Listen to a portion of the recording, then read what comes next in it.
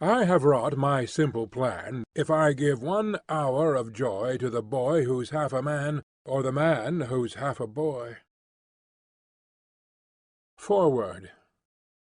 Mr. E. D. Malone desires to state that both the injunction for restraint and the libel action have been withdrawn unreservedly by Professor G. E. Challenger, who, being satisfied that no criticism or comment in this book is meant in an offensive spirit, has guaranteed that he will place no impediment to its publication and circulation.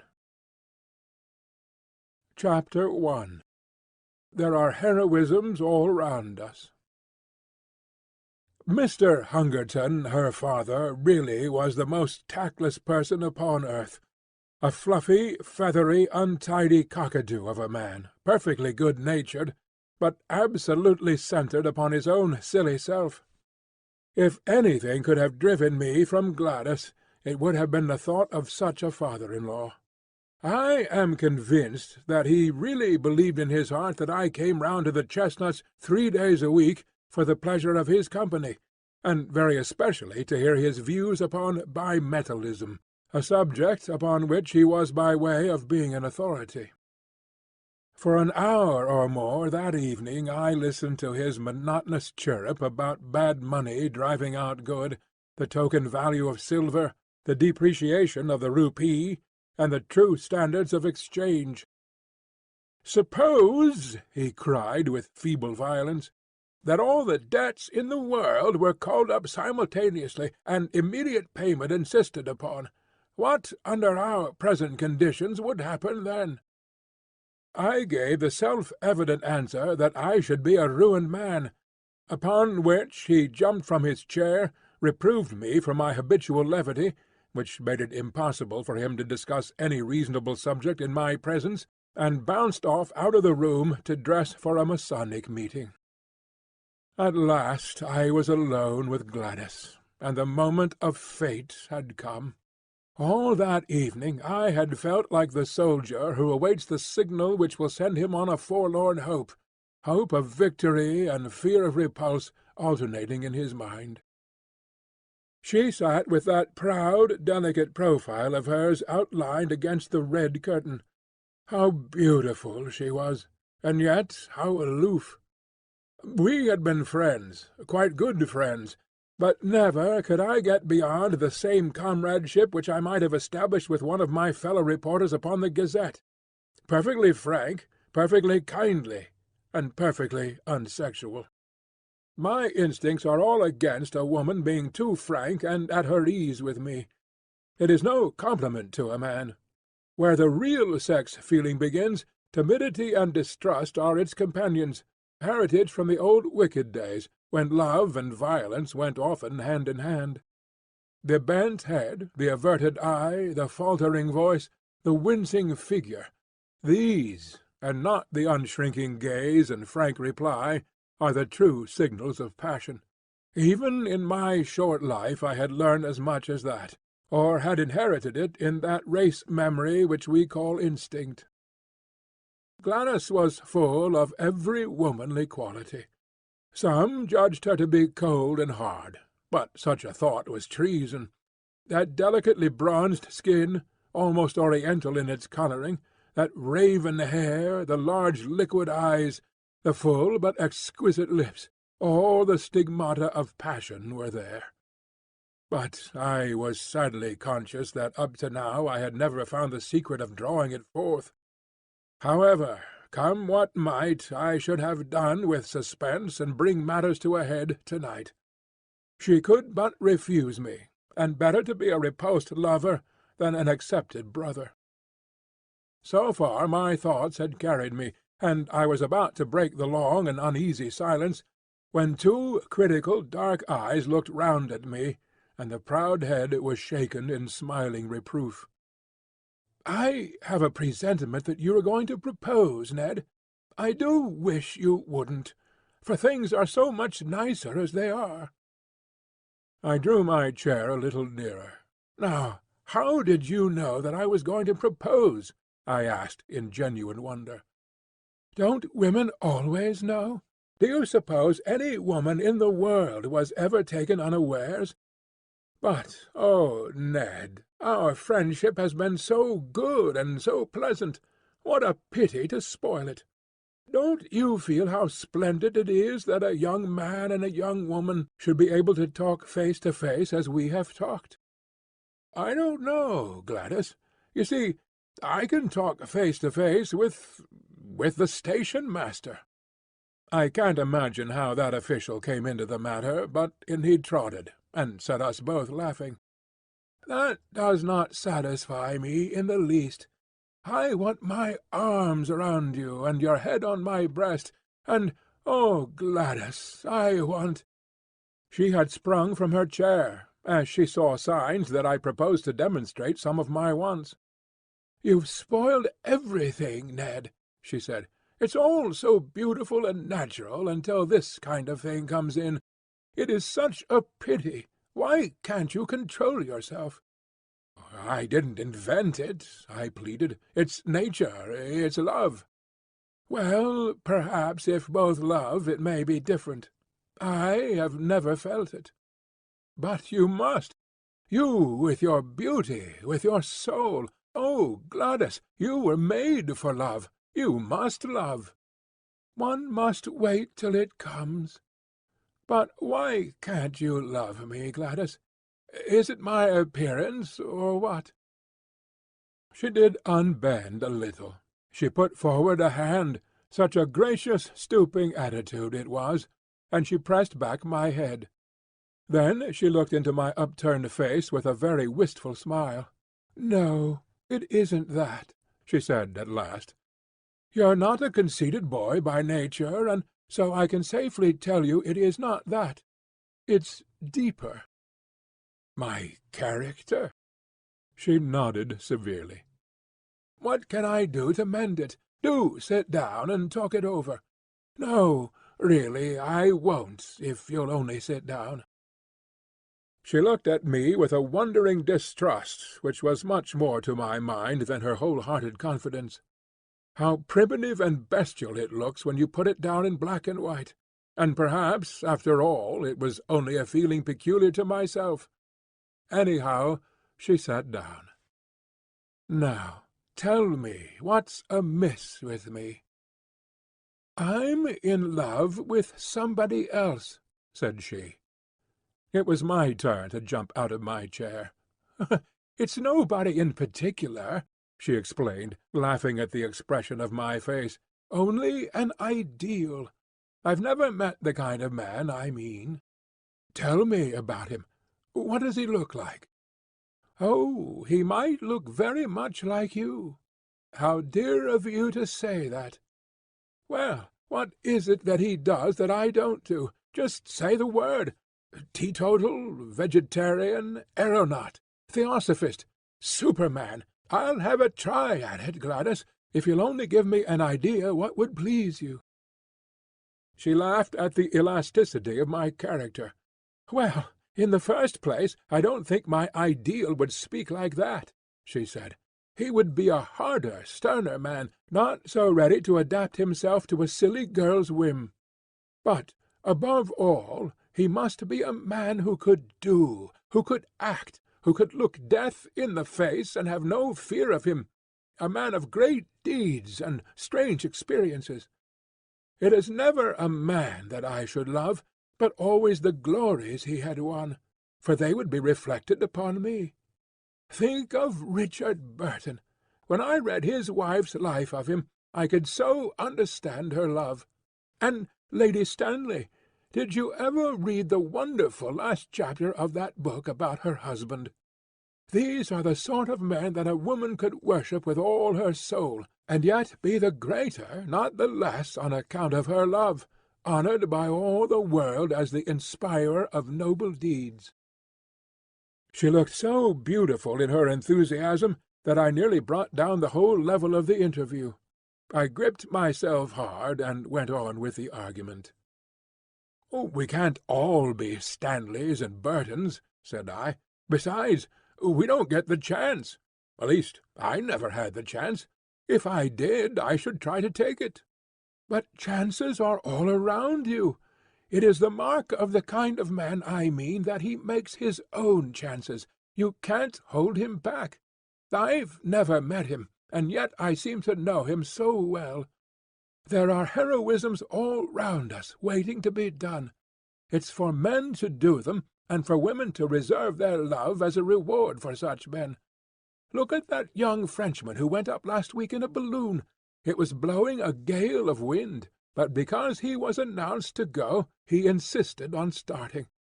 The wind blew him 1,500 miles in 24 hours, and he fell in the middle of Russia. That was the kind of man I mean. Think of the woman he loved, and how other women must have envied her. That's what I should like to be, envied for my man. I'd have done it to please you.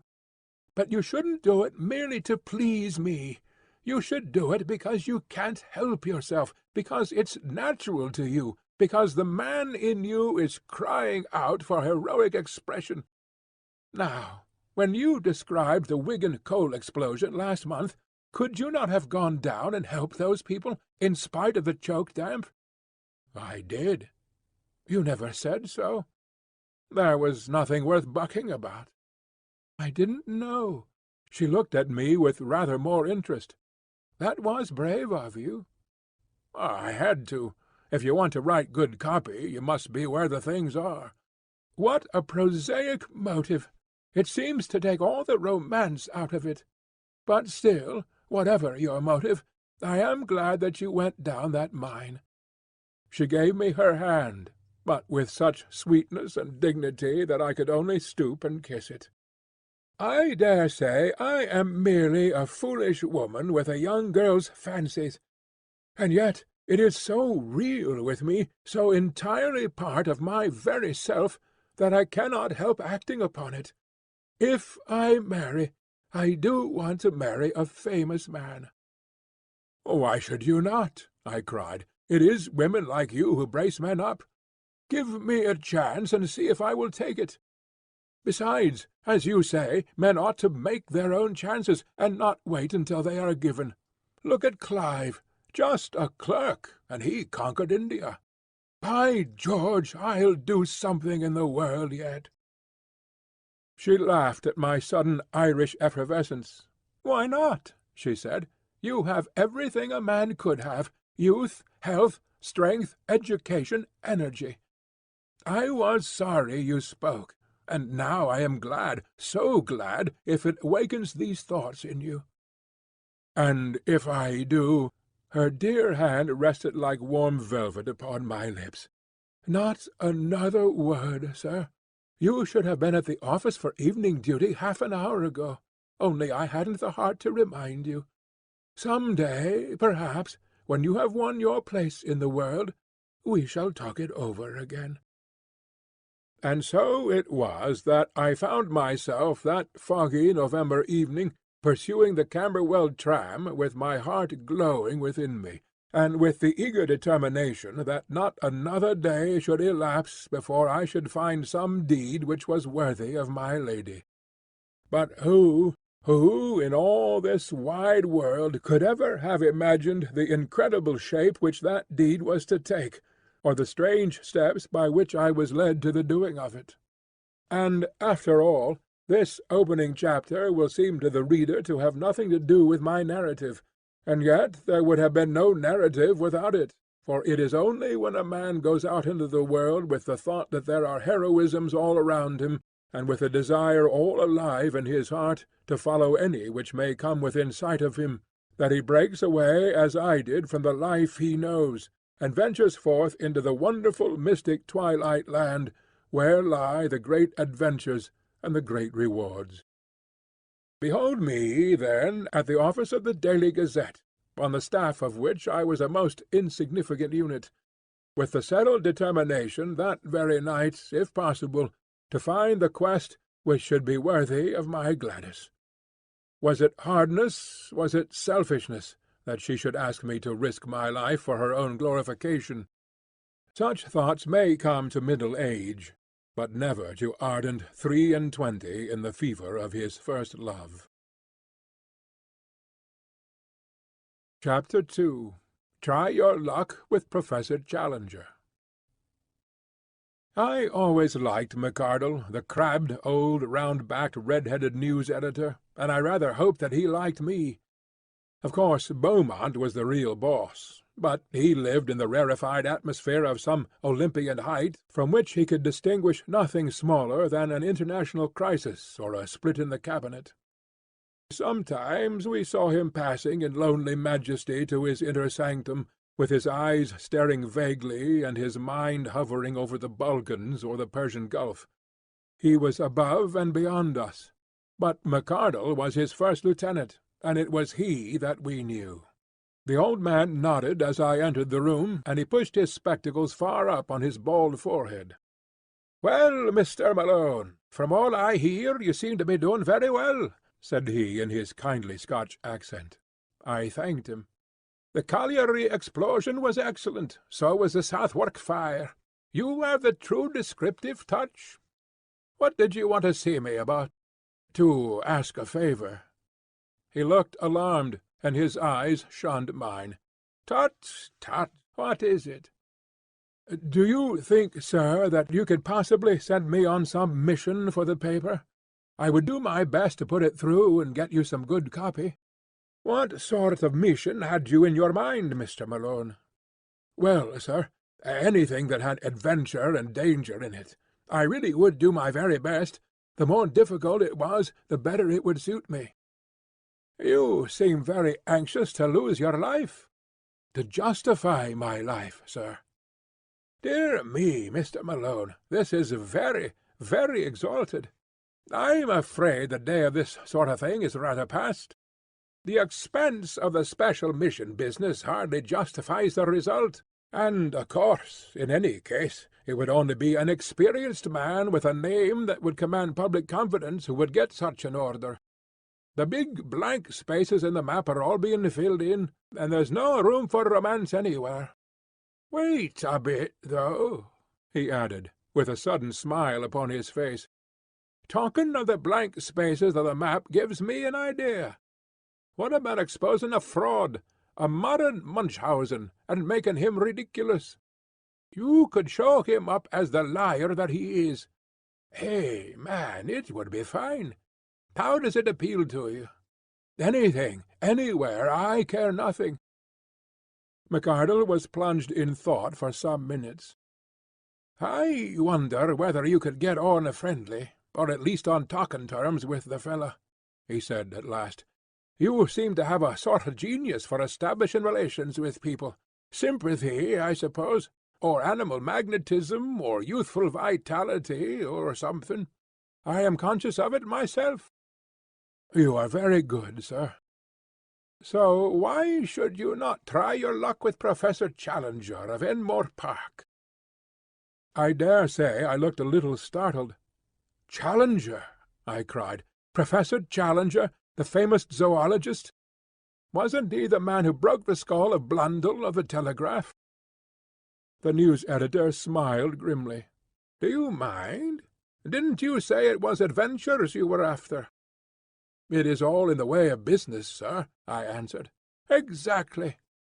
I don't suppose he can always be so violent as that. I'm thinking that Blundell got him at the wrong moment, maybe, or in the wrong fashion. You may have better luck, or more tact in handling him.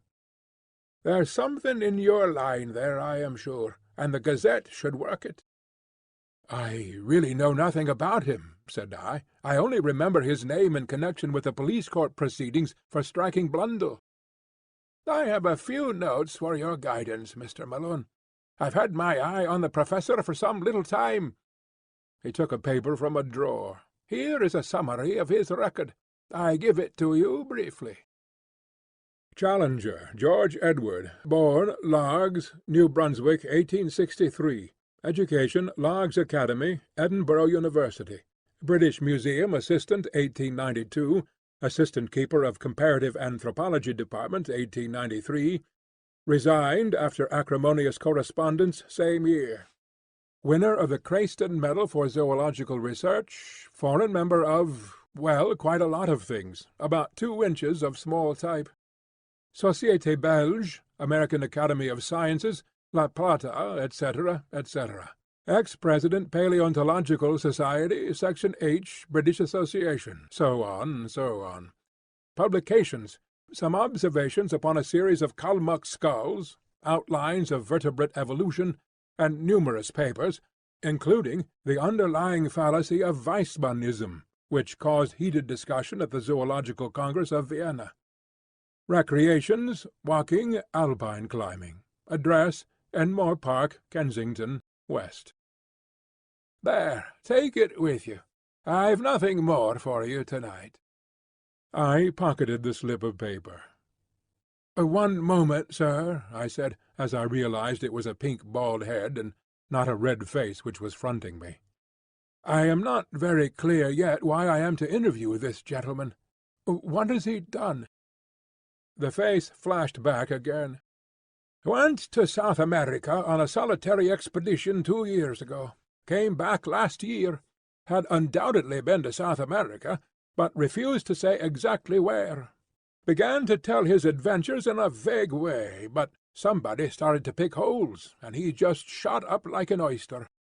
Something wonderful happened, or the man's a champion liar, which is the more probable supposition. Had some damaged photographs, said to be fakes. Got so touchy that he assaults anyone who asks questions, and heaves reporters down the stairs. In my opinion, he's just a homicidal megalomaniac with a turn for science. That's your man, Mr. Malone.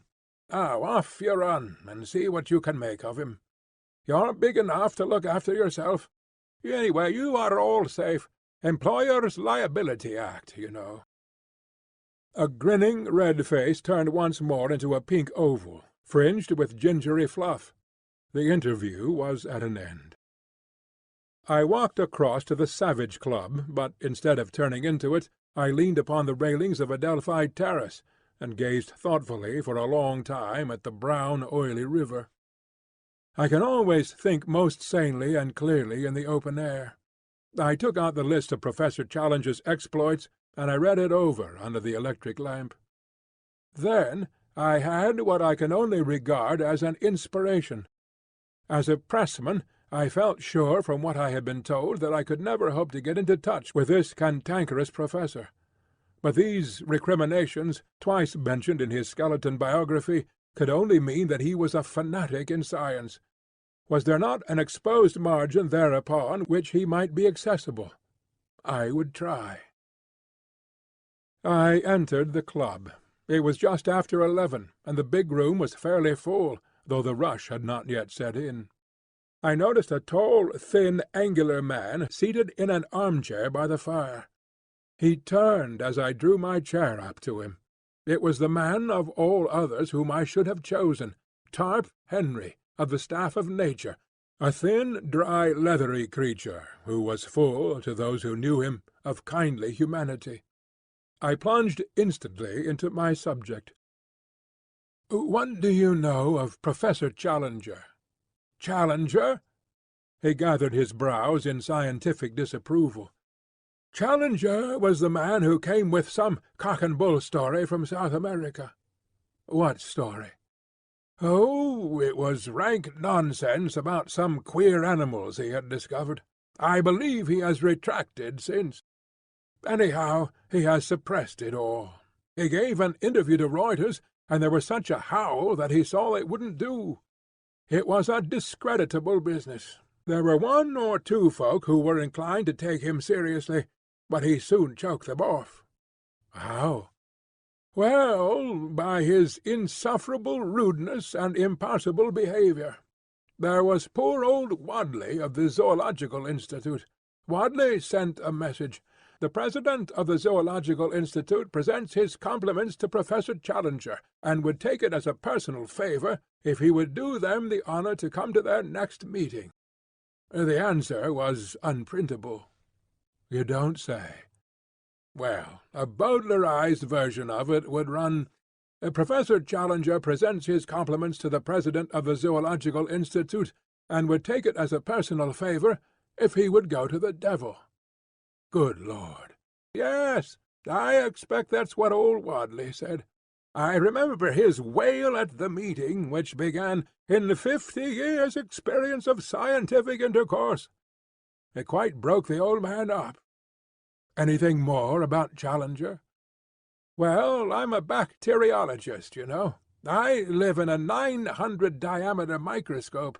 I can hardly claim to take serious notice of anything that I can see with my naked eye.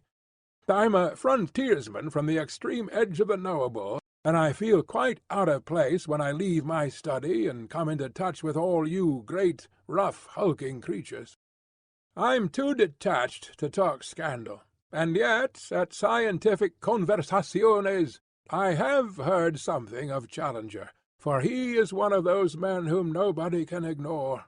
He's as clever as they make them, a full-charged battery of force and vitality, but a quarrelsome, ill-conditioned faddist, and unscrupulous at that. He had gone the length of faking some photographs over the South American business. You say he is a faddist. What is his particular fad? He has 1,000, but the latest is something about Weissmann and evolution. He had a fearful row about it in Vienna, I believe. Can't you tell me the point? Not at the moment, but a translation of the proceedings exists. We have it filed at the office. Would you care to come? It's just what I want. I have to interview the fellow, and I need some lead up to him. It's really awfully good of you to give me a lift. I'll go with you now, if it's not too late. Half an hour later I was seated in the newspaper office with a huge tome in front of me, which had been opened at the article "Weissmann versus Darwin," with the subheading "Spirited Protest at Vienna. Lively Proceedings." My scientific education having been somewhat neglected, I was unable to follow the whole argument, but it was evident that the English professor had handled his subject in a very aggressive fashion, and had thoroughly annoyed his Continental colleagues. Protests, uproar, and general appeal to the chairman were 3 of the first brackets which caught my eye. Most of the matter might have been written in Chinese for any definite meaning it conveyed to my brain. "I wish you could translate it into English for me," I said pathetically to my helpmate. "Well, it is a translation." "Then I'd better try my luck with the original. It is certainly rather deep for a layman. If I could only get a single good meaty sentence which seemed to convey some sort of definite human idea, it would serve my turn. Ah, yes, this one will do. I seem in a vague way almost to understand it. I'll copy it out. This shall be my link with the terrible professor. Nothing else I can do? Well, yes. I propose to write to him. If I could frame the letter here, and use your address, it would give me atmosphere. We'll have the fellow round here making a row and breaking the furniture. No, you'll see the letter. Nothing contentious, I assure you. Well, that's my chair and desk. You'll find paper there. I'd like to censor it before it goes. It took some doing, but I flatter myself that it wasn't such a bad job when it was finished. I read it aloud to the critical bacteriologist with some pride in my handiwork. "Dear Professor Challenger," it said, "as a humble student of nature, I have always taken the most profound interest in your speculations as to the differences between Darwin and Weissmann. I have recently had occasion to refresh my memory by re-reading—" "You infernal liar!" murmured Top Henry. "By re-reading your masterly address at Vienna.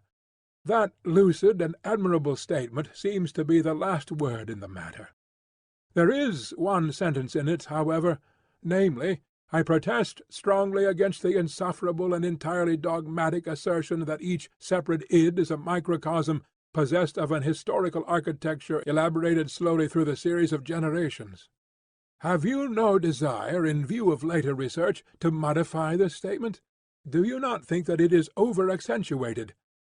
With your permission, I would ask the favour of an interview, as I feel strongly upon the subject, and have certain suggestions which I could only elaborate in a personal conversation."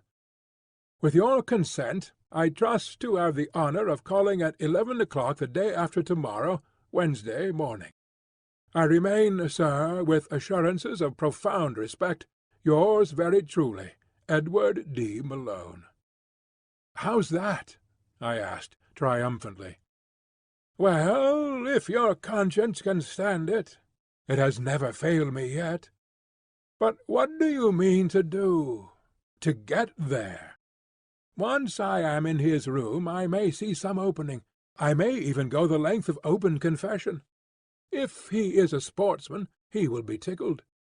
Tickled, indeed! He's much more likely to do the tickling. Chain mail or an American football suit, that's what you'll want. Well, good-bye. I'll have the answer for you here on Wednesday morning, if he ever deigns to answer you. He is a violent, dangerous, cantankerous character, hated by everyone who comes across him, and the butt of the students, so far as they dare take a liberty with him. Perhaps it would be best for you if you never heard from the fellow at all." Chapter 3. He is a perfectly impossible person. My friend's fear or hope was not destined to be realized. When I called on Wednesday, there was a letter with the West Kensington postmark upon it, and my name scrawled across the envelope in a handwriting which looked like barbed-wire railing. The contents were as follows: Enmore Park, West. Sir, I have duly received your note, in which you claim to endorse my views, although I am not aware that they are dependent upon endorsement, either from you or anyone else. You have ventured to use the word speculation with regard to my statement upon the subject of Darwinism, and I would call your attention to the fact that such a word in such a connection is offensive to a degree. The context convinces me, however, that you have sinned rather through ignorance and tactlessness than through malice, so I am content to pass the matter by. You quote an isolated sentence from my lecture, and appear to have some difficulty in understanding it. I should have thought that only a subhuman intelligence could have failed to grasp the point, but if it really needs amplification, I shall consent to see you at the hour named, though visits and visitors of every sort are exceedingly distasteful to me. As to your suggestion that I may modify my opinion, I would have you know that it is not my habit to do so after a deliberate expression of my mature views. You will kindly show the envelope of this letter to my man, Austin, when you call, as he has to take every precaution to shield me from the intrusive rascals who call themselves journalists. Yours faithfully, George Edward Challenger. That was the letter that I read aloud to Tarp Henry, who had come down early to hear the result of my venture. His only remark was, "There's some new stuff, cuticura or something, which is better than arnica." Some people have such extraordinary notions of humour. It was nearly 10:30 before I had received my message, but a taxicab took me round in good time for my appointment. It was an imposing porticoed house at which we stopped, and the heavily curtained windows gave every indication of wealth upon the part of this formidable professor. The door was opened by an odd, swarthy, dried-up person of uncertain age, with a dark pilot jacket and brown leather gaiters. I found afterwards that he was the chauffeur, who filled the gaps left by a succession of fugitive butlers. He looked me up and down with a searching light blue eye. "Expected?" he asked. "An appointment. Got your letter?" I produced the envelope. "Right." He seemed to be a person of few words. Following him down the passage, I was suddenly interrupted by a small woman, who stepped out from what proved to be the dining-room door. She was a bright, vivacious, dark-eyed lady, more French than English in her type. "One moment," she said. "You can wait, Austin. Step in here, sir. May I ask if you have met my husband before?"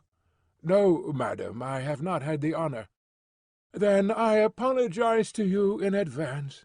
I must tell you that he is a perfectly impossible person. Absolutely impossible. If you are forewarned, you will be more ready to make allowances." "It is most considerate of you, madam." "Get quickly out of the room if he seems inclined to be violent. Don't wait to argue with him. Several people have been injured through doing that. Afterwards there is a public scandal, and it reflects upon me and all of us.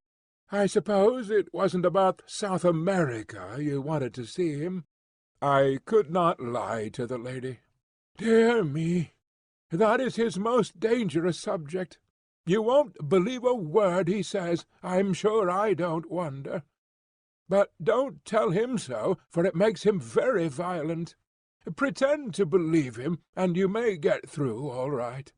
Remember, he believes it himself. Of that you may be assured. A more honest man never lived. Don't wait any longer, or he may suspect. If you find him dangerous, really dangerous, ring the bell and hold him off until I come. Even at his worst I can usually control him." With these encouraging words the lady handed me over to the taciturn Austen, who had waited like a bronze statue of discretion during our short interview, and I was conducted to the end of the passage. There was a tap at a door, a bull's bellow from within, and I was face to face with the Professor. He sat in a rotating chair behind a broad table, which was covered with books, maps, and diagrams. As I entered, his seat spun round to face me. His appearance made me gasp. I was prepared for something strange, but not for so overpowering a personality as this. It was his size which took one's breath away, his size and his imposing presence. His head was enormous, the largest I have ever seen upon a human being. I am sure that his top hat, had I ever ventured to don it, would have slipped over me entirely and rested on my shoulders.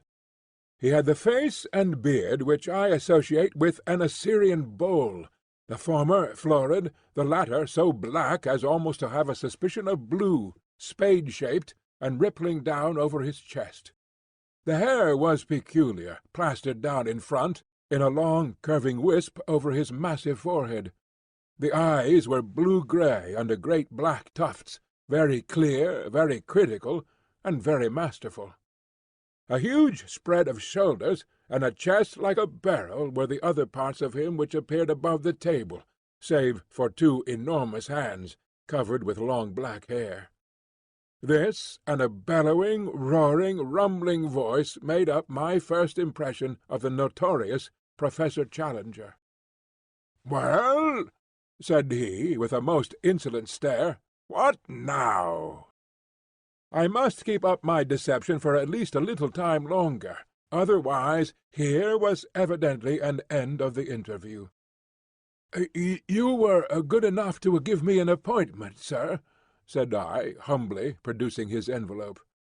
He took my letter from his desk and laid it out before him. "Oh, you are the young person who cannot understand plain English, are you? My general conclusions you are good enough to approve, as I understand."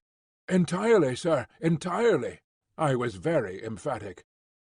"Dear me! That strengthens my position very much, does it not?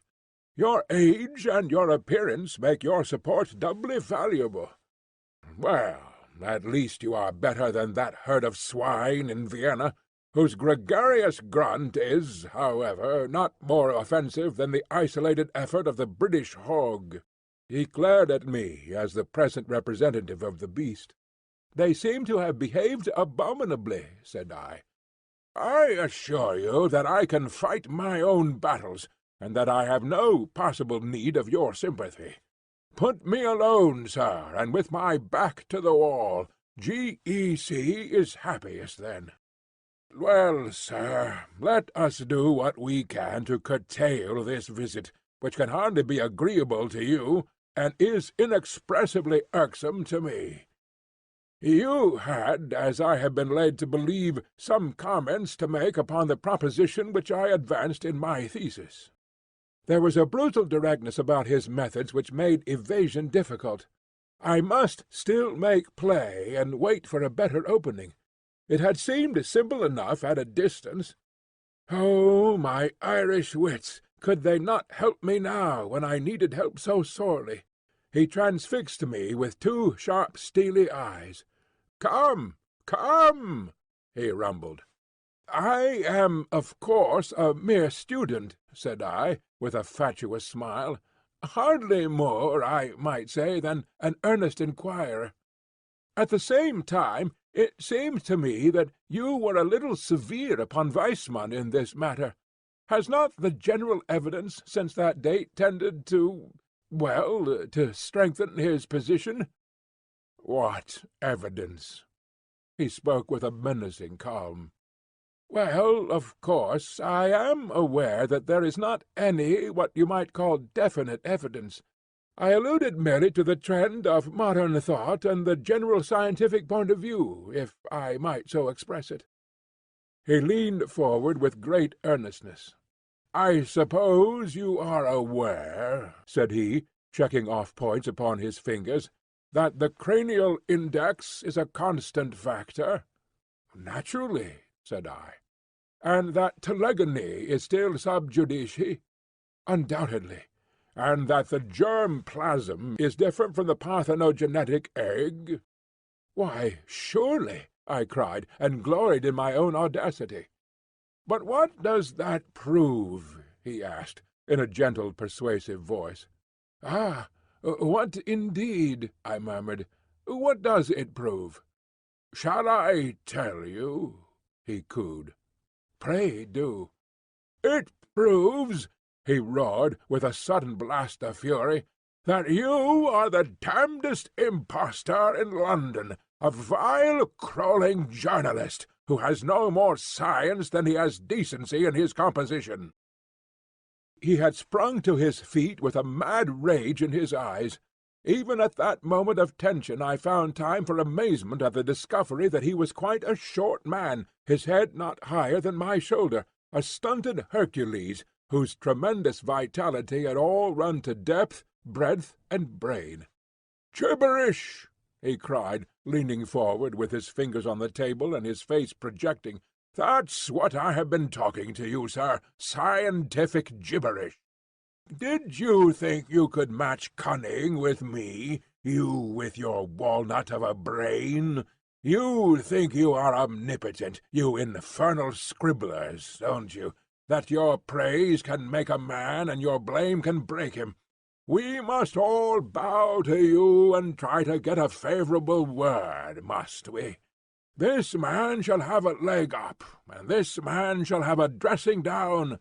Creeping vermin, I know you. You've got out of your station.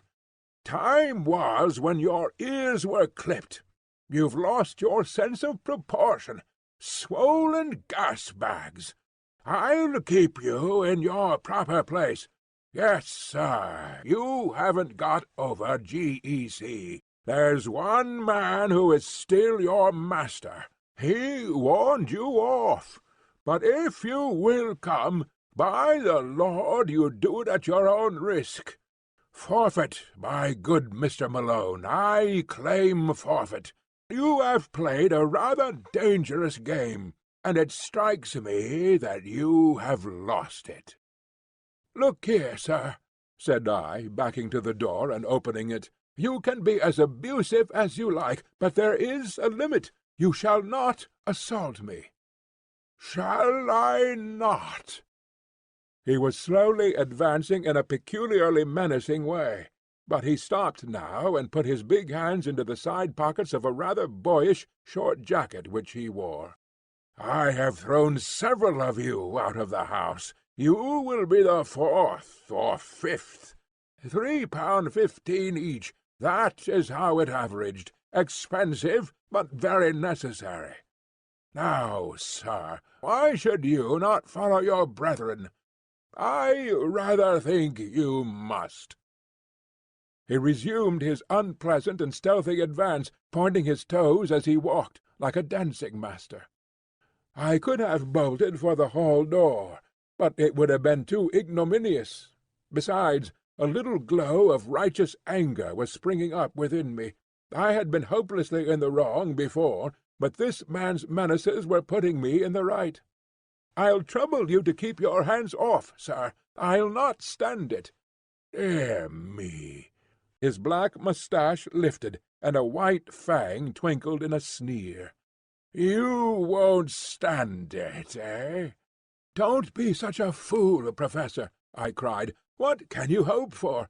I'm 15 stone, as hard as nails, and play centre 3/4 every Saturday for the London Irish. I'm not the man—" It was at that moment that he rushed me. It was lucky that I had opened the door, or we should have gone through it. We did a Catherine wheel together down the passage.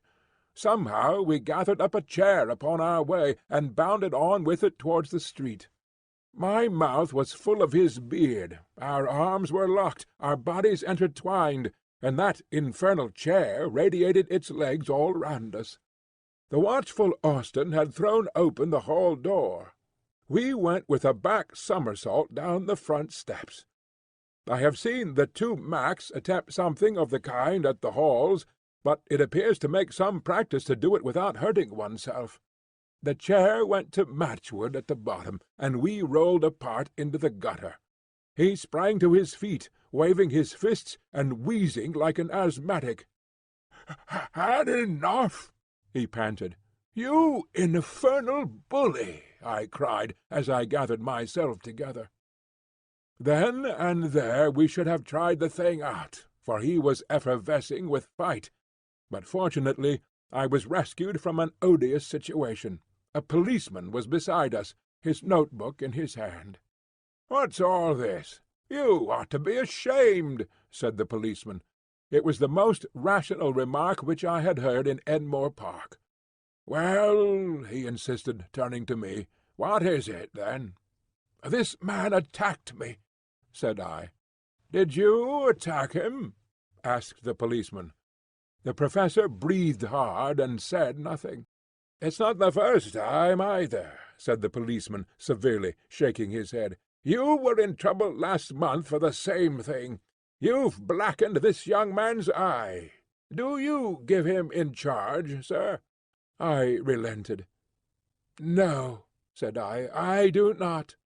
"What's that?" said the policeman. "I was to blame myself. I intruded upon him. He gave me fair warning." The policeman snapped up his notebook.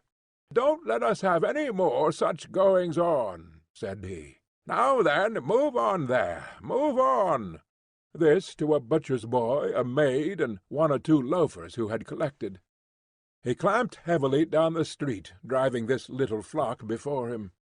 The professor looked at me, and there was something humorous at the back of his eyes. "Come in," said he. "I've not done with you yet." The speech had a sinister sound, but I followed him none the less into the house. The manservant, Austin, like a wooden image, closed the door behind us. Chapter 4. It's just the biggest thing in the world.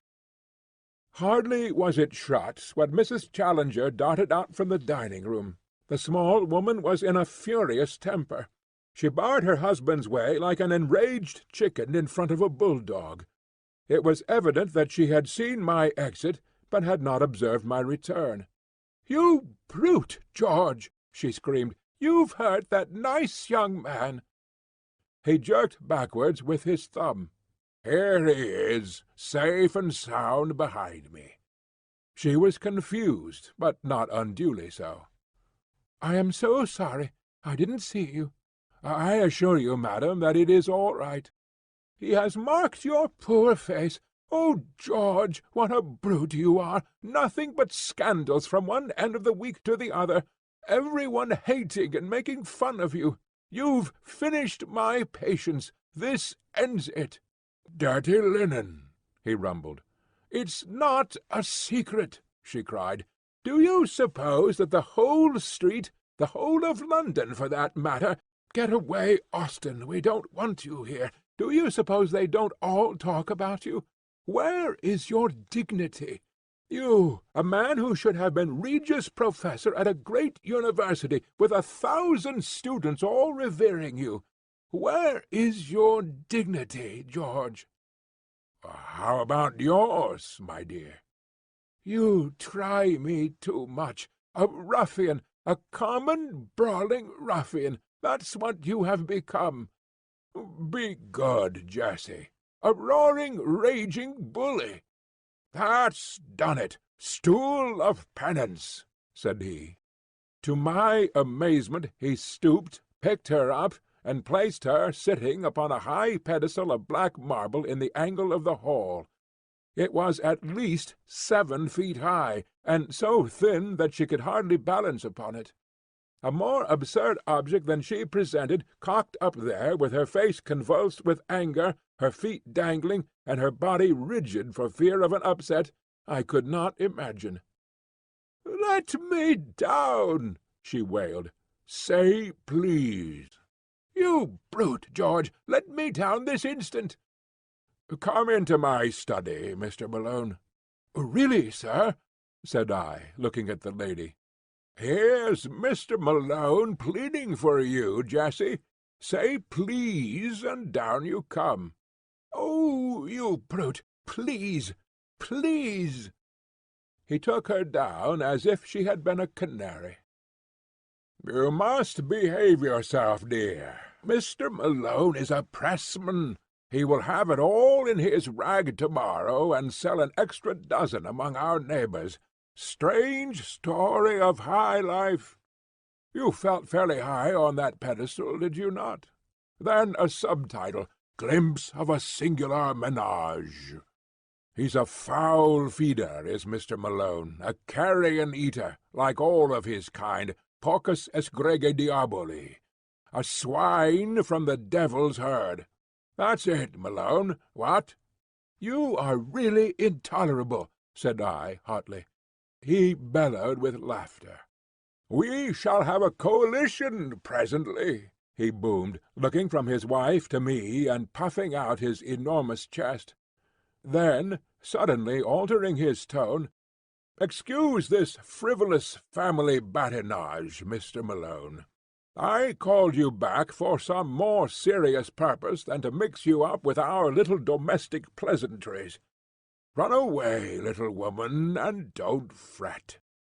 He placed a huge hand upon each of her shoulders. "All that you say is perfectly true. I should be a better man if I did what you advise, but I shouldn't be quite George Edward Challenger. There are plenty of better men, my dear, but only one G.E.C. So make the best of him." He suddenly gave her a resounding kiss, which embarrassed me even more than his violence had done. "Now, Mr. Malone," he continued, with a great accession of dignity, "this way, if you please." We re-entered the room which we had left so tumultuously 10 minutes before. The professor closed the door carefully behind us, motioned me into an arm-chair, and pushed a cigar-box under my nose. "Real San Juan Colorado," he said. "Excitable people like you are the better for narcotics. Heavens, don't bite it! Cut, and cut with reverence. Now, lean back and listen attentively to whatever I may care to say to you. If any remark should occur to you, you can reserve it for some more opportune time.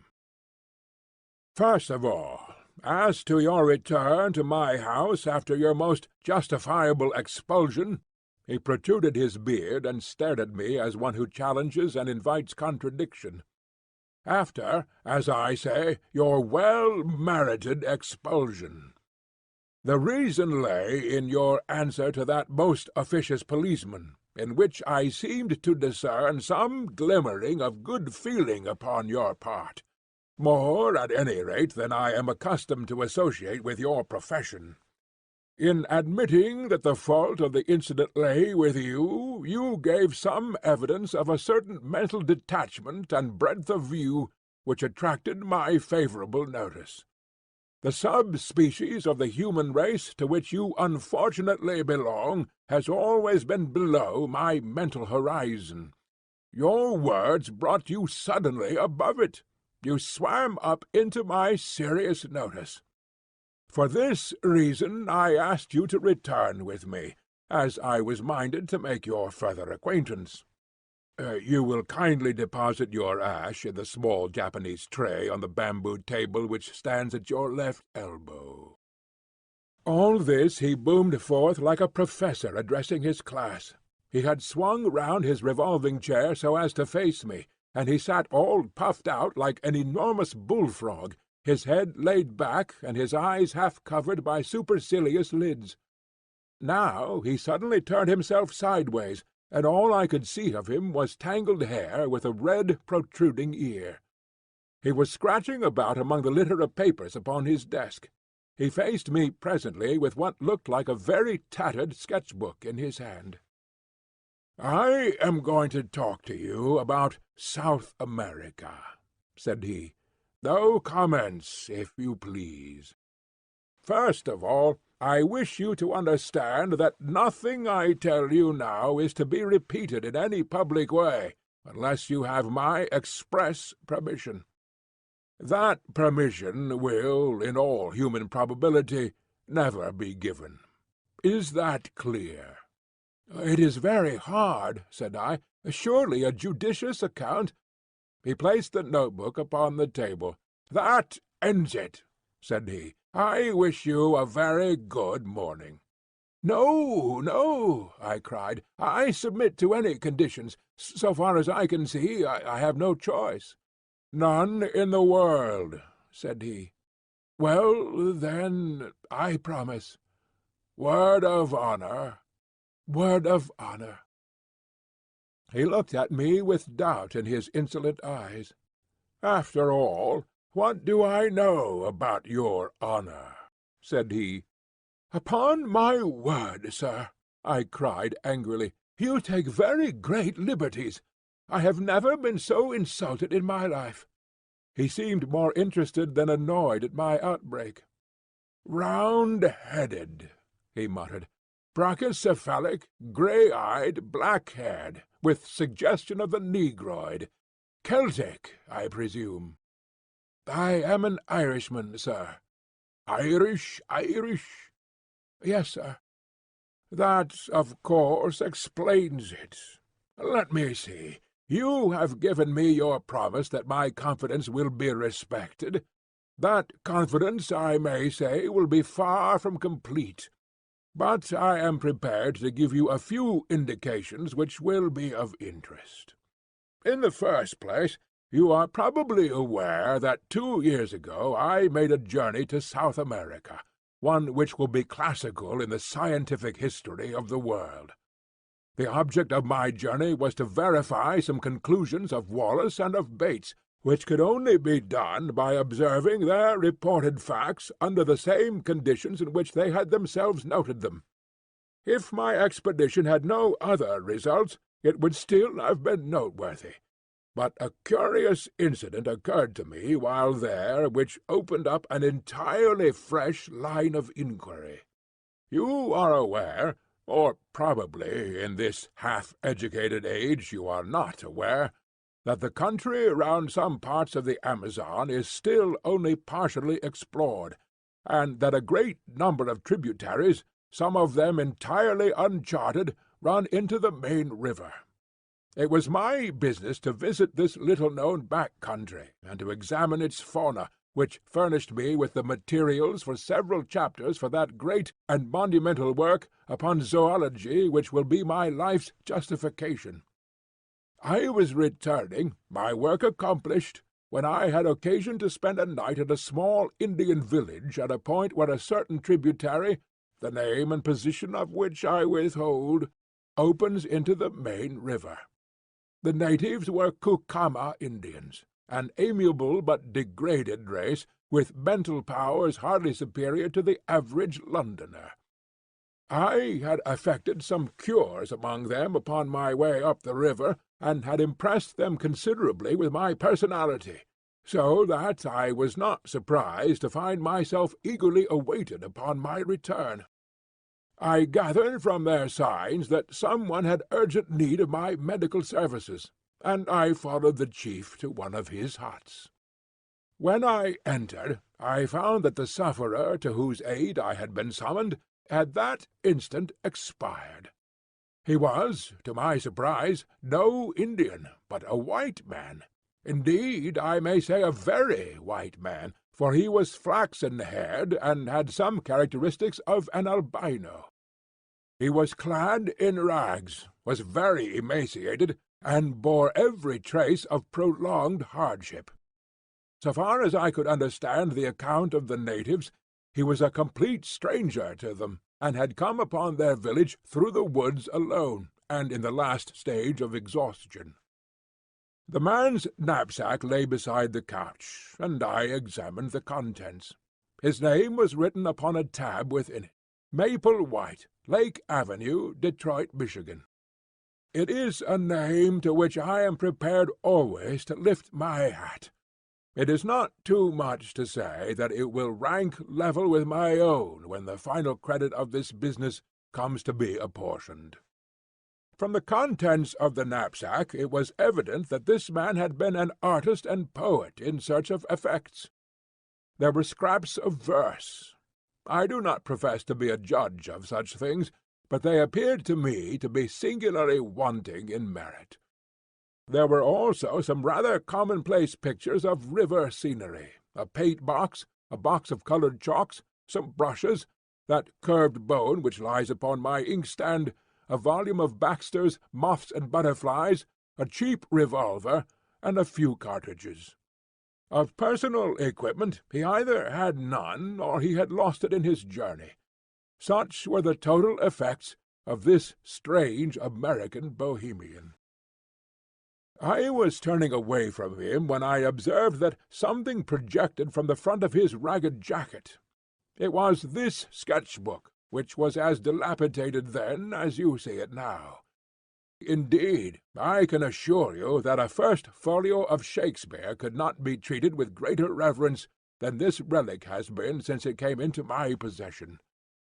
I hand it to you now, and I ask you to take it page by page, and to examine the contents." He helped himself to a cigar, and leaned back with a fiercely critical pair of eyes, taking note of the effect which this document would produce. I had opened the volume with some expectation of a revelation, though of what nature I could not imagine. The first page was disappointing, however, as it contained nothing but the picture of a very fat man in a pea-jacket, with the legend, "Jimmy Culver on the mail-boat," written beneath it. There followed several pages which were filled with small sketches of Indians and their ways. Then came a picture of a cheerful and corpulent ecclesiastic in a shovel hat, sitting opposite a very thin European, and the inscription, "Lunch with Fra Cristofero at Rosario." Studies of women and babies accounted for several more pages, and then there was an unbroken series of animal drawings, with such explanations as manatee upon sandbank, turtles and their eggs, black ajouti under a meriti palm, the matter disclosing some sort of pig-like animal, and finally came a double page of studies of long-snouted and very unpleasant saurians. I could make nothing of it, and said so to the professor. "Surely these are only crocodiles." "Alligators, alligators! There is hardly such a thing as a true crocodile in South America. The distinction between them—" "I meant that I could see nothing unusual, nothing to justify what you have said." He smiled serenely. "Try the next page," said he. I was still unable to sympathize. It was a full-page sketch of a landscape, roughly tinted in colour, the kind of painting which an open-air artist takes as a guide to a future more elaborate effort. There was a pale green foreground of feathery vegetation, which sloped upwards and ended in a line of cliffs, dark red in colour, and curiously ribbed like some basaltic formations which I have seen. They extended into an unbroken wall right across the background. At one point was an isolated pyramidal rock, crowned by a great tree, which appeared to be separated by a cleft from the main crag. Behind it all a blue tropical sky. A thin green line of vegetation fringed the summit of the ruddy cliff. "Well?" he asked. "It is no doubt a curious formation," said I, "but I am not geologist enough to say that it is wonderful." "Wonderful!" he repeated. "It is unique. It is incredible. No one on earth has ever dreamed of such a possibility. Now the next." I turned it over, and gave an exclamation of surprise. There was a full-page picture of the most extraordinary creature that I had ever seen. It was the wild dream of an opium-smoker, a vision of delirium. The head was like that of a fowl, the body that of a bloated lizard, the trailing tail was furnished with upward-turned spikes, and the curved back was edged with a high serrated fringe, which looked like a dozen cock's wattles placed behind each other. In front of this creature was an absurd mannikin or dwarf in human form, who stood staring at it. "Well, what do you think of that?"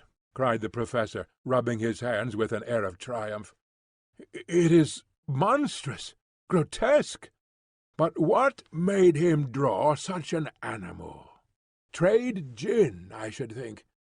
"Oh, that's the best explanation you can give, is it?" "Well, sir, what is yours?" "The obvious one, that the creature exists. That is actually sketched from the life." I should have laughed, only that I had a vision of our doing another Catherine wheel down the passage. "No doubt," said I, "no doubt," as one humours an imbecile. "I confess, however," I added, "that this tiny human figure puzzles me. If it were an Indian we could set it down as evidence of some pygmy race in America, but it appears to be a European in a sun hat." The professor snorted like an angry buffalo. "You really touch the limit," said he. "You enlarge my view of the possible. Cerebroparesis, mental inertia. Wonderful." He was too absurd to make me angry. Indeed, it was a waste of energy, for if you were going to be angry with this man, you would be angry all the time. I contented myself with smiling wearily. "It struck me that the man was small," said I. "Look here," he cried, leaning forward and dabbing a great hairy sausage of a finger onto the picture. "You see that plant behind the animal? I suppose you thought it was a dandelion or a Brussels sprout, what? Well, it is a vegetable ivory palm, and they run to about 50 or 60 feet. Don't you see that the man is put in for a purpose? He couldn't really have stood in front of that brute and lived to draw it. He sketched himself in to give the scale of heights. He was, we will say, over 5 feet high. The tree is 10 times bigger, which is what one would expect." "Good heavens!" I cried. "Then you think the beast was— Why, Charing Cross Station would hardly make a kennel for such a brute." "Apart from exaggeration, he is certainly a well-grown specimen," said the professor complacently. "But," I cried, "surely the whole experience of the human race is not to be set aside on account of a single sketch." I had turned over the leaves and ascertained that there was nothing more in the book.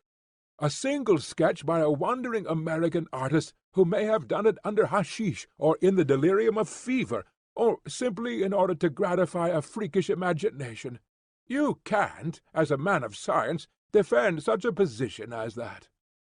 For answer, the professor took a book down from a shelf. "This is an excellent monograph by my gifted friend, Ray Lancaster," said he. "There is an illustration here which would interest you. Ah, yes, here it is. The inscription beneath it runs, "Probable appearance in life of the Jurassic dinosaur Stegosaurus. The hind leg alone is twice as tall as a full-grown man. Well, what do you make of that?" He handed me the open book. I started as I looked at the picture. In this reconstructed animal of a dead world there was certainly a very great resemblance to the sketch of the unknown artist. "That is certainly remarkable," said I. "But you won't admit that it is final? Surely it might be a coincidence. Or this American may have seen a picture of the kind and carried it in his memory. It would be likely to recur to a man in a delirium." "Very good," said the professor, indulgently. "We'll leave it at that. I will now ask you to look at this bone." He handed over the one which he had already described as part of the dead man's possessions. It was about 6 inches long, and thicker than my thumb, with some indications of dried cartilage at one end of it. "To what known creature does this bone belong?" asked the professor. I examined it with care, and tried to recall some half-forgotten knowledge. "It might be a very thick human collar-bone," I said. My companion waved his hand in contemptuous deprecation. "The human collar-bone is curved. This is straight. There is a groove upon its surface, showing that a great tendon played across it, which could not be the case with a clavicle." "Then I must confess that I don't know what it is." "You need not be ashamed to expose your ignorance, for I don't suppose the whole South Kensington staff could give a name to it." He took a little bone the size of a bean out of a pill-box. "So far as I am a judge, this human bone is the analogue of the one which you hold in your hand. That will give you some idea of the size of the creature. You will observe from the cartilage that this is no fossil specimen, but recent. What do you say to that?" "Surely an elephant." He winced as if in pain.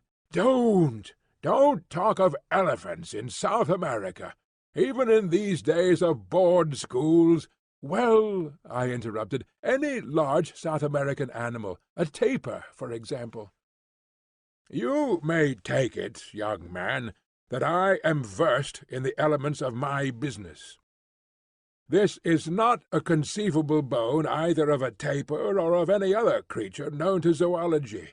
It belongs to a very large, a very strong, and, by all analogy, a very fierce animal which exists upon the face of the earth, but has not yet come under the notice of science. You are still unconvinced?" "I am at least deeply interested." "Then your case is not hopeless. I feel that there is reason lurking in you somewhere, so we will patiently grope round for it. We will now leave the dead American and proceed with my narrative.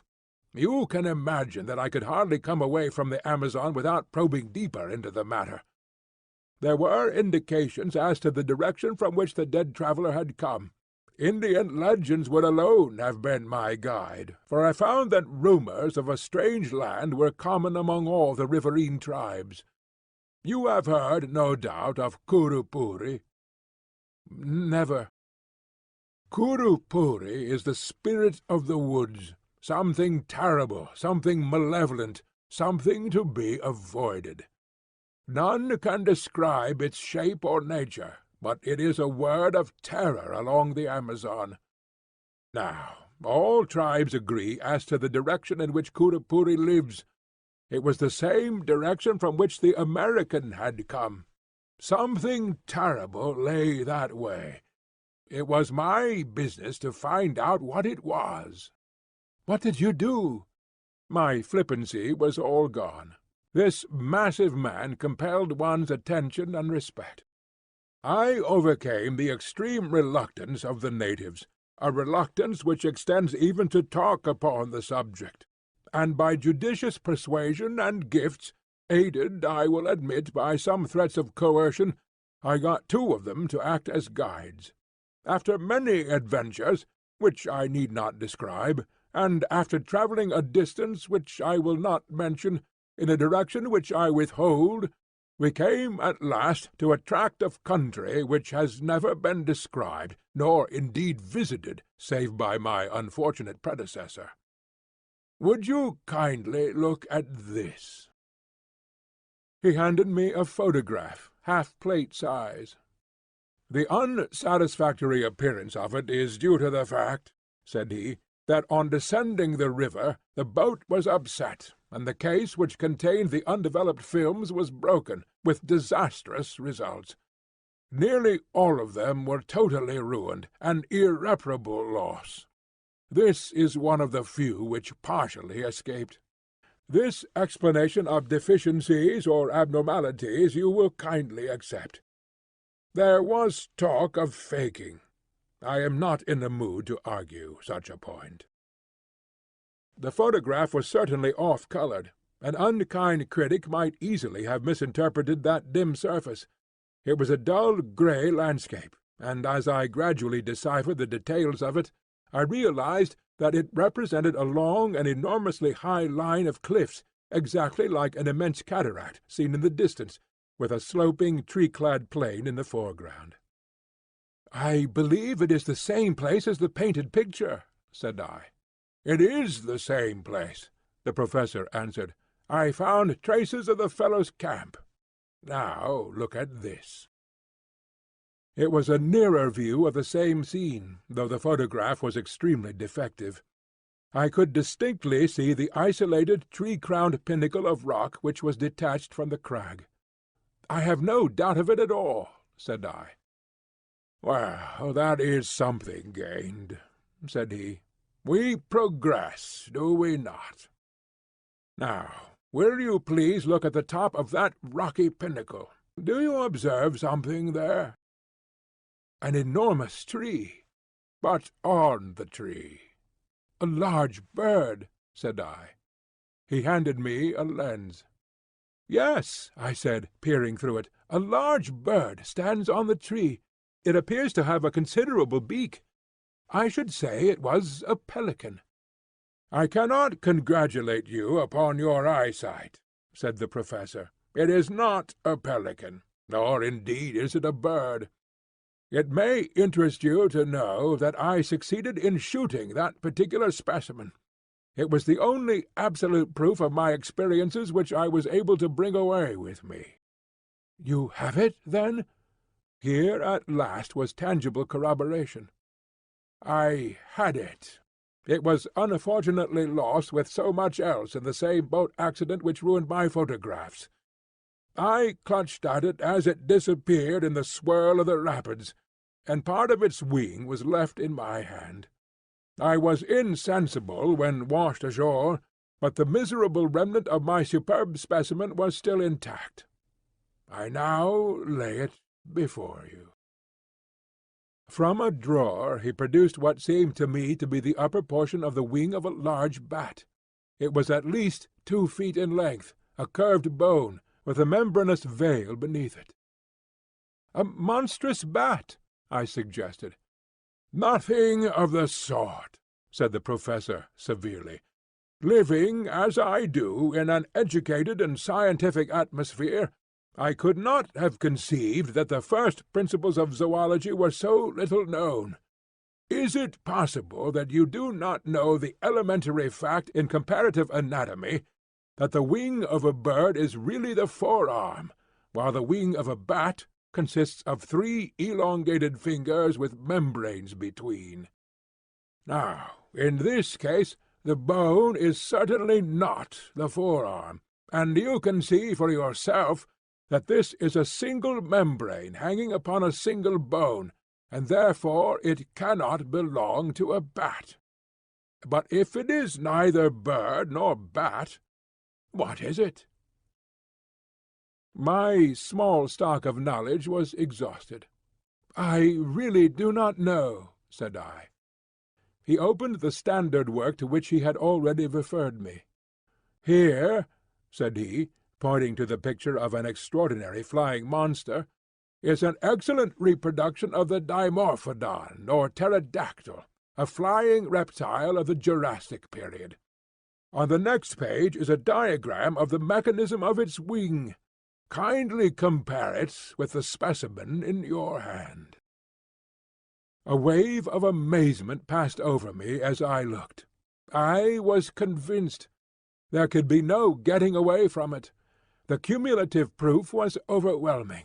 The sketch, the photographs, the narrative, and now the actual specimen, the evidence was complete. I said so. I said so warmly, for I felt that the professor was an ill-used man. He leaned back in his chair with drooping eyelids and a tolerant smile, basking in this sudden gleam of sunshine. "It's just the very biggest thing that I ever heard of," said I, though it was my journalistic rather than my scientific enthusiasm that was roused. "It is colossal. You are a Columbus of science who has discovered a lost world. I'm awfully sorry if I seem to doubt you. It is all so unthinkable. But I understand evidence when I see it, and this should be good enough for anyone." The professor purred with satisfaction. "And then, sir, what did you do next?" "It was the wet season, Mr. Malone, and my stores were exhausted. I explored some portion of this huge cliff, but I was unable to find any way to scale it. The pyramidal rock upon which I saw and shot the pterodactyl was more accessible. Being something of a cragsman, I did manage to get halfway to the top of that. From that height I had a better idea of the plateau upon the top of the crags. It appeared to be very large. Neither to east nor to west could I see any end to the vista of green-capped cliffs.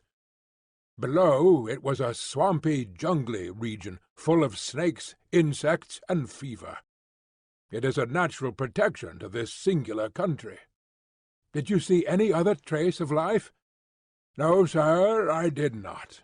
But during the week that we lay encamped at the base of the cliff, we heard some very strange noises from above." "But the creature that the American drew, how do you account for that?" "We can only suppose that he must have made his way to the summit and seen it there. We know, therefore, that there is a way up. We know equally that it must be a very difficult one, otherwise the creatures would have come down and overrun the surrounding country. Surely that is clear." "But how did they come to be there?" "I do not think that the problem is a very obscure one," said the professor. "There can only be one explanation. South America is, as you may have heard, a granite continent. At this single point in the interior there has been, in some far-distant age, a great sudden volcanic upheaval. These cliffs, I may remark, are basaltic, and therefore plutonic. An area, as large perhaps as Sussex, has been lifted up en bloc with all its living contents, and cut off by perpendicular precipices of a hardness which defies erosion from all the rest of the continent. What is the result? Why, the ordinary laws of nature are suspended. The various checks which influence the struggle for existence in the world at large are all neutralized or altered. Creatures survive which would otherwise disappear. You will observe that both the pterodactyl and the stegosaurus are Jurassic, and therefore of a great age in the order of life. They have been artificially conserved by those strange accidental conditions." "But surely your evidence is conclusive. You have only to lay it before the proper authorities." "So, in my simplicity, I had imagined," said the professor bitterly. "I can only tell you that it was not so, that I was met at every turn by incredulity, born partly of stupidity and partly of jealousy. It is not my nature, sir, to cringe to any man, or to seek to prove a fact if my word has been doubted. After the first, I have not condescended to show such corroborative proofs as I possess. The subject became hateful to me. I would not speak of it. When men like yourself, who represent the foolish curiosity of the public, came to disturb my privacy, I was unable to meet them with dignified reserve. By nature I am, I admit it, somewhat fiery, and, under provocation, I am inclined to be violent. I fear you may have remarked it." I nursed my eye and was silent.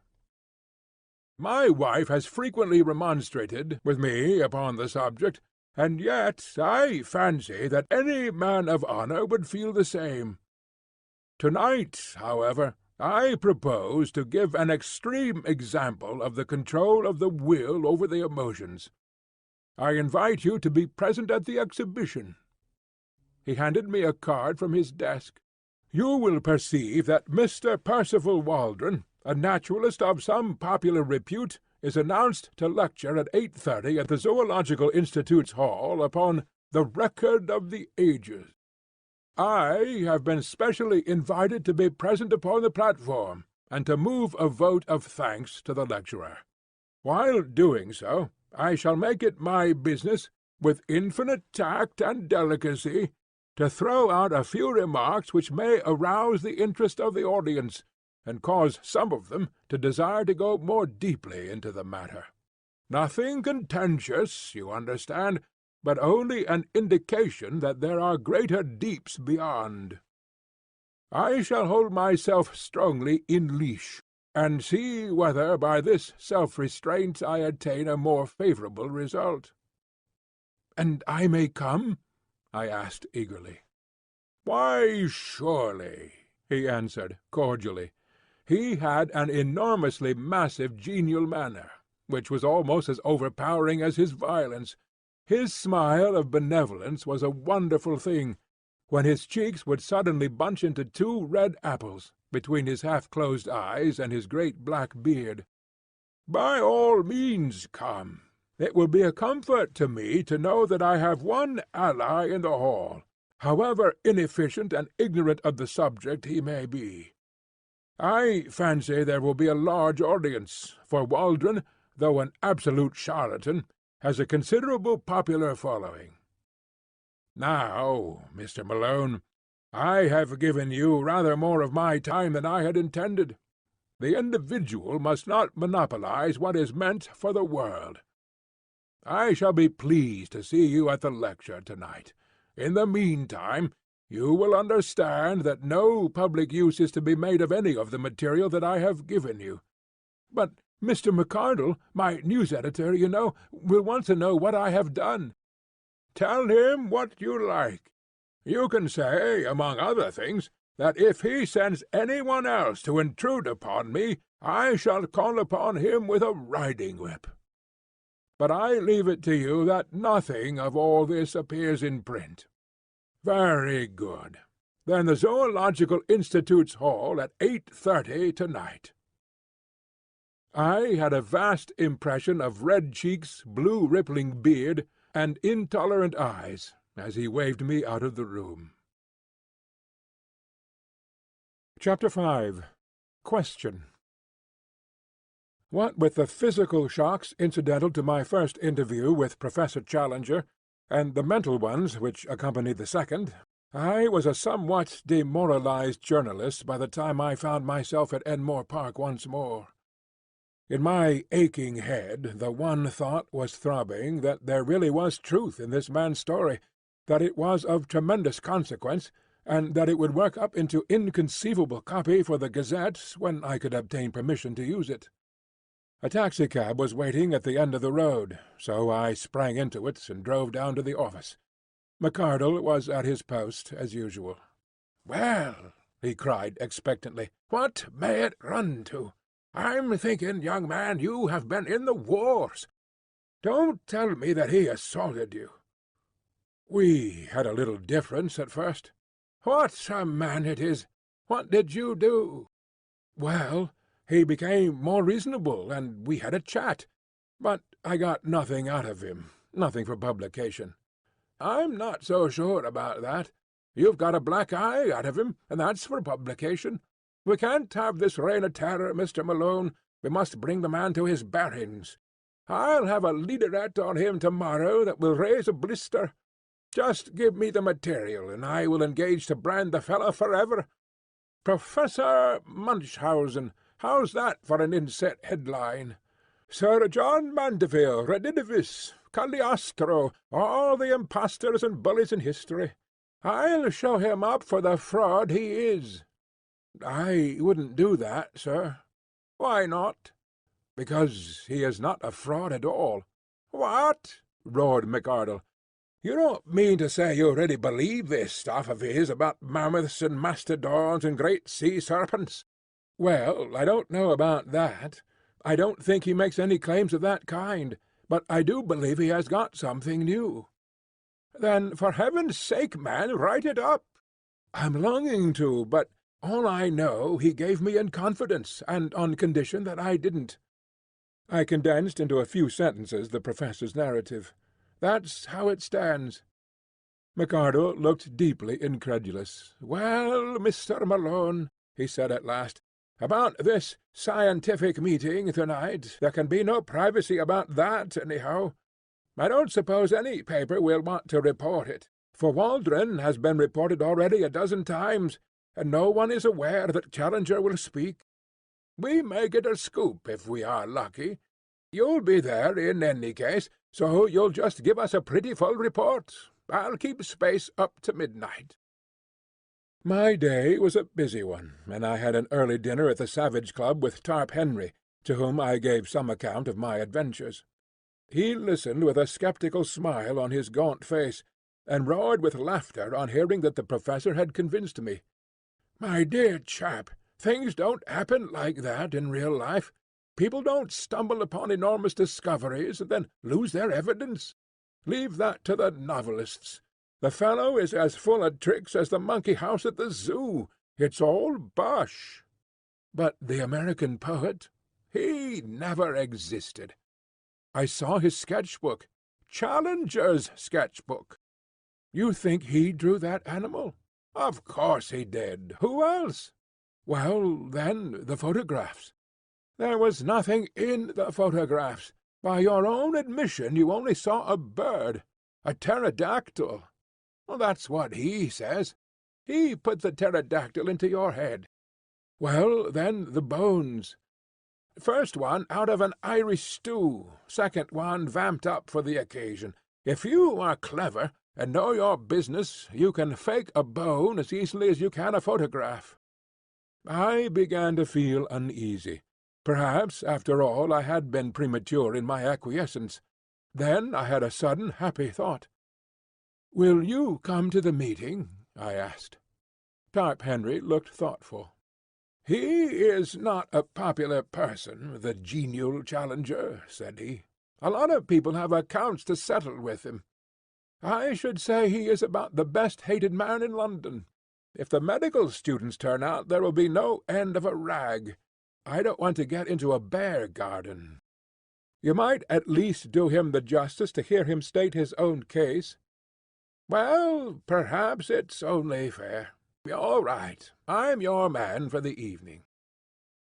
When he had arrived at the hall, we found a much greater concourse than I had expected.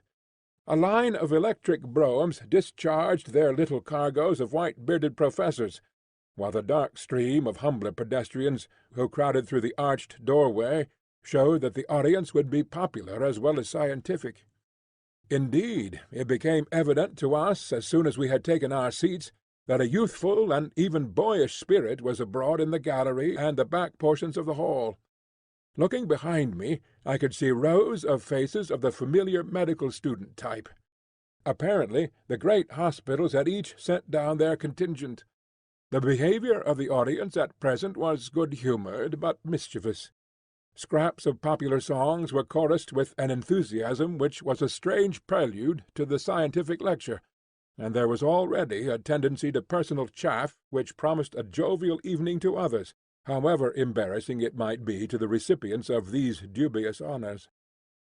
Thus, when old Dr. Meldrum, with his well-known curly-brimmed opera hat, appeared upon the platform, there was such a universal query of "Where did you get that tile?" that he hurriedly removed it, and concealed it furtively under his chair. When gouty Professor Wadley limped down to his seat, there were general affectionate inquiries from all parts of the hall as to the exact state of his poor toe, which caused him obvious embarrassment. The greatest demonstration of all, however, was at the entrance of my new acquaintance, Professor Challenger, when he passed down to take his place at the extreme end of the front row of the platform. Such a yell of welcome broke forth when his black beard first protruded round the corner, that I began to suspect Tarp Henry was right in his surmise, and that this assemblage was there not merely for the sake of the lecture, but because it had got rumoured abroad that the famous professor would take part in the proceedings. There was some sympathetic laughter on his entrance among the front benches of well-dressed spectators, as though the demonstration of the students in this instance was not unwelcome to them. That greeting was, indeed, a frightful outburst of sound, the uproar of a carnivora cage when the step of the bucket-bearing keeper is heard in the distance. There was an offensive tone in it, perhaps, and yet, in the main, it struck me as mere riotous outcry, the noisy reception of one who amused and interested them, rather than of one they disliked or despised. Challenger smiled with weary and tolerant contempt, as a kindly man would meet the yapping of a litter of puppies. He sat slowly down, blew out his chest, passed his hand caressingly down his beard, and looked with drooping eyelids and supercilious eyes at the crowded hall before him. The uproar of his advent had not yet died away, when Professor Ronald Murray, the chairman, and Mr. Waldron, the lecturer, threaded their way to the front, and the proceedings began. Professor Murray will, I am sure, excuse me if I say that he has the common fault of most Englishmen of being inaudible. Why on earth people who have something to say which is worth hearing should not take the slight trouble to learn how to make it heard is one of the strange mysteries of modern life. Their methods are as reasonable as to try to pour some precious stuff from the spring to the reservoir through a non-conducting pipe, which could by the least effort be opened. Professor Murray made several profound remarks to his white tie and to the water carafe upon the table, with a humorous twinkling aside to the silver candlestick upon his right. Then he sat down, and Mr. Waldron, the famous popular lecturer, rose amid a general murmur of applause. He was a stern, gaunt man, with a harsh voice and an aggressive manner, but he had the merit of knowing how to assimilate the ideas of other men and to pass them on in a way which was intelligible and even interesting to the lay public, with a happy knack of being funny about the most unlikely objects, so that the precession of the equinox or the formation of a vertebrate became a highly humorous process as treated by him. It was a bird's-eye view of creation, as interpreted by science, which, in language always clear and sometimes picturesque, he unfolded before us. He told us of the globe, a huge mass of flaming gas flaring through the heavens. Then he pictured the solidification, the cooling, the wrinkling which formed the mountains, the steam which turned to water, the slow preparation of the stage upon which was to be played the inexplicable drama of life. On the origin of life itself he was discreetly vague. That the germs of it could hardly have survived the original roasting was, he declared, fairly certain. Therefore it had come later. Had it built itself out of the cooling inorganic elements of the globe? Very likely. Had the germs of it arrived from outside upon a meteor? It was hardly conceivable. On the whole, the wisest man was the least dogmatic upon the point. We could not, or at least we had not succeeded up to date, in making organic life in our laboratories out of inorganic materials. The gulf between the dead and the living was something which our chemistry could not as yet bridge. But there was a higher and subtler chemistry of nature, which, working with great forces over long epochs, might well produce results which were impossible for us. There the matter must be left. This brought the lecturer to the great ladder of animal life, beginning low down in mollusks and feeble sea creatures, then up rung by rung through reptiles and fishes, till at last we came to a kangaroo rat, a creature which brought forth its young alive, the direct ancestor of all mammals, and presumably, therefore, of everyone in the audience. "No, no," from a sceptical student in the back row. If the young gentleman in the red tie who cried "No, no," and who presumably claimed to have been hatched out of an egg, would wait upon him after the lecture, he would be glad to see such a curiosity. Laughter. It was strange to think that the climax of the age-long process of nature had been the creation of that gentleman in the red tie. But had the process stopped? Was this gentleman to be taken as the final type, the be-all and end-all of development? He hoped that it would not hurt the feelings of the gentleman in the red tie if he maintained that, whatever virtues that gentleman might possess in private life, still the vast processes of the universe were not fully justified if they were to end entirely in his production. Evolution was not a spent force, but one still working, and even greater achievements were in store. Having thus, amid a general titter, played very prettily with his interrupter, the lecturer went back to his picture of the past, the drying of the seas, the emergence of the sandbank, the sluggish, viscous life which lay upon their margins, the overcrowded lagoons, the tendency of the sea creatures to take refuge upon the mud-flats, the abundance of food awaiting them, their consequent enormous growth.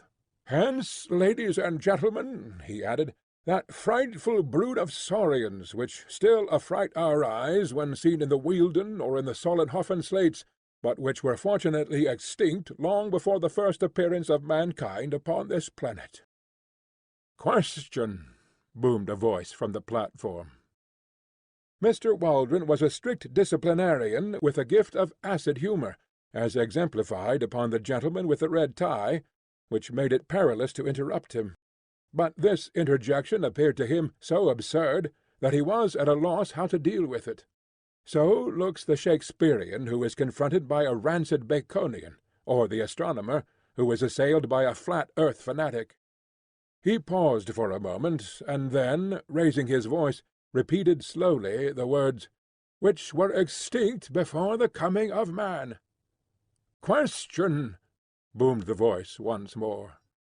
Waldron looked with amazement along the line of professors upon the platform, until his eyes fell upon the figure of Challenger, who leaned back in his chair with closed eyes and an amused expression, as if he were smiling in his sleep. "I see," said Waldron with a shrug. "It is my friend, Professor Challenger." And amid laughter he renewed his lecture as if this was a final explanation, and no more need be said. But the incident was far from being closed. Whatever path the lecturer took amid the wilds of the past seemed invariably to lead him to some assertion as to extinct or prehistoric life, which instantly brought the same bull's bellow from the professor. The audience began to anticipate it, and to roar with delight when it came. The packed benches of students joined in, and every time Challenger's beard opened, before any sound could come forth, there was a yell of "Question" from 100 voices, and an answering counter-cry of "Order" and "Shame" from as many more. Waldron, though a hardened lecturer and a strong man, became rattled. He hesitated, stammered, repeated himself, got snarled in a long sentence, and finally turned furiously upon the cause of his troubles. "This is really intolerable," he cried, glaring across the platform. "I must ask you, Professor Challenger, to cease these ignorant and unmannerly interruptions." There was a hush over the hall, the students rigid with delight at seeing the high gods on Olympus quarrelling among themselves. Challenger levered his bulky figure slowly out of his chair. "I must in turn ask you, Mr. Waldron," he said, "to cease to make assertions which are not in strict accordance with scientific fact." The words unloosed a tempest. "Shame! Shame! Give him a hearing! Put him out! Shove him off the platform! Fair play!" emerged from a general roar of amusement or execration. The chairman was on his feet, flapping both his hands and bleating excitedly. "Professor Challenger, personal views later," were the solid peaks above his clouds of inaudible mutter. The interrupter bowed, smiled, stroked his beard, and relapsed into his chair. Waldron, very flushed and warlike, continued his observations. Now and then, as he made an assertion, he shot a venomous glance at his opponent, who seemed to be slumbering deeply, with the same broad, happy smile upon his face. At last the lecture came to an end. I am inclined to think that it was a premature one, as the peroration was hurried and disconnected. The thread of the argument had been rudely broken, and the audience was restless and expectant. Waldron sat down, and after a chirrup from the chairman, Professor Challenger rose and advanced to the edge of the platform. In the interests of my paper I took down his speech verbatim. "Ladies and gentlemen," he began, amid a sustained interruption from the back. "I beg pardon. Ladies, gentlemen, and children, I must apologize. I had inadvertently omitted a considerable section of this audience." Tumult, during which the professor stood with one hand raised, and his enormous head nodding sympathetically, as if he were bestowing a pontifical blessing upon the crowd. "I have been selected to move a vote of thanks to Mr. Waldron for the very picturesque and imaginative address to which we have just listened. There are points in it with which I disagree, and it has been my duty to indicate them as they arose. But, none the less, Mr. Waldron has accomplished his object well, that object being to give a simple and interesting account of what he conceives to have been the history of our planet. Popular lectures are the easiest to listen to, but Mr. Waldron," here he beamed and blinked at the lecturer, "will excuse me when I say that they are necessarily both superficial and misleading, since they have to be graded to the comprehension of an ignorant audience." Ironical cheering. "Popular lecturers are in their nature parasitic." Angry gesture of protest from Mr. Waldron. "They exploit for fame or cash the work which has been done by their indigent and unknown brethren.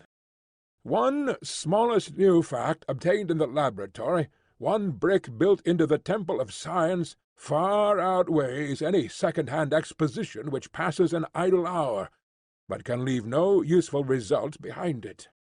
I put forward this obvious reflection, not out of any desire to disparage Mr. Waldron in particular, but that you may not lose your sense of proportion and mistake the acolyte for the high priest." At this point Mr. Waldron whispered to the chairman, who half rose and said something severely to his water-carafe. "But enough of this." Loud and prolonged cheers. "Let me pass to some subject of wider interest. What is the particular point on which I, as an original investigator, have challenged our lecturer's accuracy? It is upon the permanence of certain types of animal life upon the earth. I do not speak upon this subject as an amateur, nor, I may add, as a popular lecturer. But I speak as one whose scientific conscience compels him to adhere closely to facts, when I say that Mr. Waldron is very wrong in supposing that because he has never himself seen a so-called prehistoric animal, therefore these creatures no longer exist. They are indeed, as he has said, our ancestors, but they are, if I may use the expression, our contemporary ancestors, who can still be found with all their hideous and formidable characteristics if one has but the energy and hardihood to seek their haunts. Creatures which were supposed to be Jurassic, monsters who would hunt down and devour our largest and fiercest mammals, still exist. Cries of "Bosh! Prove it! How do you know?" Question! How do I know, you ask me? I know because I have visited their secret haunts. I know because I have seen some of them. Applause, uproar, and a voice. Liar! Am I a liar? General hearty and noisy assent. Did I hear someone say that I was a liar? Will the person who called me a liar kindly stand up, that I may know him? A voice. Here he is, sir. and an inoffensive little person in spectacles, struggling violently, was held up among a group of students. "Did you venture to call me a liar?" "No, sir, no," shouted the accused, and disappeared like a jack-in-the-box. "If any person in this hall dares to doubt my veracity, I shall be glad to have a few words with him after the lecture." "Liar! Who said that?" Again the inoffensive one, plunging desperately, was elevated high into the air. "If I come down among you—" General chorus of "Come, love, come," which interrupted the proceedings for some moments, while the chairman, standing up and waving both his arms, seemed to be conducting the music.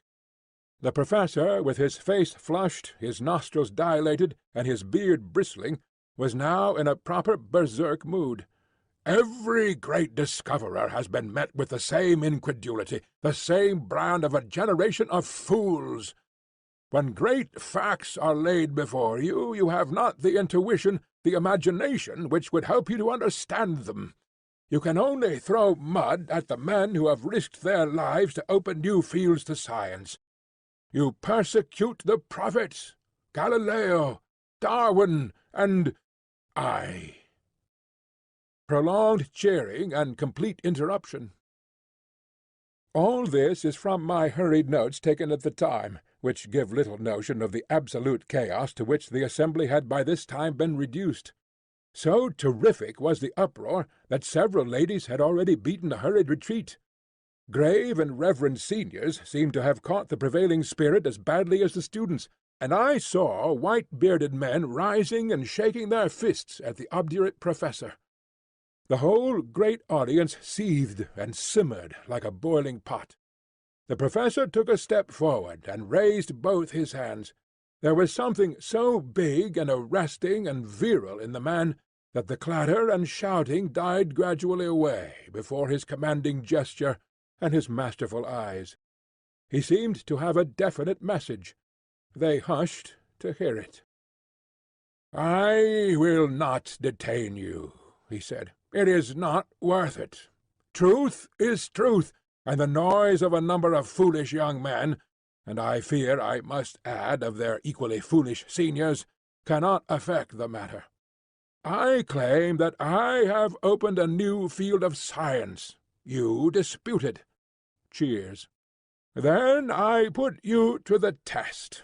Will you accredit one or more of your own number to go out as your representatives and test my statement in your name?" Mr. Summerlee, the veteran professor of comparative anatomy, rose among the audience, a tall, thin, bitter man with the withered aspect of a theologian. He wished, he said, to ask Professor Challenger whether the results to which he had alluded in his remarks had been obtained during a journey to the headwaters of the Amazon made by him 2 years before. Professor Challenger answered that they had. Mr. Summerlee desired to know how it was that Professor Challenger claimed to have made discoveries in those regions which had been overlooked by Wallace, Bates, and other previous explorers of established scientific repute. Professor Challenger answered that Mr. Summerlee appeared to be confusing the Amazon with the Thames, that it was in reality a somewhat larger river, that Mr. Summerlee might be interested to know that with the Orinoco, which communicated with it, some 50,000 miles of country were opened up, and that in so vast a space it was not impossible for one person to find what another had missed. Mr. Summerlee declared, with an acid smile, that he really appreciated the difference between the Thames and the Amazon, which lay in the fact that any assertion about the former could be tested, while about the latter it could not. He would be obliged if Professor Challenger would give the latitude and the longitude of the country in which prehistoric animals were to be found. Professor Challenger replied that he reserved such information for good reasons of his own, but would be prepared to give it, with proper precautions, to a committee chosen from the audience. Would Mr. Summerlee serve on such a committee and test his story in person? Mr. Summerlee: "Yes, I will." Great cheering. Professor Challenger: "Then I will guarantee that I will place in your hands such material as will enable you to find your way. It is only right, however, since Mr. Summerlee goes to check my statement, that I should have one or more with him who may check his. I will not disguise from you that there are difficulties and dangers. Mr. Summerlee will need a younger colleague. May I ask for volunteers?" It is thus that the great crisis of a man's life springs out at him.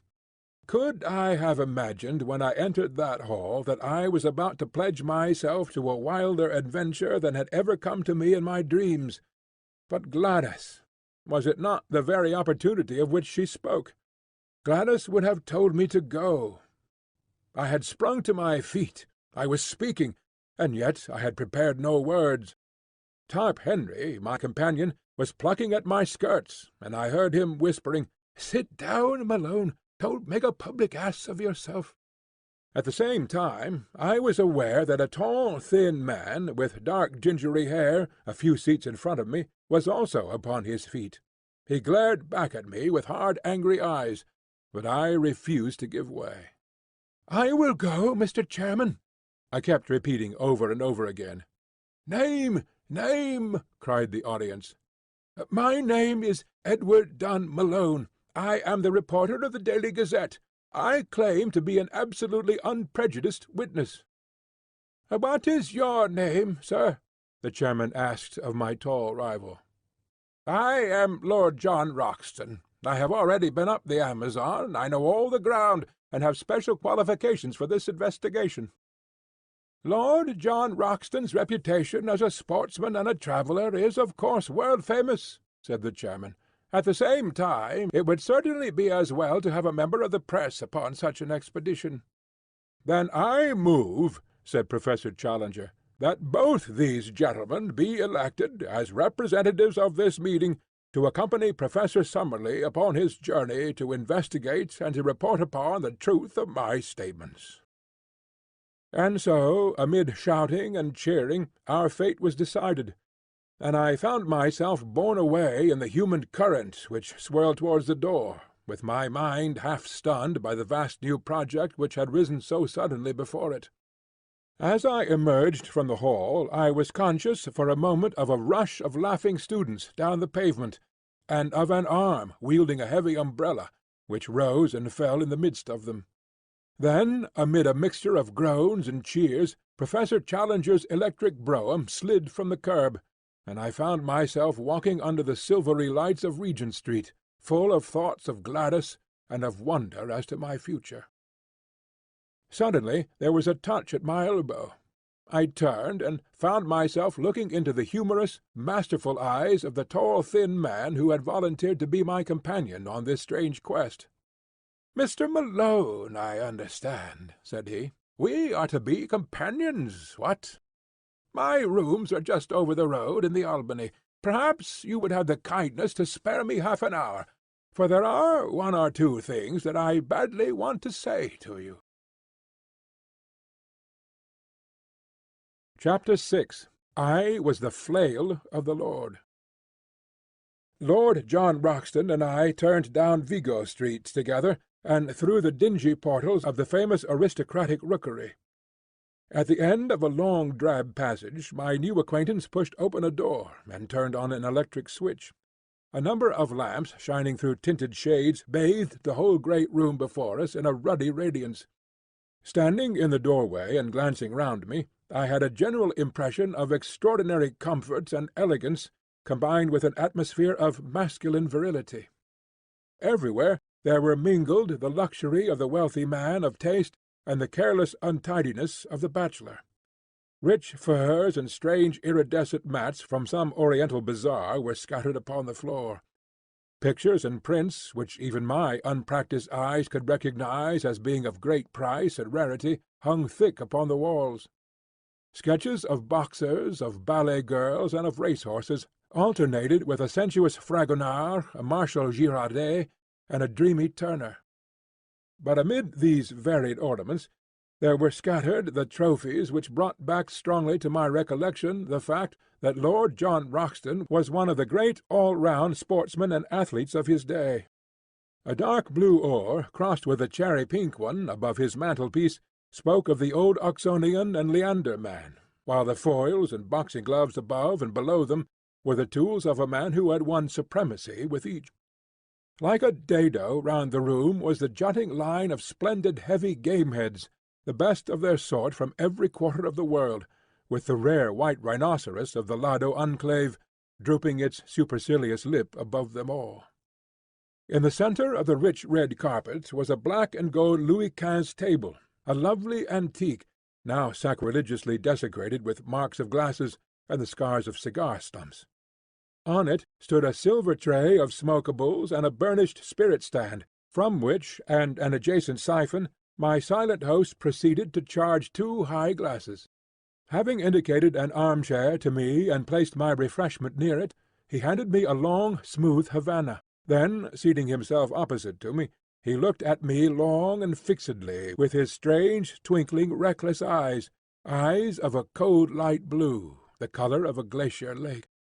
Through the thin haze of my cigar-smoke I noted the details of a face which was already familiar to me from many photographs: the strongly curved nose, the hollow worn cheeks, the dark ruddy hair, thin at the top, the crisp virile moustaches, the small aggressive tuft upon his projecting chin. Something there was of Napoleon III, something of Don Quixote, and yet again something which was the essence of the English country gentleman, the keen, alert, open-air lover of dogs and of horses. His skin was of a rich flower-pot red from sun and wind. His eyebrows were tufted and overhanging, which gave those naturally cold eyes an almost ferocious aspect, an impression which was increased by his strong and furrowed brow. In figure he was spare, but very strongly built. Indeed, he had often proved that there were few men in England capable of such sustained exertions. His height was a little over 6 feet, but he seemed shorter on account of a peculiar rounding of his shoulders. Such was the famous Lord John Roxton as he sat opposite to me, biting hard upon his cigar, and watching me steadily in a long and embarrassing silence. "Well," said he at last, "we've gone and done it, young fellow, my lad." This curious phrase he pronounced as if it were all one word, "young fellow, me lad." "Yes, we've taken a jump, you and me. I suppose, now, when you went into that room there was no such notion in your head, what?" "No thought of it." "The same here. No thought of it. And here we are, up to our necks in the tureen. Why, I've only been back 3 weeks from Uganda, and taken a place in Scotland, and signed the lease at all. Pretty goings-on, what? How does it hit you?" "Well, it is all in the main line of my business. I am a journalist on the Gazette." "Of course, you said so when you took it on. By the way, I've got a small job for you, if you'll help me." "With pleasure." "Don't mind taking a risk, do you?" "What is the risk?" "Well, it's Ballinger. He's the risk. You've heard of him?" "No." "Why, young fellow, where have you lived? Sir John Ballinger is the best gentleman jock in the North Country. I could hold him on the flat at my best, but over jumps he's my master. Well, it's an open secret that when he's out of training he drinks hard, striking and average, he calls it. He got delirium on Tuesday, and has been raging like a devil ever since. His room is above this. The doctors say that it is all up with the old dear, unless some food has got into him. But as he lies in bed with a revolver on his coverlet, and swears he will put 6 of the best through any one that comes near him, there's been a bit of a strike among the serving-men.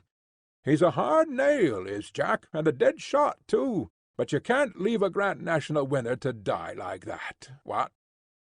"What do you mean to do, then?" I asked. "Well, my idea was that you and I could rush him.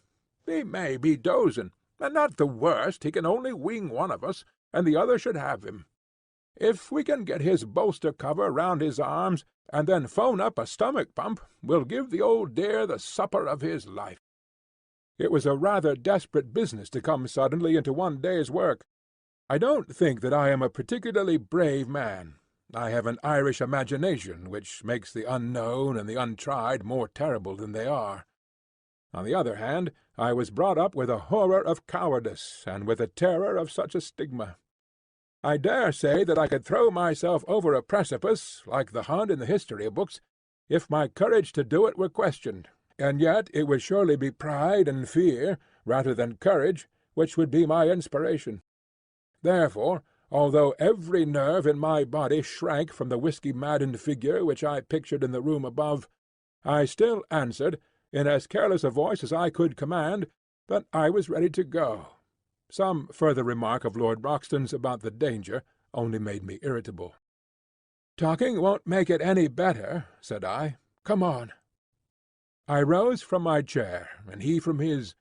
Then, with a little confidential chuckle of laughter, he patted me 2 or 3 times on the chest, finally pushing me back into my chair. "All right, sonny my lad, you'll do," said he. I looked up in surprise. "I saw after Jack Ballinger myself this morning. He blew a hole in the skirt of my kimono, bless his shaky old hand, but we got a jacket on him, and he's to be all right in a week. I say, young fella, I hope you don't mind, what? You see, between you and me, close-tiled, I look on this South American business as a mighty serious thing, and if I have a pal with me, I want a man I can bank on. So I sized you down, and I'm bound to say that you came well out of it.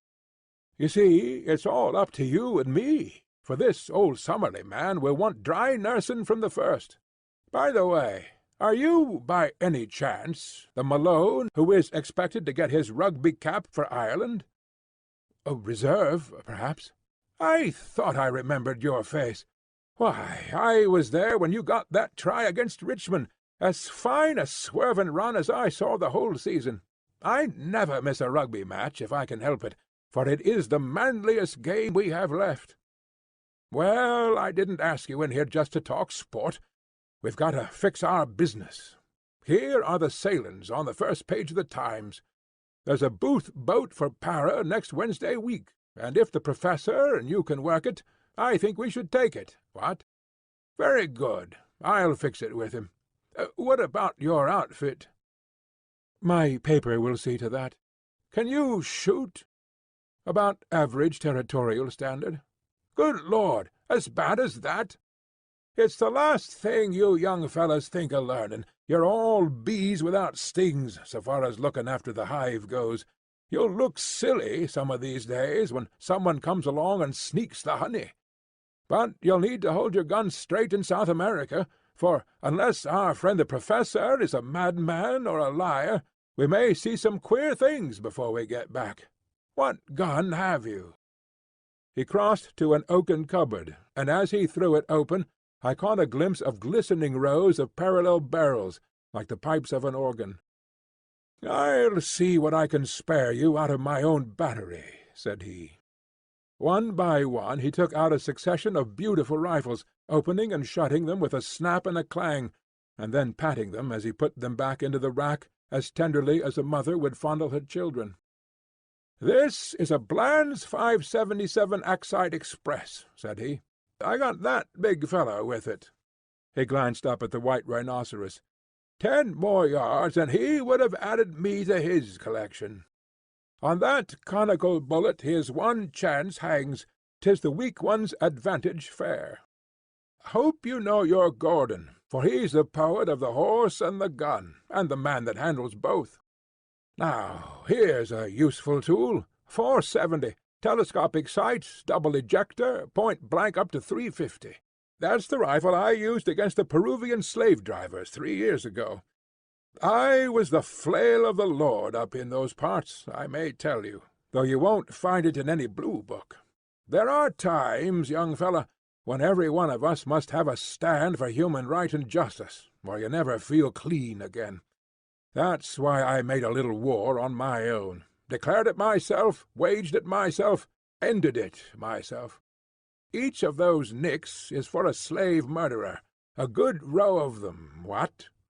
That big one is for Pedro Lopez, the king of them all, that I killed in a backwater of the Putumayo River. Now, here's something that would do for you." He took out a beautiful brown and silver rifle. Well rubbered at the stock, sharply sighted, 5 cartridges to the clip. You can trust your life to that." He handed it to me, and closed the door of his oak cabinet.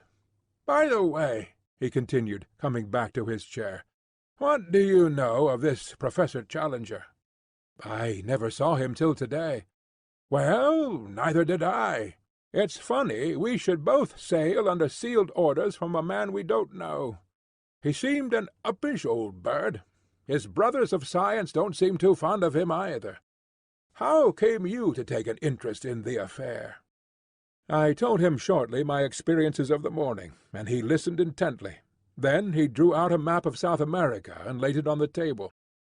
"I believe every single word he said to you was the truth," said he, earnestly.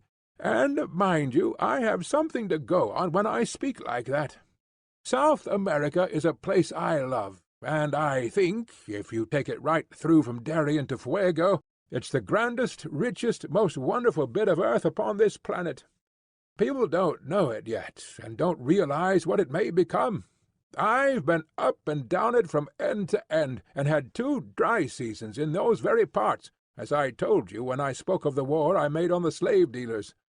Well, when I was up there, I heard some yarns of the same kind, traditions of Indians and the like, but with something behind them, no doubt.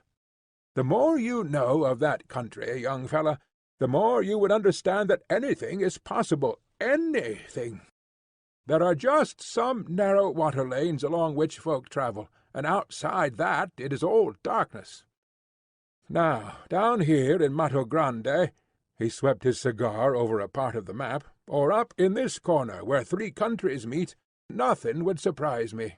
As that chap said tonight, there are 50,000 miles of waterway running through a forest that is very near the size of Europe. You and I could be as far away from each other as Scotland is from Constantinople, and yet each of us be in the same great Brazilian forest. Man has just made a track here and a scrape there in the maze. Why, the river rises and falls the best part of 40 feet, and half the country is a morass that you can't pass over. Why shouldn't something new and wonderful lie in such a country? And why shouldn't we be the men to find it out? Besides," he added, his queer gaunt face shining with delight, "there's a sport and risk in every mile of it. I'm like an old golf ball. I've had all the white paint knocked off me long ago. Life can whack me about now, and it can't leave a mark. But a sportin' risk, young feller, that's the salt of existence. Then it's worth livin' again. We're all getting a deal too soft and dull and comfy. Give me the great wastelands and the wide spaces, with a gun in my fist and something to look for that's worth finding. I've tried war and steeple-chasing and aeroplanes, but this hunting of beasts that look like a lobster-supper dream is a brand-new sensation." He chuckled with glee at the prospect. "Perhaps I have dwelt too long upon this new acquaintance, but he is to be my comrade for many a day, and so I have tried to set him down as I first saw him, with his quaint personality and his queer little tricks of speech and of thought. It was only the need of getting in the account of my meeting which drew me at last from his company. I left him seated amid his pink radiance, oiling the lock of his favourite rifle, while he still chuckled to himself at the thought of the adventures which awaited us. It was very clear to me that if dangers lay before us, I could not in all England have found a cooler head or a braver spirit with which to share them. That night, wearied as I was after the wonderful happenings of the day, I sat late with McArdle, the news editor, explaining to him the whole situation, which he thought important enough to bring next morning before the notice of Sir George Beaumont, the chief. It was agreed that I should write home full accounts of my adventures in the shape of successive letters to McArdle, and that these should either be edited for the Gazette as they arrived, or held back to be published later, according to the wishes of Professor Challenger, since we could not yet know what conditions he might attach to those directions which should guide us to the unknown land. In response to a telephone inquiry, we received nothing more definite than a fulmination against the press, ending up with the remark that if we would notify our boat, he would hand us any directions which he might think it proper to give us at the moment of starting. A second question from us failed to elicit any answer at all, save a plaintive bleat from his wife, to the effect that her husband was in a very violent temper already, and that she hoped we would do nothing to make it worse. A third attempt, later in the day, provoked a terrific crash, and a subsequent message from the Central Exchange that Professor Challenger's receiver had been shattered. After that we abandoned all attempt at communication. And now, my patient readers, I can address you directly no longer. From now onwards, if indeed any continuation of this narrative should ever reach you, it can only be through the paper which I represent. In the hands of the editor I leave this account of the events which have led up to one of the most remarkable expeditions of all time, so that if I never return to England, there shall be some record as to how the affair came about. I am writing these last lines in the saloon of the Booth liner Francisca, and they will go back by the pilot to the keeping of Mr. McArdle.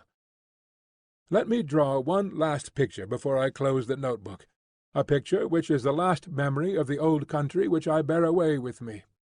It is a wet, foggy morning in the late spring. A thin, cold rain is falling. 3 shining mackintoshed figures are walking down the quay, making for the gangplank of the great liner from which the Blue Peter is flying. In front of them a porter pushes a trolley piled high with trunks, wraps, and gun-cases. Professor Summerlee, a long, melancholy figure, walks with dragging steps and drooping head, as one who is already profoundly sorry for himself. Lord John Roxton steps briskly, and his thin, eager face beams forth between his hunting-cap and his muffler. As for myself, I am glad to have got the bustling days of preparation and the pangs of leave-taking behind me, and I have no doubt that I show it in my bearing. Suddenly, just as we reach the vessel, there is a shout behind us. It is Professor Challenger, who had promised to see us off. He runs after us, a puffing, red-faced, irascible figure. "No, thank you," says he. "I should much prefer not to go aboard. I have only a few words to say to you, and they can very well be said where we are. I beg you not to imagine that I am in any way indebted to you for making this journey. I would have you to understand that it is a matter of perfect indifference to me, and I refuse to entertain the most remote sense of personal obligation. Truth is truth, and nothing which you can report can affect it in any way, though it may excite the emotions and allay the curiosity of a number of very ineffectual people. My directions for your instruction and guidance are in this sealed envelope. You will open it when you reach a town upon the Amazon which is called Manaus, but not until the date and hour which is marked upon the outside. Have I made myself clear? I leave the strict observance of my conditions entirely to your honour. No, Mr. Malone, I will place no restriction upon your correspondence, since the ventilation of the facts is the object of your journey. But I demand that you shall give no particulars as to your exact destination, and that nothing be actually published until your return. Good-bye, sir. You have done something to mitigate my feelings for the loathsome profession to which you unhappily belong. Good-bye, Lord John. Science is, as I understand, a sealed book to you, but you may congratulate yourself upon the hunting field which awaits you. You will, no doubt, have the opportunity of describing in the field how you brought down the rocketing Dimorphodon. And good-bye to you also, Professor Summerlee. If you are still capable of self-improvement, of which I am frankly unconvinced, you will surely return to London a wiser man." So he turned upon his heel, and a minute later from the deck I could see his short, squat figure bobbing about in the distance as he made his way back to his train. Well, we are well down channel now. There's the last bell for letters, and it's good-bye to the pilot. We'll be down, hull down on the old trail from now on. God bless all we leave behind us, and send us safely back. Chapter 7. Tomorrow we disappear into the unknown.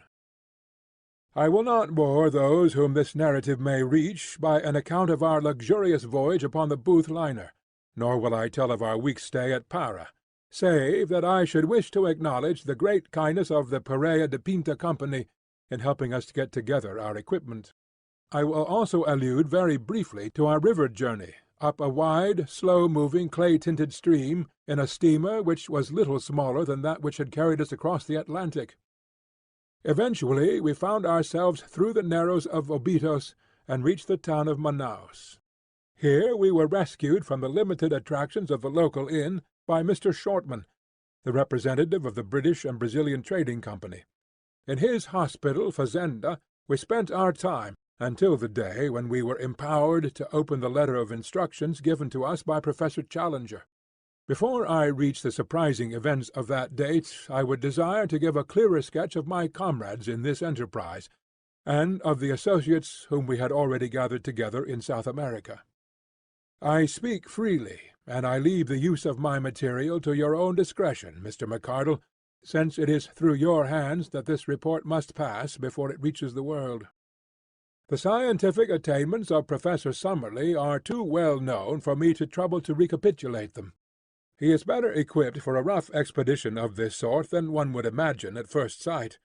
His tall, gaunt, stringy figure is insensible to fatigue, and his dry, half-sarcastic, and often wholly unsympathetic manner is uninfluenced by any change in his surroundings. Though in his 66th year, I have never heard him express any dissatisfaction at the occasional hardships which we have had to encounter. I have regarded his presence as an encumbrance to the expedition, but, as a matter of fact, I am now well convinced that his power of endurance is as great as my own. In temper he is naturally acid and sceptical.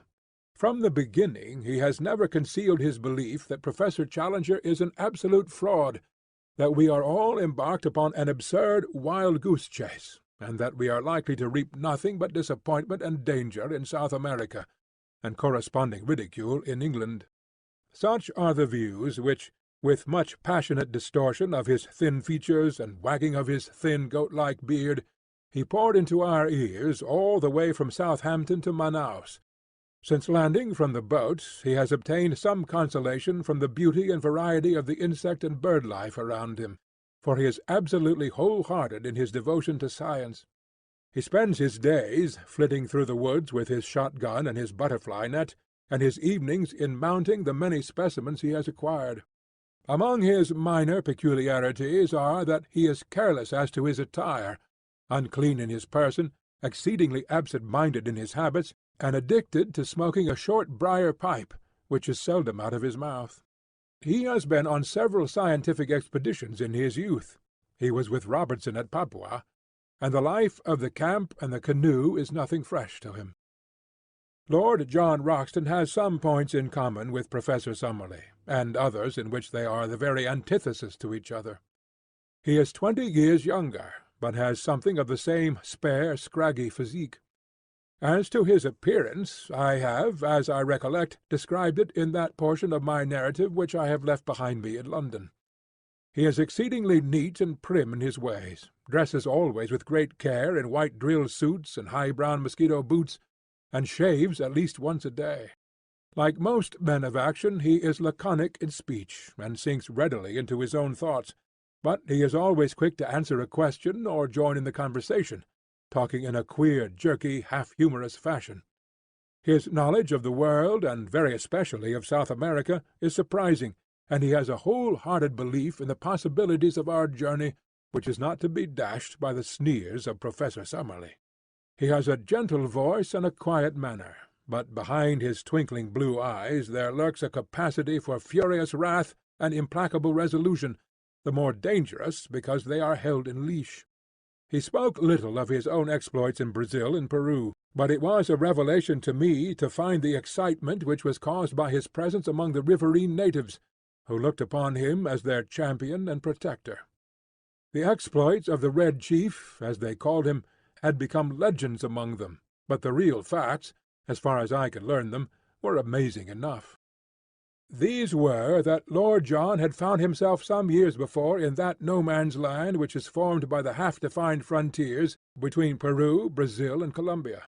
In this great district the wild rubber tree flourishes, and has become, as in the Congo, a curse to the natives, which can only be compared to their forced labor under the Spaniards upon the old silver mines of Darien.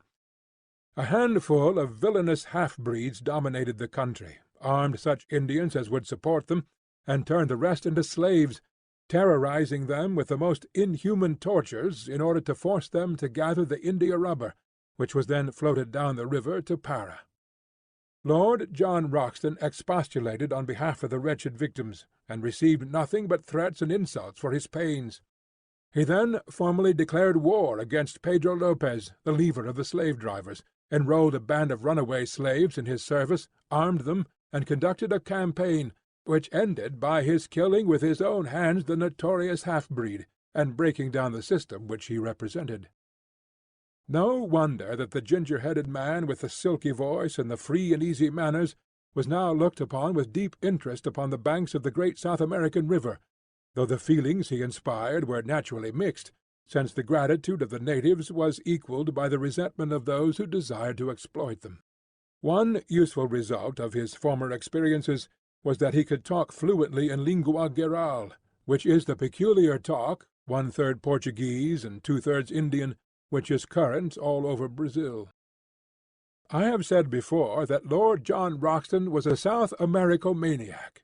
He could not speak of that great country without ardour, and this ardour was infectious, for, ignorant as I was, he fixed my attention and stimulated my curiosity. How I wish I could reproduce the glamour of his discourses, the peculiar mixture of accurate knowledge and of racy imagination which gave them their fascination, until even the professor's cynical and sceptical smile would gradually vanish from his thin face as he listened. He would tell the history of the mighty river so rapidly explored, for some of the first conquerors of Peru actually crossed the entire continent upon its waters, and yet so unknown in regard to all that lay behind its ever-changing banks. "What is there?" he would cry, pointing to the north. "Wood and marsh and unpenetrated jungle. Who knows what it may shelter? And there, to the south, a wilderness of swampy forest, where no white man has ever been. The unknown is up against us on every side. Outside the narrow lines of the rivers, what does anyone know? Who will say what is possible in such a country? Why should old man Challenger not be right?" At which direct defiance the stubborn sneer would reappear upon Professor Summerlee's face, and he would sit, shaking his sardonic head in unsympathetic silence, behind the cloud of his briar-root pipe. So much for the moment for my two white companions, whose characters and limitations will be further exposed, as surely as my own, as this narrative proceeds. But already we have enrolled certain retainers who may play no small part in what is to come. The first is a gigantic negro named Zambo, who is a perfect Hercules, as willing as any horse, and about as intelligent. Him we enlisted at Para, on the recommendation of the steamship company, on whose vessels he had learned to speak a halting English. It was at Para also that we engaged Gomez and Manuel, two half-breeds from up the river, just come down with a cargo of redwood. They are swarthy fellows, bearded and fierce, as active and wiry as panthers. Both of them had spent their lives in those upper waters of the Amazon which we were about to explore, and it was this recommendation which had caused Lord John to engage them. One of them, Gomez, had the further advantage that he could speak excellent English. These men were willing to act as our personal servants, to cook, to row, or to make themselves useful in any way at a payment of $15 a month. Besides these, we had engaged 3 Mojo Indians from Bolivia, who are the most skilful at fishing and boat-work of all the river tribes. The chief of these we called Mojo, after his tribe, and the others are known as Jose and Fernando. 3 white men, then, 2 half-breeds, 1 negro, and 3 Indians made up the personnel of the little expedition which lay waiting for its instructions at Manaus before starting upon its singular quest. At last, after a weary week, the day had come, and the hour. I ask you to picture the shaded sitting-room of the Fazenda St. Ignacio, 2 miles inland from the town of Manaus. Outside lay the yellow, brassy glare of the sunshine, with the shadows of the palm trees as black and definite as the trees themselves. The air was calm, full of the eternal hum of insects, a tropical chorus of many octaves, from the deep drone of the bee to the high, keen pipe of the mosquito. Beyond the veranda was a small cleared garden, bounded with cactus hedges and adorned with clumps of flowering shrubs, round which the great blue butterflies and the tiny humming-birds fluttered and darted in crescents of sparkling light. Within we were seated round the cane table, on which lay a sealed envelope. Inscribed upon it, in the jagged handwriting of Professor Challenger, were the words, "Instructions to Lord John Roxton and party, to be opened at Manaus upon July 15th, at 12 o'clock precisely." Lord John had placed his watch upon the table beside him. "We have 7 more minutes," said he. "The old dear is very precise." Professor Summerlee gave an acid smile as he picked up the envelope in his gaunt hand. "What can it possibly matter whether we open it now or in 7 minutes?" said he. "It is all part and parcel of the same system of quackery and nonsense, for which I regret to say that the writer is notorious." "Oh, come, we must play the game according to rules," said Lord John. "It's old man Challenger's show, and we be here by his good will, so it would be rotten bad form if we didn't follow his instructions to the letter." "A pretty business it is," cried the professor bitterly. "It struck me as preposterous in London, but I'm bound to say that it seems even more so upon closer acquaintance. I don't know what is inside the envelope, but unless it is something pretty definite, I shall be much tempted to take the next down-river boat and catch the Bolivia at Para. After all, I have some more responsible work in the world than to run about disproving the assertions of a lunatic. Now, Roxton, surely it is time." "Time it is," said Lord John. "You can blow the whistle."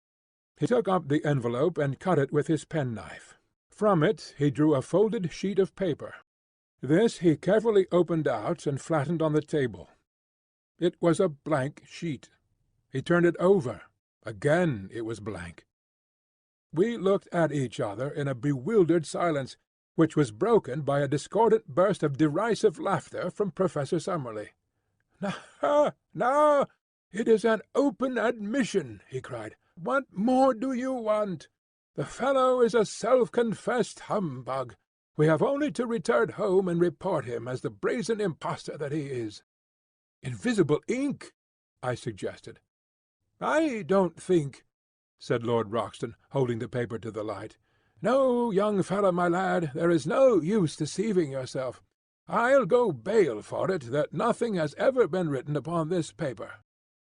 "May I come in?" boomed a voice from the veranda.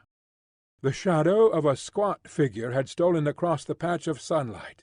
That voice! That monstrous breadth of shoulder!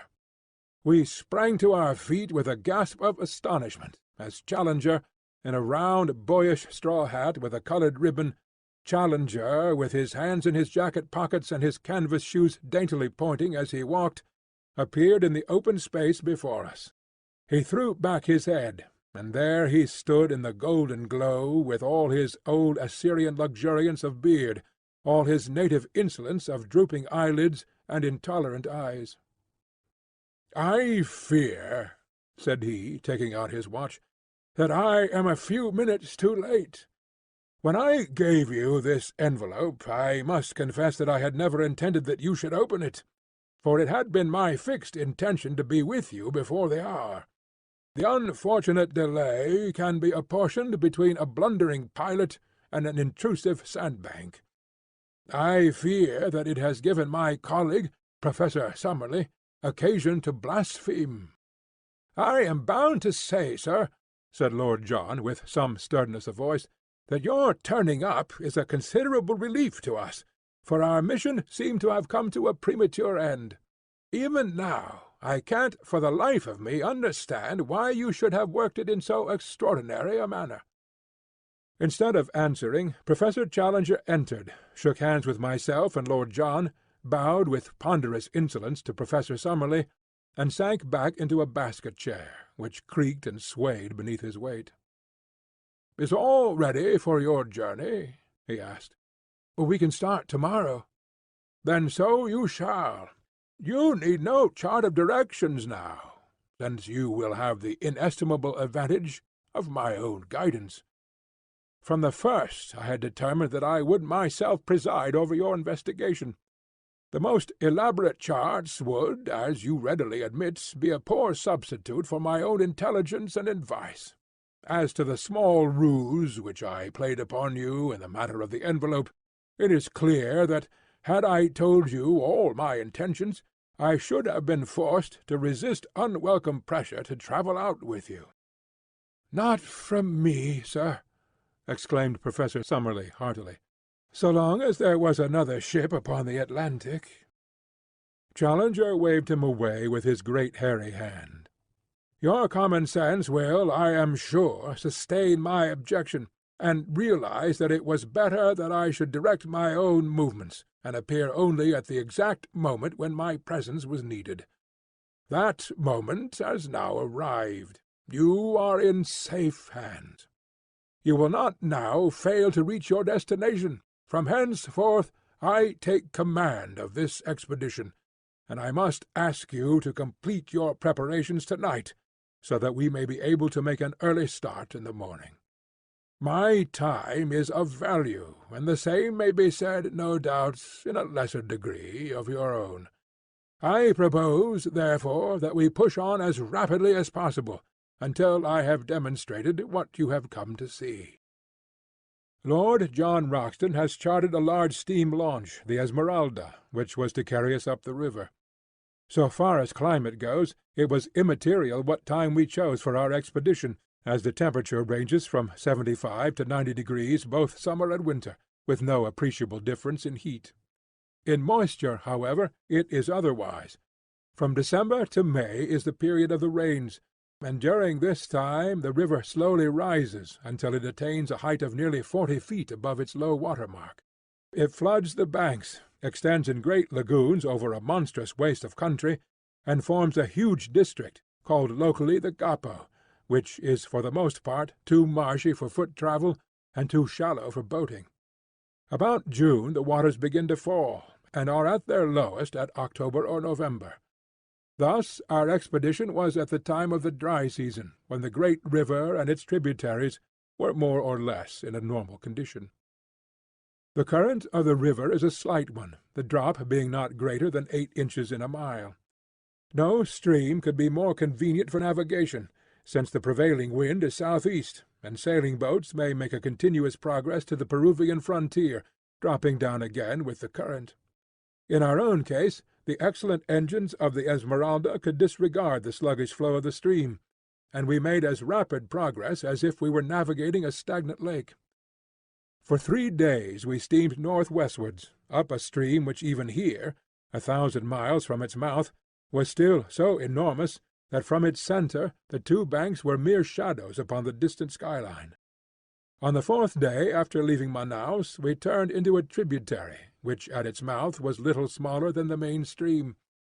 It narrowed rapidly, however, and after 2 more days' steaming we reached an Indian village, where the professor insisted that we should land, and that the Esmeralda should be sent back to Manaus.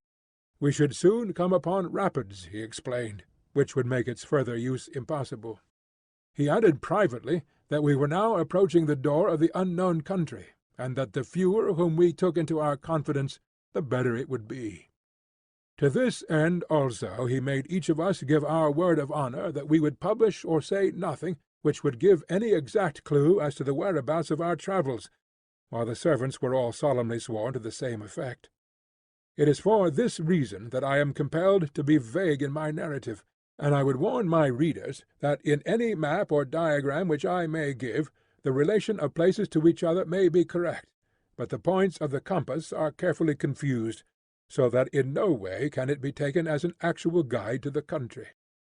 Professor Challenger's reasons for secrecy may be valid or not, but we had no choice but to adopt them, for he was prepared to abandon the whole expedition rather than modify the conditions upon which he would guide us. It was August 2nd when we snapped our last link with the outer world by bidding farewell to the Esmeralda.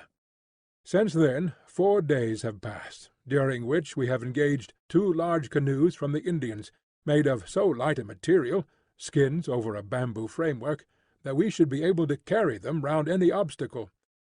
These we have loaded with all our effects, and have engaged 2 additional Indians to help us in the navigation.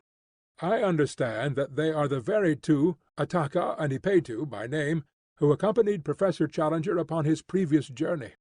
They appeared to be terrified at the prospect of repeating it, but the chief has patriarchal powers in these countries, and if the bargain is good in his eyes, the clansman has little choice in the matter. So, tomorrow, we disappear into the unknown. This account I am transmitting down the river by canoe, and it may be our last word to those who are interested in our fate. I have, according to our arrangement, addressed it to you, my dear Mr. McArdle, and I leave it to your discretion to delete, alter, or do what you like with it. From the assurance of Professor Challenger's manner, and in spite of the continued skepticism of Professor Summerlee, I have no doubt that our leader will make good his statement, and that we are really on the eve of some most remarkable experiences. The outlying pickets of the New World. Our friends at home may well rejoice with us, for we are at our goal, and, up to a point at least, we have shown that the statement of Professor Challenger can be verified.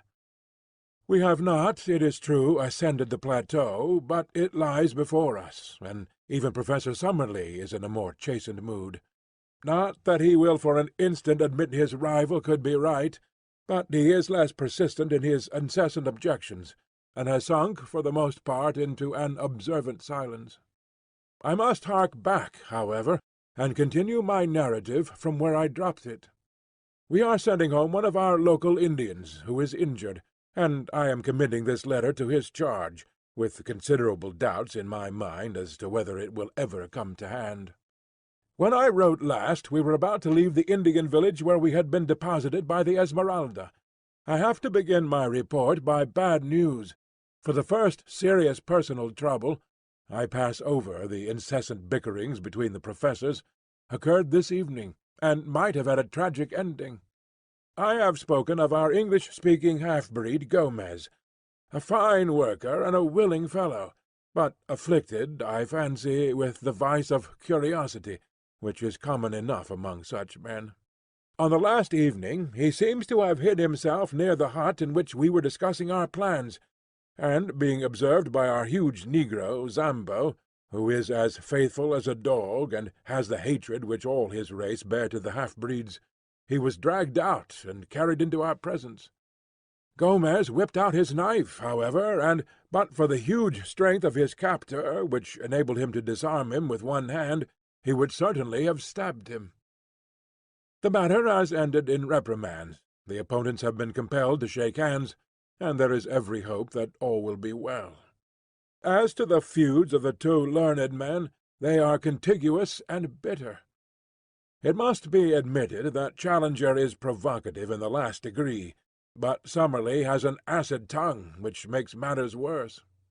Last night Challenger said that he never cared to walk on the Thames embankment and look up the river, as it was always sad to see one's own eventual goal.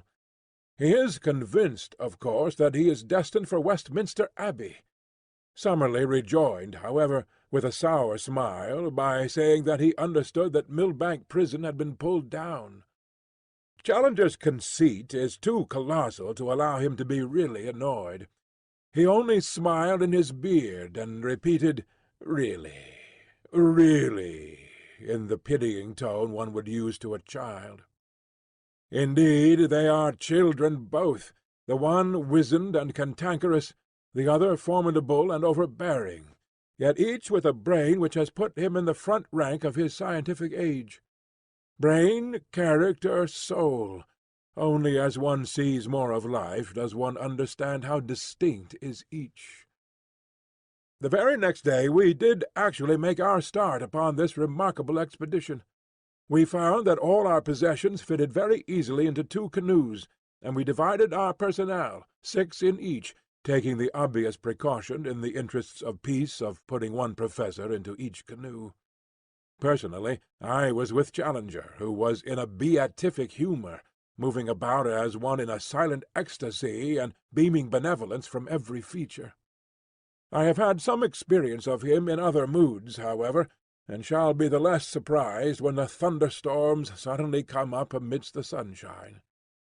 If it is impossible to be at your ease, it is equally impossible to be dull in his company, for one is always in a state of half-tremulous doubt as to what sudden turn his formidable temper may take. For 2 days we made our way up a good-sized river some hundreds of yards broad, and dark in colour, but transparent, so that one could usually see the bottom.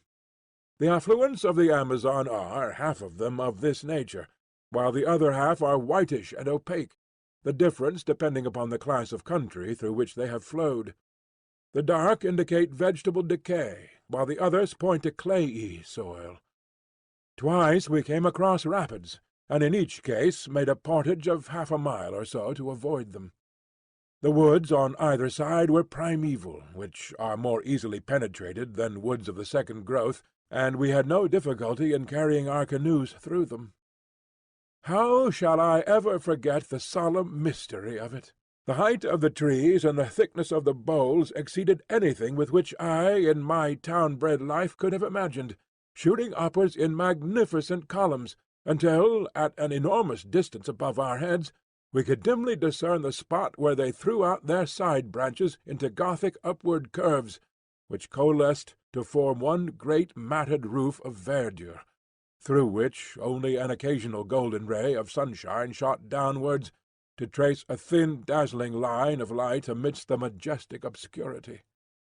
As we walked noiselessly amid the thick soft carpet of decaying vegetation, the hush fell upon our souls which comes upon us in the twilight of the Abbey, and even Professor Challenger's full-chested notes sank into a whisper. Alone, I should have been ignorant of the names of these giant growths, but our men of science pointed out the cedars, the great silk-cotton trees, and the redwood trees, with all that profusion of various plants which has made this continent the chief supplier to the human race of those gifts of nature which depend upon the vegetable world, while it is the most backward in those products which come from animal life. Vivid orchids and wonderful coloured lichens smouldered upon the swarthy tree-trunks, and where a wandering shaft of light fell full upon the golden alamanda, the scarlet star clusters of the tacsonia, or of the rich deep blue of ipomaea, the effect was as a dream of fairyland. In these great wastes of forests, life, which abhors darkness, struggles ever upwards to the light. Every plant, even the smaller ones, curls and writhes to the green surface, twining itself round its stronger and taller brethren in the effort. Climbing plants are monstrous and luxuriant, but others, which have never been known to climb elsewhere, learn the art as an escape from that sombre shadow, so that the common nettle, the jasmine, and even the hasitara palm-tree can be seen circling the stems of the cedars and striving to reach their crowns. Of animal life there is no movement amid the majestic vaulted aisles which stretched from us as we walked, but a constant movement far above our heads told of that multitudinous world of snake and monkey, bird and sloth, which lived in the sunshine, and looked down in wonder at our tiny, dark, stumbling figures in the obscure depths immeasurably below them. At dawn and at sunset the howler monkeys screamed together, and the parakeets broke into shrill chatter, but during the hot hours of the day only the full drone of insects, like the beat of a distant surf, filled the ear, while nothing moved amid the solemn vistas of stupendous trunks faded away into the darkness which held us in. Once some bandy-legged lurching creature, an ant-eater or a bear, scuttled clumsily amid the shadows. It was the only sign of earth life which I saw in this great Amazonian forest. And yet there were indications that even human life itself was not far from us in those mysterious recesses. On the third day out we were aware of a singular deep throbbing in the air, rhythmic and solemn, coming and going fitfully throughout the morning. The two boats were paddling within a few yards of each other when first we heard it, and our Indians remained motionless, as if they had been turned to bronze, listening intently with expressions of terror upon their faces. "What is it, then?" I asked. "Drums," said Lord John carelessly. "War drums. I have heard them before." "Yes, sir, war drums," said Gomez, the half-breed. "Wild Indians, bravos, not mansos. They watch us every mile of the way, kill us if they can." "How can they watch us?" I asked, gazing into the dark, motionless void. The half-breed shrugged his broad shoulders. "The Indians know. They have their own way. They watch us. They talk the drum talk to each other. Kill us if they can." By the afternoon of that day, my pocket diary shows me that it was Tuesday, August 18th, at least 6 or 7 drums were throbbing from various points. Sometimes they beat quickly, sometimes slowly, sometimes in obvious question and answer, one far to the east breaking out in a high staccato rattle, and being followed after a pause by a deep roll from the north. There was something indescribably nerve-shaking and menacing in that constant mutter, which seemed to shape itself into the very syllables of the half-breed, endlessly repeated, "We will kill you if we can. We will kill you if we can." No one ever moved in the silent woods. All the peace and soothing of quiet nature lay in that dark curtain of vegetation, but away from behind there came ever the one message from our fellow man.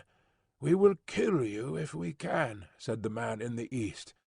"We will kill you if we can," said the men in the north. All day the drums rumbled and whispered, while their menace reflected itself in the faces of our colored companions. Even the hardy, swaggering half-breed seemed cowed. I learned, however, that day, once for all, that both Summerlee and Challenger possessed that highest type of bravery, the bravery of the scientific mind. Theirs was the spirit which upheld Darwin among the gauchos of the Argentine, or Wallace among the head-hunters of Malaya. It is decreed by a merciful nature that the human brain cannot think of two things simultaneously, so that if it be steeped in curiosity as to science, it has no room for merely personal considerations.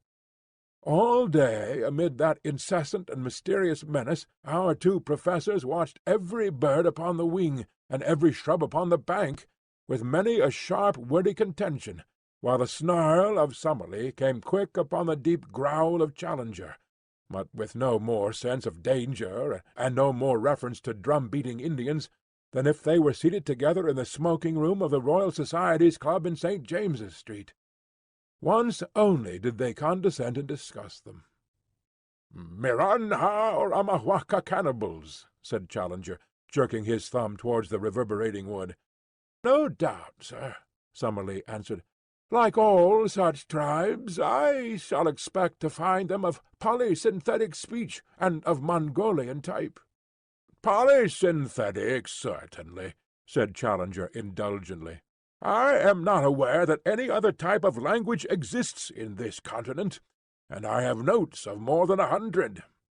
The Mongolian theory I regard with deep suspicion." "I should have thought that even a limited knowledge of comparative anatomy would have helped to verify it," said Summerlee bitterly. Challenger thrust out his aggressive chin until he was all beard and hat-rim.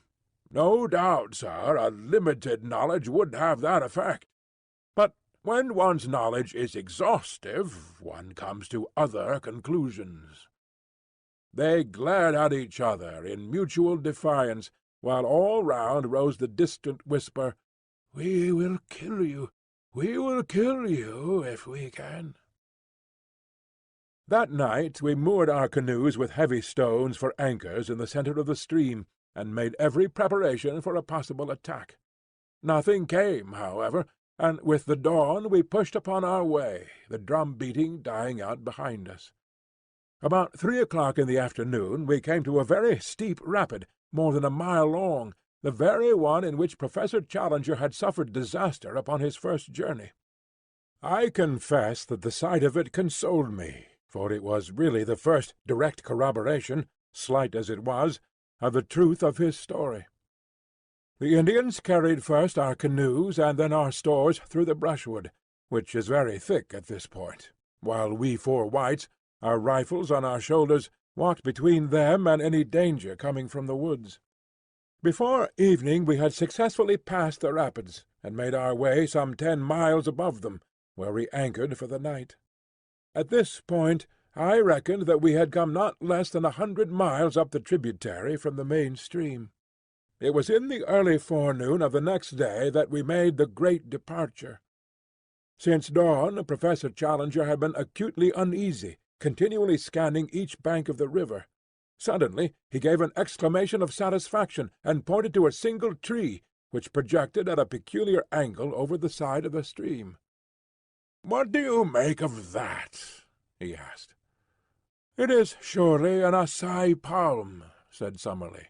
"Exactly. It was an Assai palm which I took for my landmark. The secret opening is 1/2 a mile onwards upon the other side of the river. There is no break in the trees. That is the wonder and the mystery of it. There, where you see the light green rushes instead of dark green undergrowth, there between the great cottonwoods, that is my private gate into the unknown. Push through, and you will understand." It was indeed a wonderful place. Having reached the spot marked by a line of light green rushes, we pulled our 2 canoes through them for some hundreds of yards, and eventually emerged into a placid and shallow stream, running clear and transparent over a sandy bottom. It may have been 20 yards across, and was banked in on each side by most luxuriant vegetation. No one who had not observed that for a short distance reeds had taken place of shrubs could possibly have guessed the existence of such a stream, or dreamed of the fairyland beyond. For a fairyland it was, the most wonderful that the imagination of man could conceive.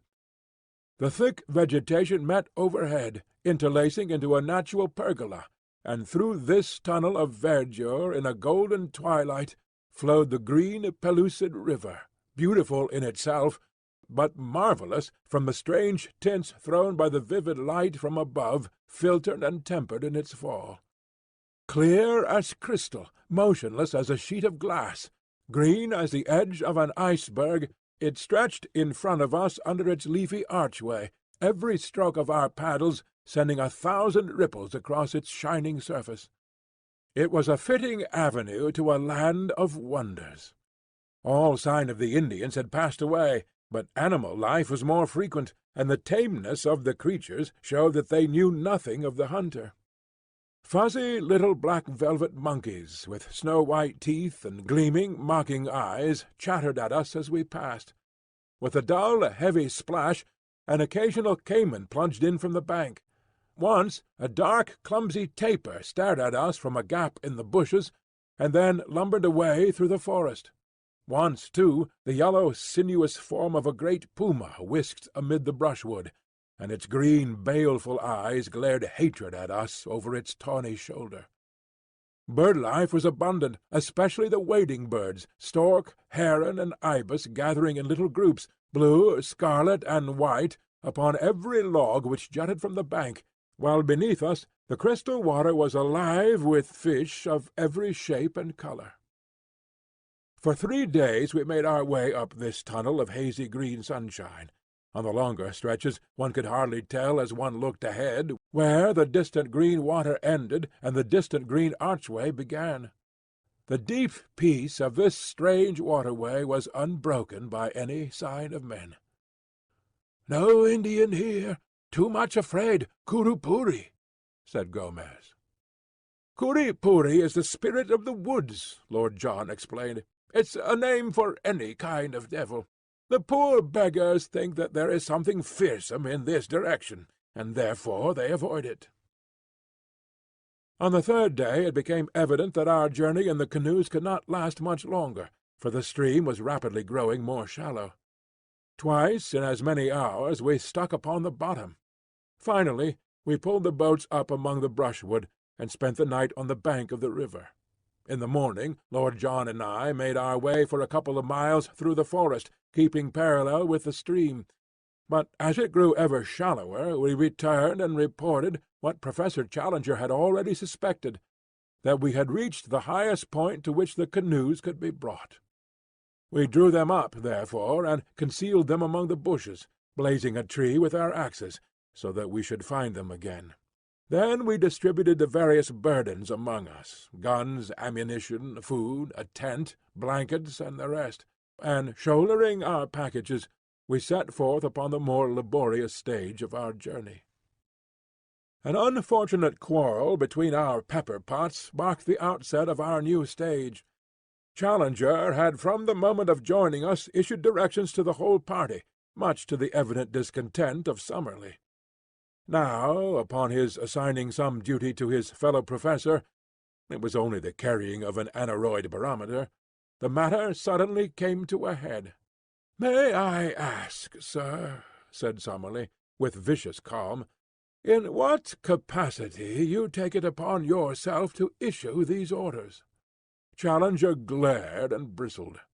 "I do it, Professor Summerlee, as a leader of this expedition."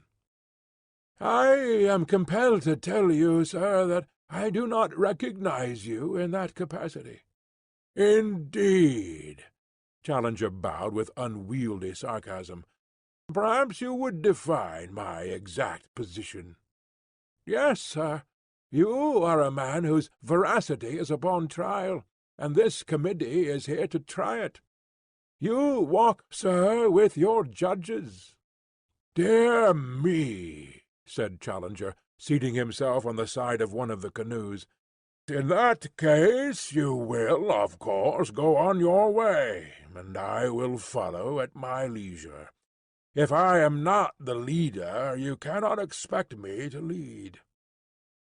Thank heaven that there were two sane men, Lord John Roxton and myself, to prevent the petulance and folly of our learned professors from sending us back empty-handed to London.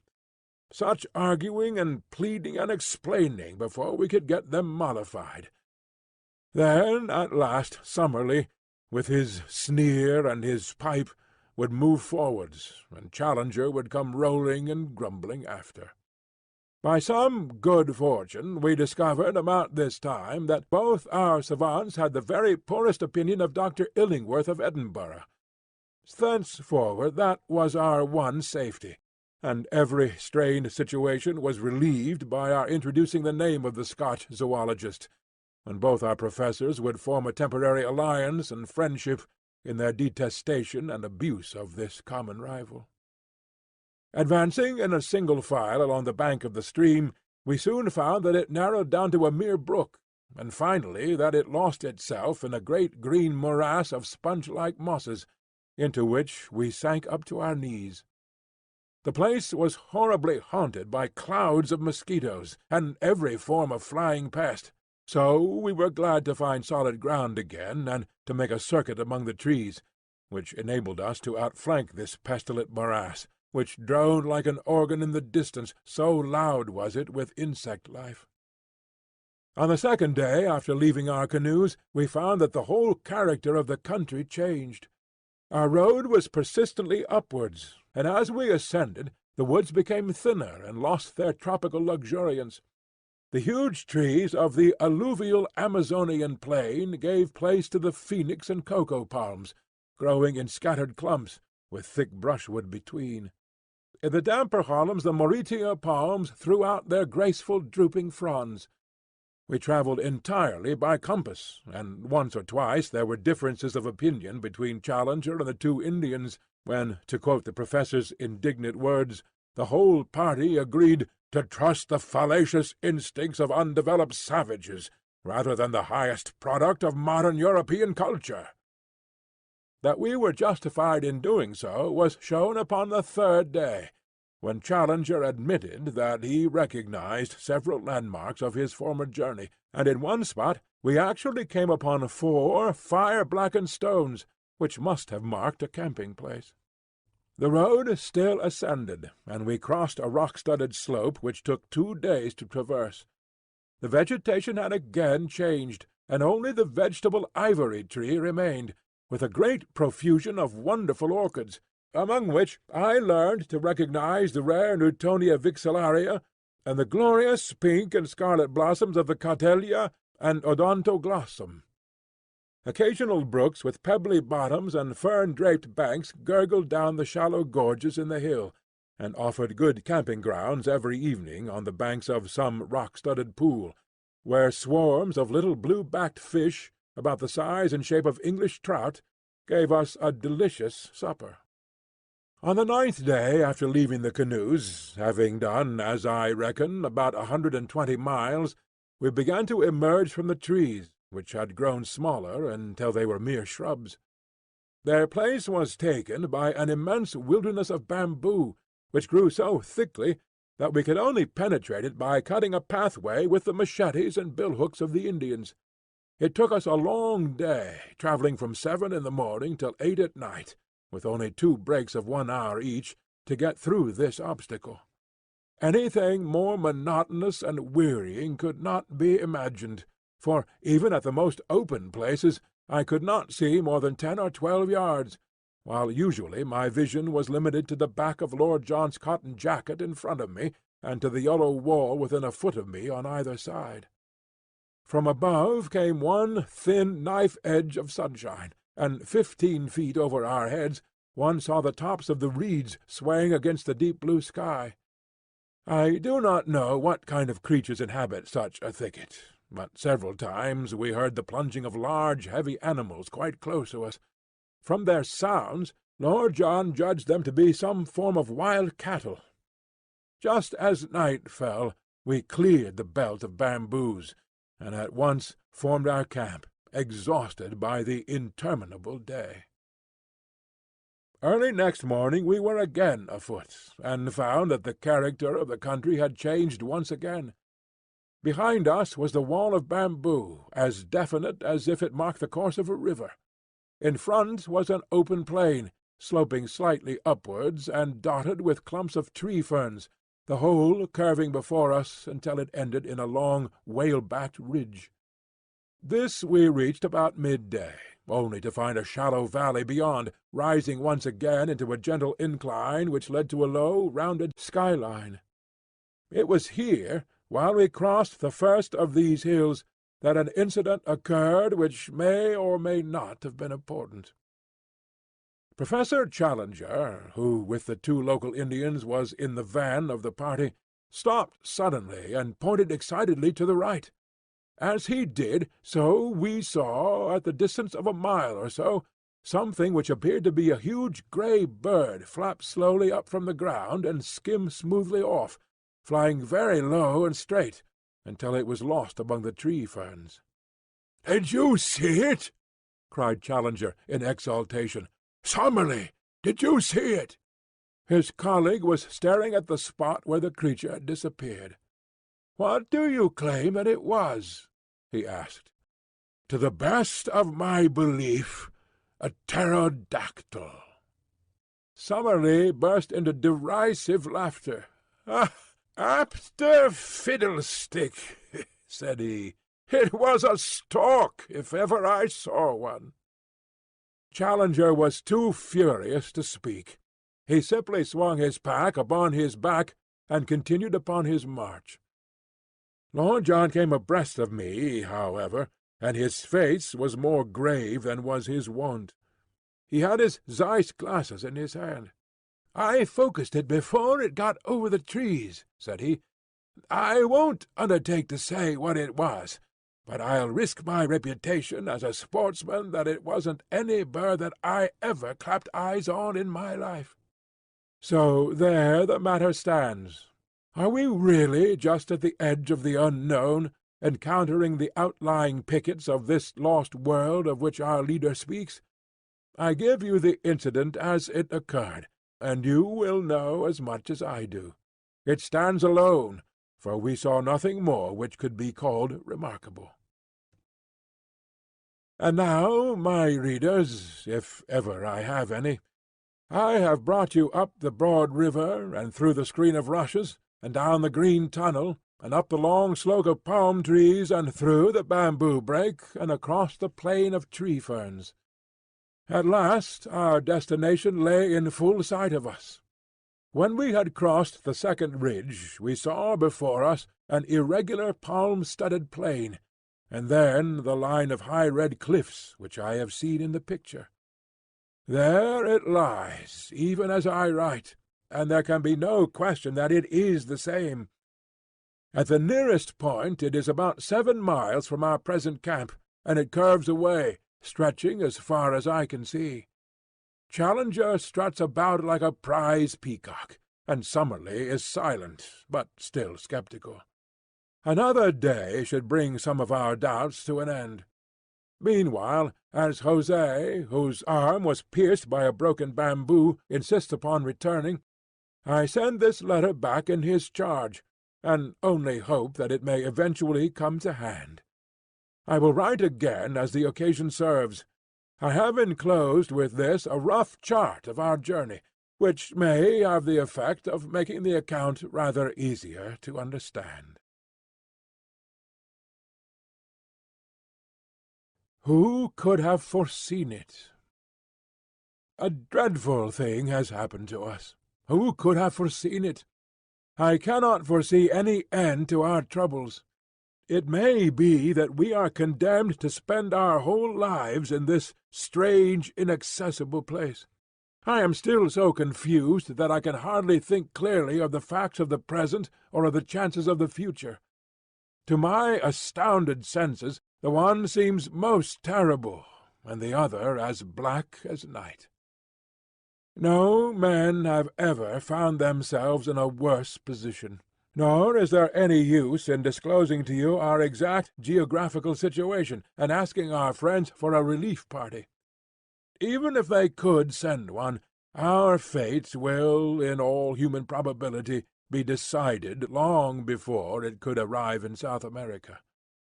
We are, in truth, as far from any human aid as if we were in the moon. If we are to win through, it is only our own qualities which can save us. I have as companions 3 remarkable men of great brain-power and of unshaken courage. There lies our one and only hope. It is only when I look upon the untroubled faces of my comrades that I see some glimmer through the darkness. Outwardly I trust that I appear as unconcerned as they. Inwardly I am filled with apprehension. Let me give you, with as much detail as I can, the sequence of events which have led us to this catastrophe. When I finished my last letter, I stated that we were within 7 miles from an enormous line of ruddy cliffs, which encircled, beyond all doubt, the plateau of which Professor Challenger spoke. Their height, as we approached them, seemed to me in some places to be greater than he had stated, running up in parts to at least 1,000 feet, and they were curiously striated, in a manner which is, I believe, characteristic of basaltic upheavals. Something of the sort is to be seen in Salisbury Crags at Edinburgh. The summit showed every sign of a luxuriant vegetation, with bushes near the edge, and farther back many high trees. There was no indication of any life that we could see. That night we pitched our camp immediately under the cliff, a most wild and desolate spot. The crags above us were not merely perpendicular, but curved outwards at the top, so that ascent was out of the question. Close to us was the high, thin pinnacle of rock which I believe I mentioned earlier in this narrative. It is like a broad red church spire, the top of it being level with the plateau, but a great chasm gaping between. On the summit of it there grew one high tree. Both pinnacle and cliff were comparatively low, some 500 or 600 feet, I should think. "It was on that," said Professor Challenger, pointing to this tree, that the pterodactyl was perched. I climbed halfway up the rock before I shot him. I am inclined to think that a good mountaineer like myself could ascend the rock to the top, though he would, of course, be no nearer to the plateau when he had done so. As Challenger spoke of his pterodactyl, I glanced at Professor Summerlee, and for the first time I seemed to see some signs of a dawning credulity and repentance. There was no sneer upon his thin lips, but, on the contrary, a grey, drawn look of excitement and amazement. Challenger saw it too, and revelled in the first taste of victory. "Of course," said he, with his clumsy and ponderous sarcasm, "Professor Summerlee will understand that when I speak of a pterodactyl, I mean a stork. Only it is the kind of stork which has no feathers, a leathery skin, membranous wings, and teeth in its jaws." He grinned and blinked and bowed until his colleague turned and walked away. In the morning, after a frugal breakfast of coffee and manioc (we had to be economical of our stores), we held a council of war as to the best method of ascending to the plateau above us. Challenger presided with a solemnity as if he were the Lord Chief Justice on the bench. Picture him seated upon a rock, his absurd boyish straw hat tilted on the back of his head, his supercilious eyes dominating us from under his drooping lids, his great black beard wagging as he slowly defined our present situation and our future movements. Beneath him you might have seen the three of us, myself sunburnt, young, and vigorous after our open-air tramp; Summerlee, solemn but still critical, behind his eternal pipe; Lord John, as keen as a razor-edge, with his supple, alert figure leaning upon his rifle, and his eager eyes fixed eagerly upon the speaker. Behind us were grouped the two swarthy half-breeds and the little knot of Indians, while in front and above us towered those huge ruddy ribs of rocks which kept us from our goal. "I need not say," said our leader, "that on the occasion of my last visit I exhausted every means of climbing the cliff, and where I failed I do not think that anyone else is likely to succeed, for I am something of a mountaineer. I had none of the appliances of a rock climber with me, but I have taken the precaution to bring them now. With their aid I am positive I could climb that detached pinnacle to the summit. But so long as the main cliff overhangs, it is vain to attempt ascending that. I was hurried upon my last visit by the approach of the rainy season, and by the exhaustion of my supplies.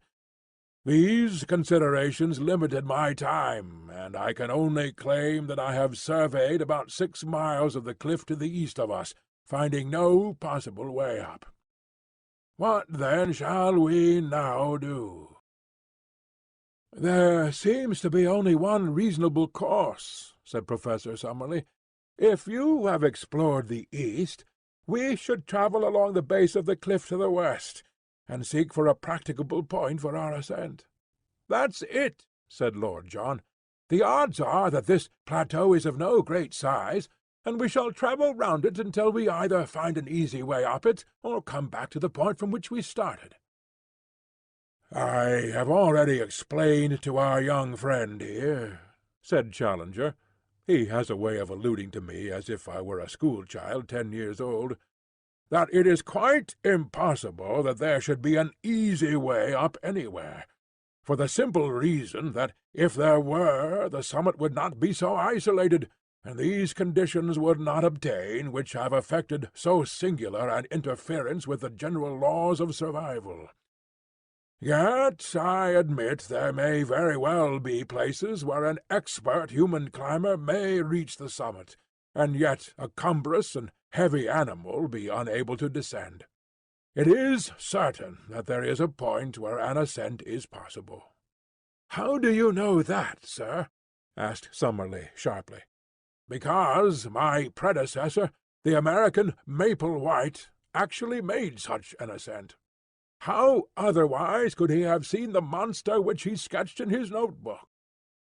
"There you reason somewhat ahead of the proved facts," said the stubborn Summerlee. "I admit your plateau, because I have seen it.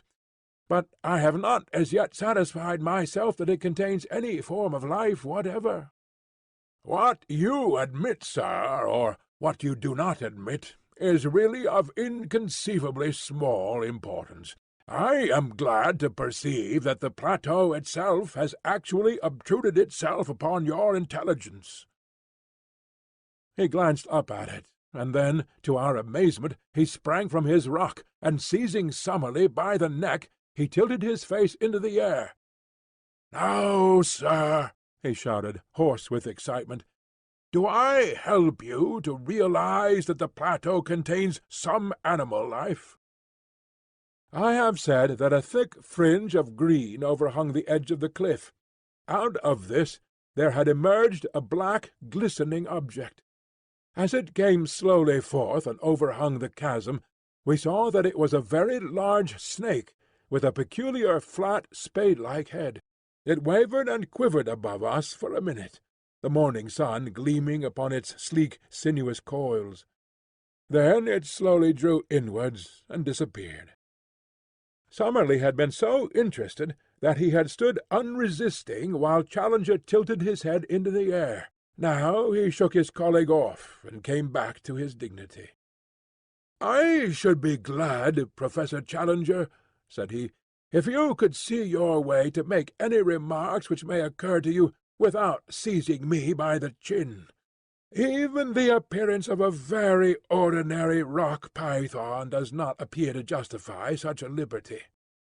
"But there is life upon the plateau all the same," his colleague replied in triumph. "And now, having demonstrated this important conclusion, so that it is clear to anyone, however prejudiced or obtuse, I am of opinion that we cannot do better than break up our camp and travel to westward until we find some means of ascent." The ground at the foot of the cliff was rocky and broken, so that the going was slow and difficult. Suddenly we came, however, upon something which cheered our hearts. It was the sight of an old encampment, with several empty Chicago meat tins, a bottle labeled brandy, a broken tin opener, and a quantity of other travellers' debris. A crumpled, disintegrated newspaper revealed itself as the Chicago Democrat, though the date had been obliterated. "Not mine," said Challenger. "It must be Maple White's." Lord John had been gazing curiously at a great tree-fern which overshadowed the encampment. "I say, look at this," said he. "I believe it was meant for a signpost." A slip of hard wood had been nailed to the tree in such a way as to point to the westward.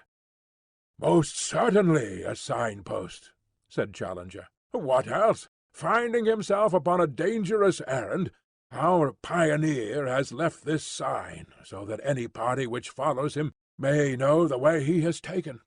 Perhaps we shall come upon some other indications as we proceed." We did indeed, but they were of a terrible and most unexpected nature. Immediately beneath the cliff there grew a considerable patch of high bamboo, like that which we had traversed in our journey. Many of these stems were 20 feet high, with sharp, strong tops, so that even as they stood they made formidable spears. We were passing along the edge of this cover, when my eye was caught by the gleam of something white within it. Thrusting in my head between the stems, I found myself gazing at a fleshless skull. The whole skeleton was there, but the skull had detached itself, and lay some feet nearer to the open. With a few blows from the machetes of our Indians, we cleared the spot, and were able to study the details of this old tragedy. Only a few shreds of clothes could still be distinguished, but there were the remains of boots upon the bony feet, and it was very clear that the dead man was a European. A gold watch by Hudson of New York, and a chain which held a stylographic pen lay among the bones. There was also a silver cigarette-case, with J.C. from AES upon the lid. the state of the metal seemed to show that the catastrophe had occurred no great time before. "Who can he be?" said Lord John. "Poor devil! Every bone in his body seems to be broken." "And the bamboo grows through his smashed ribs," said Summerlee. "It's a fast-growing plant, but it is surely inconceivable that this body could have been here while the canes grew to be 20 feet in length." "As to the man's identity," said Professor Challenger, "I have no doubt whatever upon that point. As I made my way up the river before I reached you at the fazenda, I instituted very particular inquiries about Maple White. At Para they knew nothing. Fortunately, I had a definite clue, for there was a particular picture in his sketch-book which showed him taking lunch with a certain ecclesiastic at Rosario. This priest I was able to find, and though he proved a very argumentative fellow, who took it absurdly amiss that I should point out to him the corrosive effect which modern science must have upon his beliefs, he none the less gave me some positive information.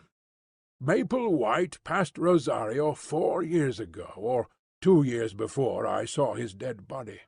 He was not alone at the time, but there was a friend, an American named James Culver, who remained in the boat and did not meet this ecclesiastic. I think, therefore, that there can be no doubt that we are now looking upon the remains of this James Culver." "Nor," said Lord John, "is there much doubt as to how he met his death. He has fallen or been chucked from the top, and so been impaled. How else could he come by his broken bones, and how could he have been stuck through by these canes with their points so high above our heads?" A hush came over us as we stood round these shattered remains and realized the truth of Lord John Roxton's words. The beetling head of the cliff projected over the cane-brake. Undoubtedly he had fallen from above. But had he fallen? Had it been an accident? Already ominous and terrible possibilities began to form round that unknown land. We moved off in silence, and continued to coast round the line of cliffs, which were as even and unbroken as some of those monstrous Antarctic ice-fields which I have seen depicted as stretching from horizon to horizon, and towering high above the mastheads of the exploring vessel. In 5 miles we saw no rift or break, and then, suddenly, we perceived something which filled us with new hope. In a hollow of the rock, protected from rain, there was drawn a rough arrow in chalk, pointing still to the westwards. "Maple White again," said Professor Challenger. "He had some presentiment that worthy footsteps would follow close behind him." "He had chalk, then?" "A box of coloured chalks was among the effects I found in his knapsack. I remember that the white one was worn to a stump." "That is certainly good evidence," said Summerlee. "We can only accept his guidance, and follow on to the westward." We had proceeded some 5 more miles when again we saw a white arrow upon the rocks. It was at a point where the face of the cliff was for the first time split into a narrow cleft. Inside the cleft was a second guidance mark, which pointed right up it, with the tip somewhat elevated, as if the spot indicated were above the level of the ground. It was a solemn place, for the walls were so gigantic, and the slit of blue sky so narrow and so obscured by a double fringe of verdure, that only a dim and shadowy light penetrated to the top. We had had no food for many hours, and were very weary with the stony and irregular journey, but our nerves were too strong to allow us to halt. We ordered the camp to be pitched, however, and leaving the Indians to arrange it, we 4, with the 2 half-breeds, proceeded up the narrow gorge. It was not more than 40 feet across at the mouth, but it rapidly closed until it ended in an acute angle, too straight and smooth for an ascent. Certainly it was not this which our pioneer had attempted to indicate. We made our way back. The whole gorge was not more than 1/4 of a mile deep. And then, suddenly, the quick eyes of Lord John fell upon what we were seeking. High up above our heads, amid the dark shadows, there was one circle of deeper gloom.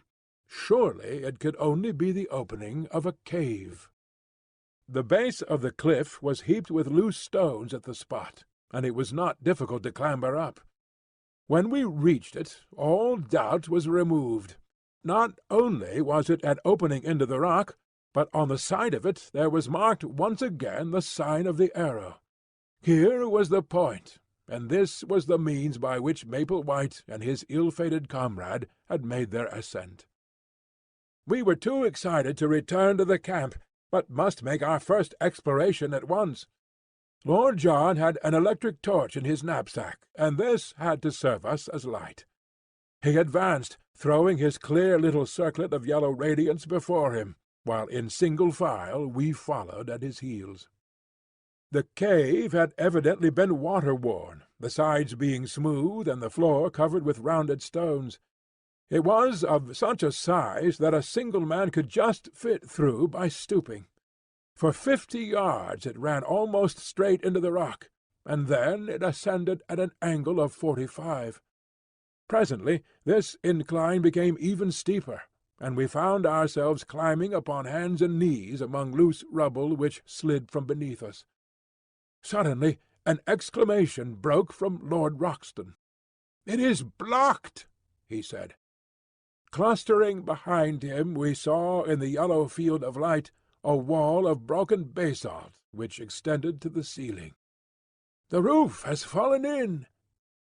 In vain we dragged out some of the pieces. The only effect was that the larger ones became detached, and threatened to roll down the gradient and crush us. It was evident that the obstacle was far beyond any efforts which we could make to remove it. The road by which Maple White had ascended was no longer available. Too much cast down to speak, we stumbled down the dark tunnel and made our way back to the camp. One incident occurred, however, before we left the gorge, which is of importance in view of what came afterwards.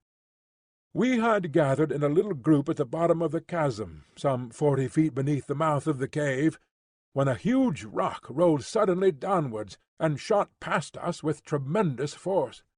It was the narrowest escape for one or all of us. We could not ourselves see whence the rock had come, but our half-breed servants, who were still at the opening of the cave, said it had flown past them, and must therefore have fallen from the summit. Looking upwards, we could see no sign of movement above us amidst the green jungle which topped the cliff. There could be little doubt, however, that the stone was aimed at us. So the incident surely pointed to humanity, and malevolent humanity, upon the plateau. We withdrew hurriedly from the chasm, our minds full of this new development and its bearing upon our plans. The situation was difficult enough before, but if the obstructions of nature were increased by the deliberate opposition of man, then our case was indeed a hopeless one. And yet, as we looked up at that beautiful fringe of verdure only a few hundreds of feet above our heads, there was not one of us who could conceive the idea of returning to London until we had explored it to its depths. On discussing the situation, we determined that our best course was to continue to coast round the plateau in the hope of finding some other means of reaching the top. The line of cliffs, which had decreased considerably in height, had already begun to trend from west to north, and if we could take this as representing the arc of a circle, the whole circumference could not be very great. At the worst, then, we should be back in a few days at our starting point. We made a march that day which totalled some 22 miles, without any change in our prospects. I may mention that our aneroid shows us that in the continual incline which we have ascended since we abandoned our canoes, we have risen to no less than 3,000 feet above sea level. Hence there is a considerable change both in the temperature and in the vegetation. We have shaken off some of that horrible insect life which is the bane of tropical travel. A few palms still survive, and many tree ferns, but the Amazonian trees have been all left behind. It was pleasant to see the convolvulus, the passion-flower, and the begonia, all reminding me of home, here among these inhospitable rocks. There was a red begonia just the same colour as one that is kept in a pot in the window of a certain villa in Streatham. But I am drifting into private reminiscence. That night, I am still speaking of the first day of our circumnavigation of the plateau, a great experience awaited us, and one which forever set at rest any doubts which we could have had as to the wonders so near us. You will realize as you read it, my dear Mr. McArdle, and possibly for the first time, that the paper has not sent me on a wild-goose chase, and that there is inconceivably fine copy waiting for the world whenever we have the Professor's leave to make use of it. I shall not dare to publish these articles unless I can bring back my proofs to England, or I shall be hailed as the journalistic Munchausen of all time. I have no doubt that you feel the same way yourself, and that you would not care to stake the whole credit of the Gazette upon this adventure until we can meet the chorus of criticism and scepticism which such articles must of necessity elicit. So this wonderful incident, which would make such a headline for the old paper, must still wait its turn in the editorial drawer. And yet it was all over in a flash, and there was no sequel to it, save in our own convictions. What occurred was this. Lord John had shot an ahouti, which is a small pig-like animal, and half of it being given to the Indians, we were cooking the other half upon our fire. There is a chill in the air after dark, and we had all drawn close to the blaze. The night was moonless, but there were some stars, and one could see a little distance across the plain. Well, suddenly, out of the darkness, out of the night, there swooped something with a swish like an aeroplane. The whole group of us were covered for an instant by a canopy of leathery wings, and I had a momentary vision of a long snake-like neck, a fierce red greedy eye, and a great snapping beak, filled, to my amazement, with little gleaming teeth. The next instant it was gone, and so was our dinner. A huge black shadow, 20 feet across, skimmed up into the air, and for an instant the monster wings blotted out the stars, and then it vanished over the brow of the cliff above us. We all sat in amazed silence round the fire, like the heroes of Virgil when the harpies come down upon them. It was Summerlee who was the first to speak. "Professor Challenger," said he, in a solemn voice which quavered with emotion, "I owe you an apology. Sir, I am very much in the wrong, and I beg that you will forget what is past." It was handsomely said, and the two men for the first time shook hands. So much we have gained by this clear vision of our first pterodactyl.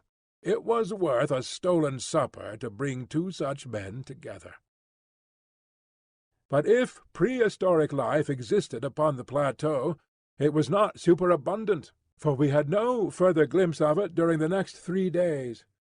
During this time we traversed a barren and forbidding country, which alternated between stony desert and desolate marshes full of many wildfowl, upon the north and east of the cliffs.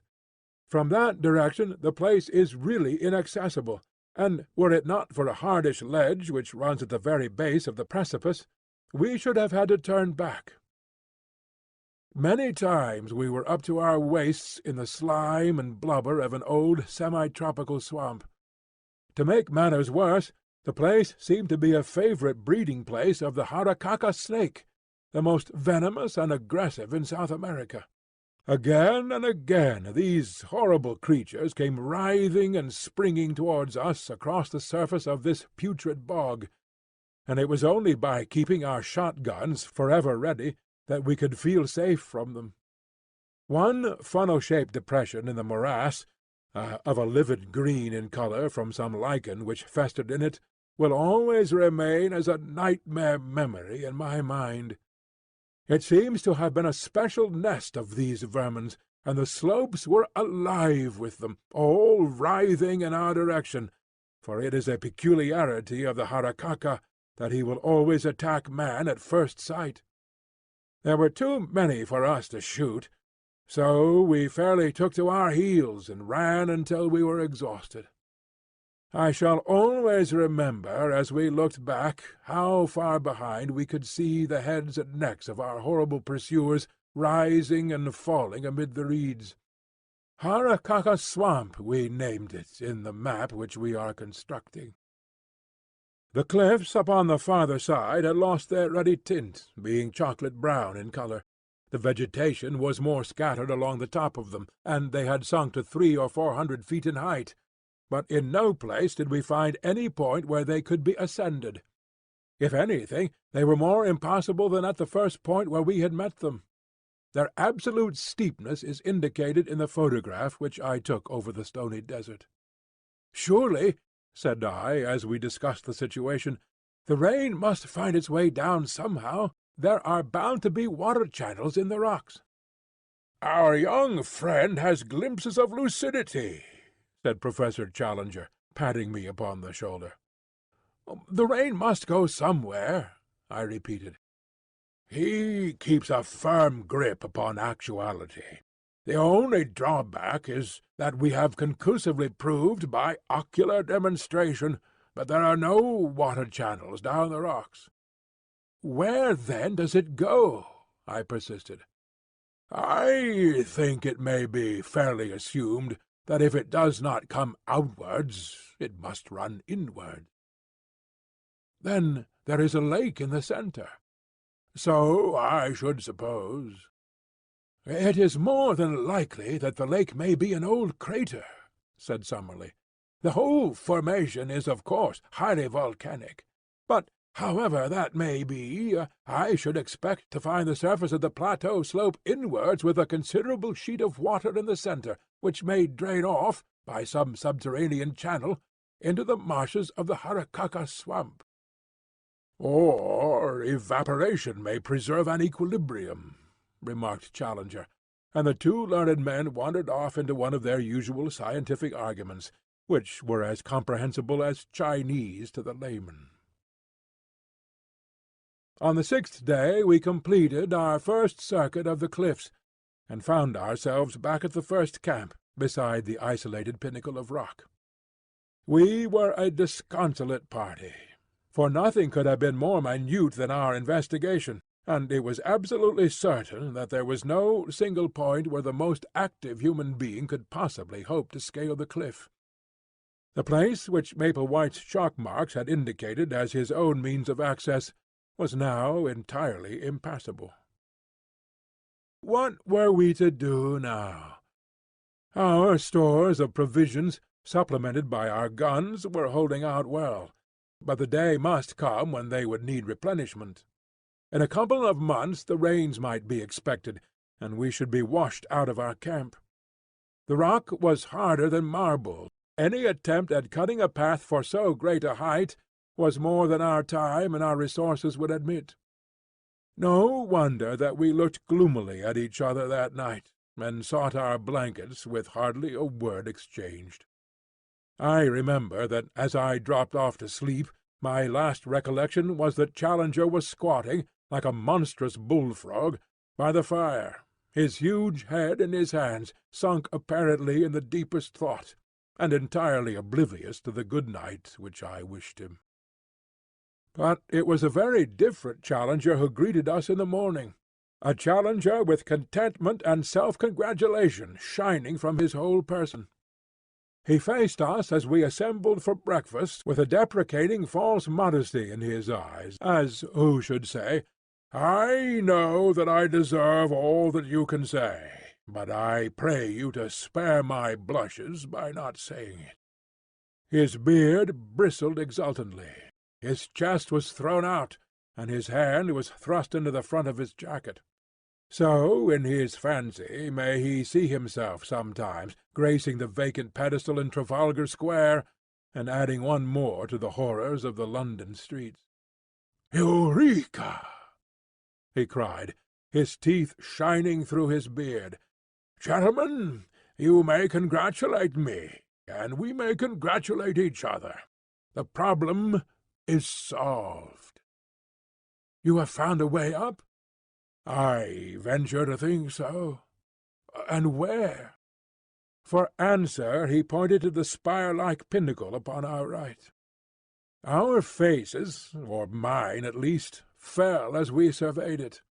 That it could be climbed we had our companion's assurance, but a horrible abyss lay between it and the plateau. "We can never get across," I gasped. "We can at least all reach the summit," said he. "When we are up, I may be able to show you that the resources of an inventive mind are not yet exhausted." After breakfast we unpacked the bundle in which our leader had brought his climbing accessories.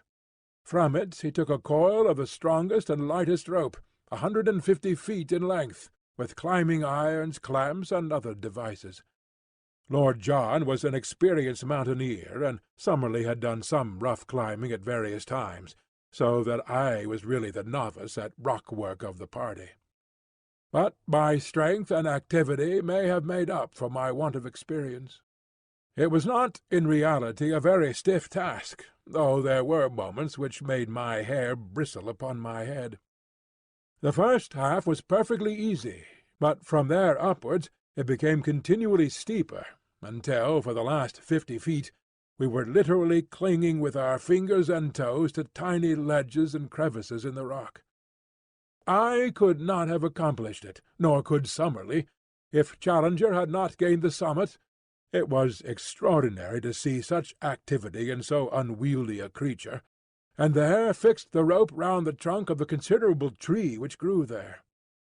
With this as our support, we were soon able to scramble up the jagged wall until we found ourselves upon the small grassy platform, some 25 feet each way, which formed the summit. The first impression which I received when I recovered my breath was of the extraordinary view over the country which we had traversed.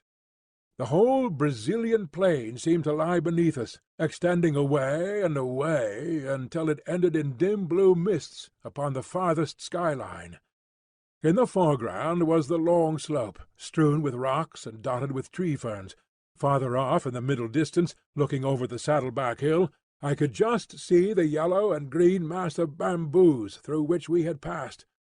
And then, gradually, the vegetation increased until it formed the huge forest which extended as far as the eyes could reach, and for a good 2,000 miles beyond. I was still drinking in this wonderful panorama when the heavy hand of the professor fell upon my shoulder. "This way, my young friend," said he. "Vestigia nulla retrorsum. Never look rearwards, but always to your glorious goal."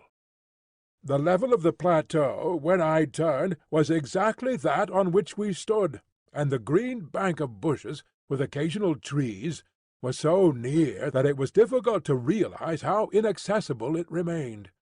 At a rough guess the gulf was 40 feet across, but so far as I could see, it might as well have been 40 miles.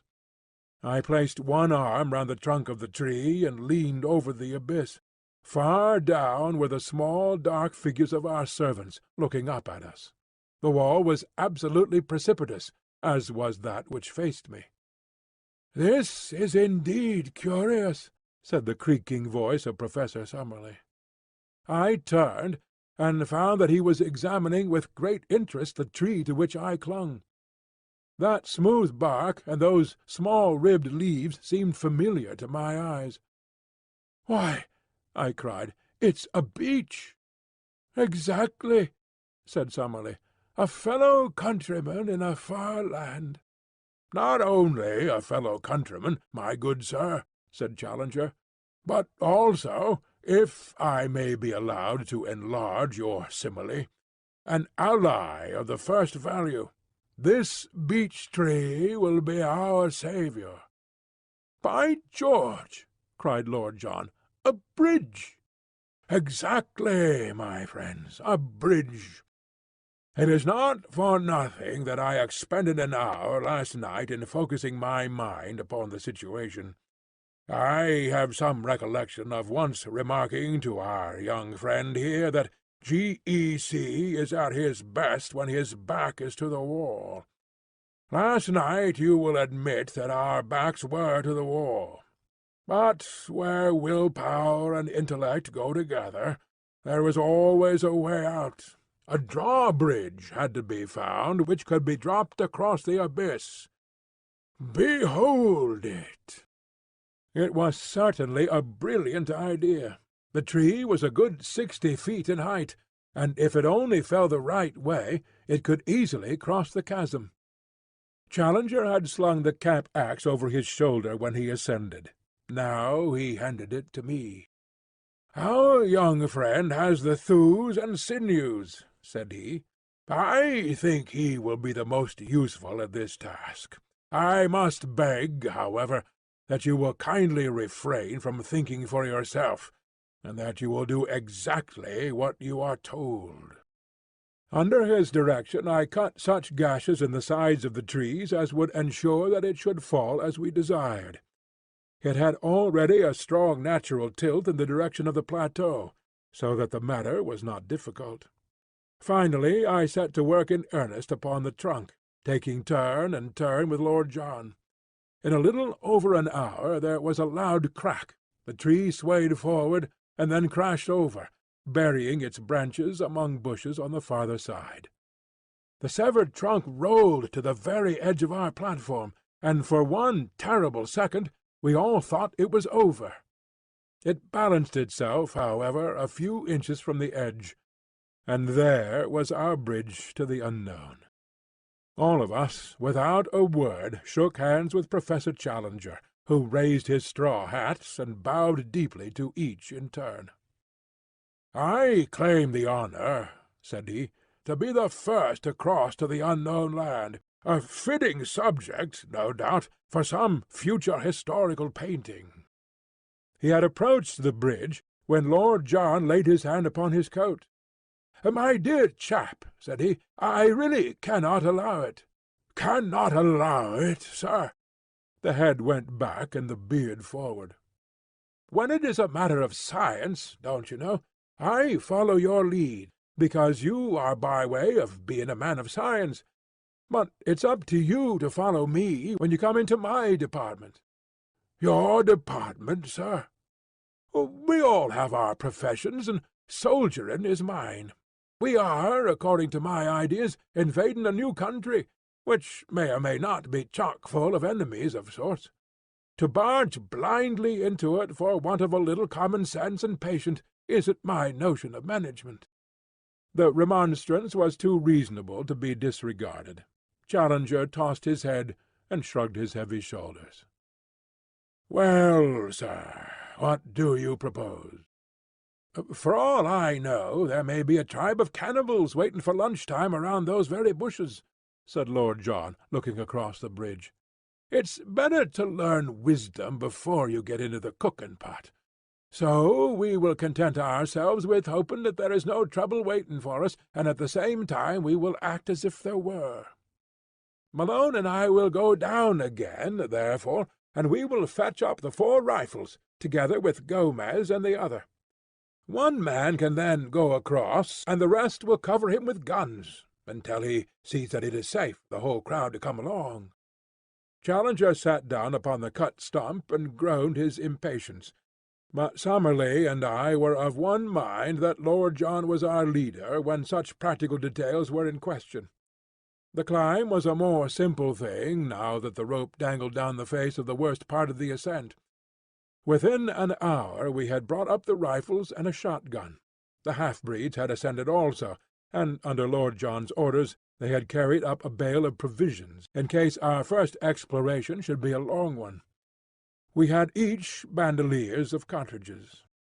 "Now, Challenger, if you really insist upon being the first man in," said Lord John, when every preparation was complete. "I am much indebted to you for your gracious permission," said the angry professor, for never was a man so intolerant of every form of authority. "Since you are good enough to allow it, I shall most certainly take it upon myself to act as pioneer upon this occasion."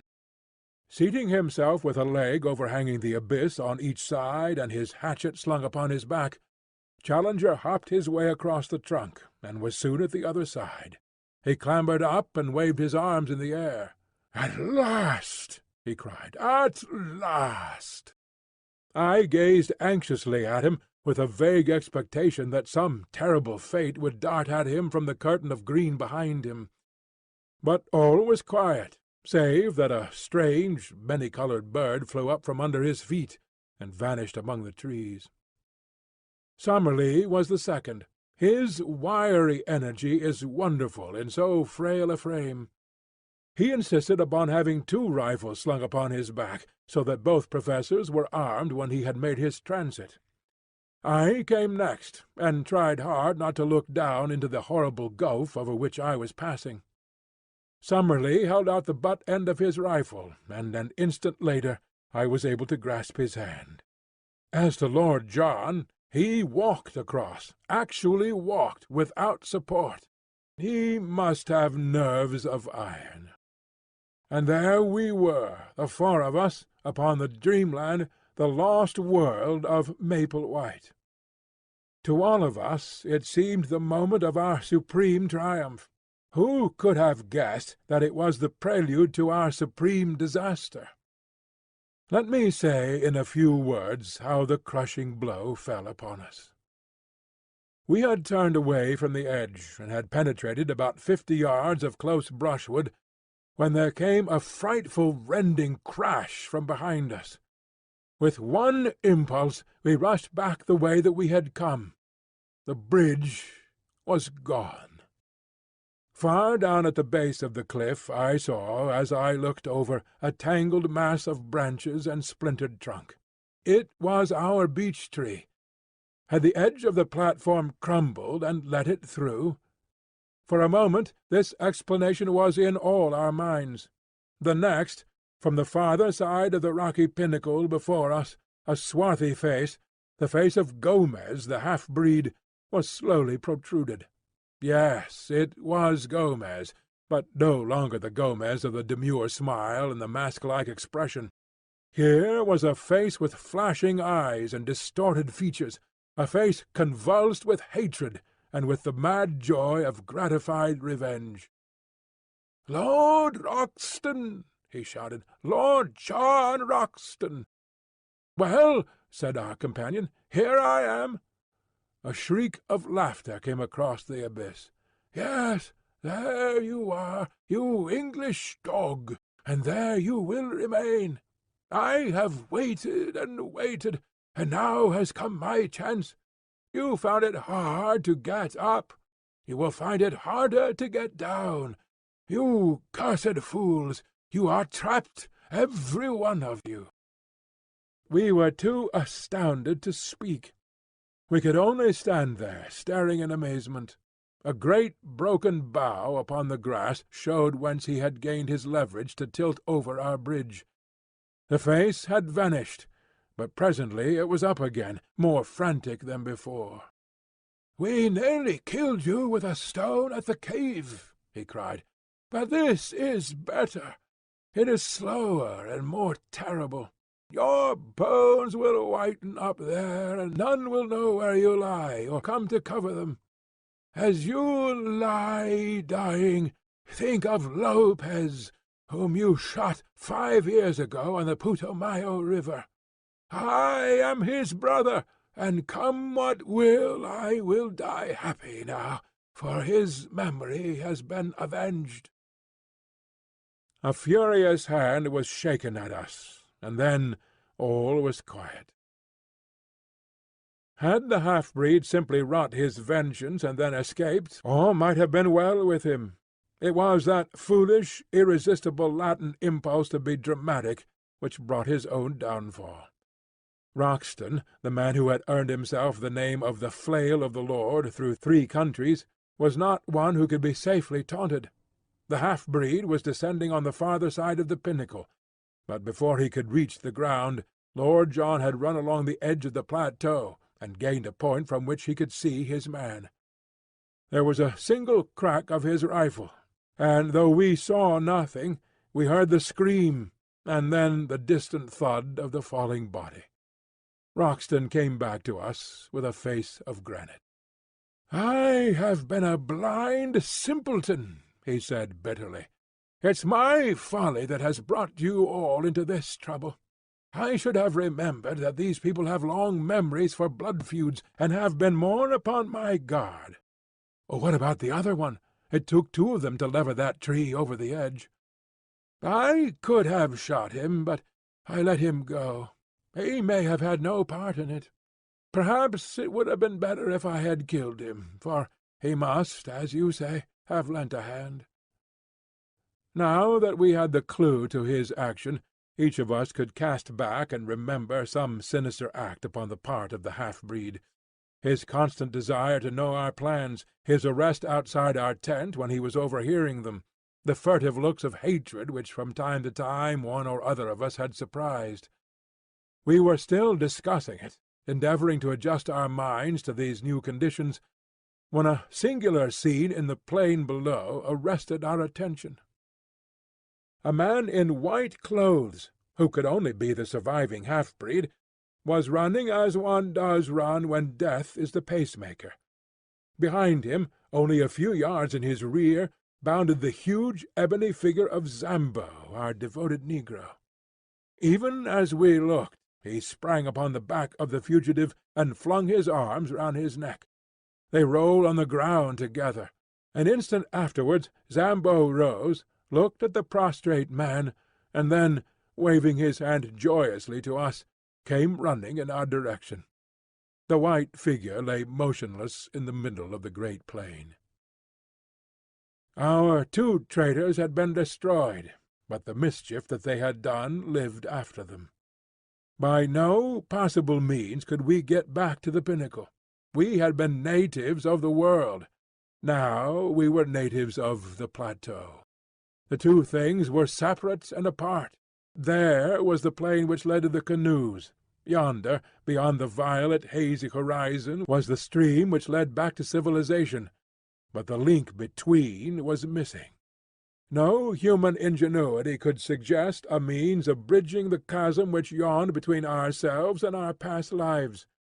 One instant had altered the whole conditions of our existence. It was at such a moment that I learned the stuff of which my 3 comrades were composed. They were grave, it is true, and thoughtful, but of an invincible serenity. For the moment we could only sit among the bushes in patience and wait the coming of Zambo. Presently his honest black face topped the rocks, and his Herculean figure emerged upon the top of the pinnacle. "What I do now?" he cried. "You tell me, and I do it." It was a question which it was easier to ask than to answer. One thing only was clear. He was our one trusty link with the outside world. On no account must he leave us. "No, no," he cried, "I not leave you. Whatever come, you always find me here. But no able to keep Indians. Already they say too much Curupuri live on this place, and they go home.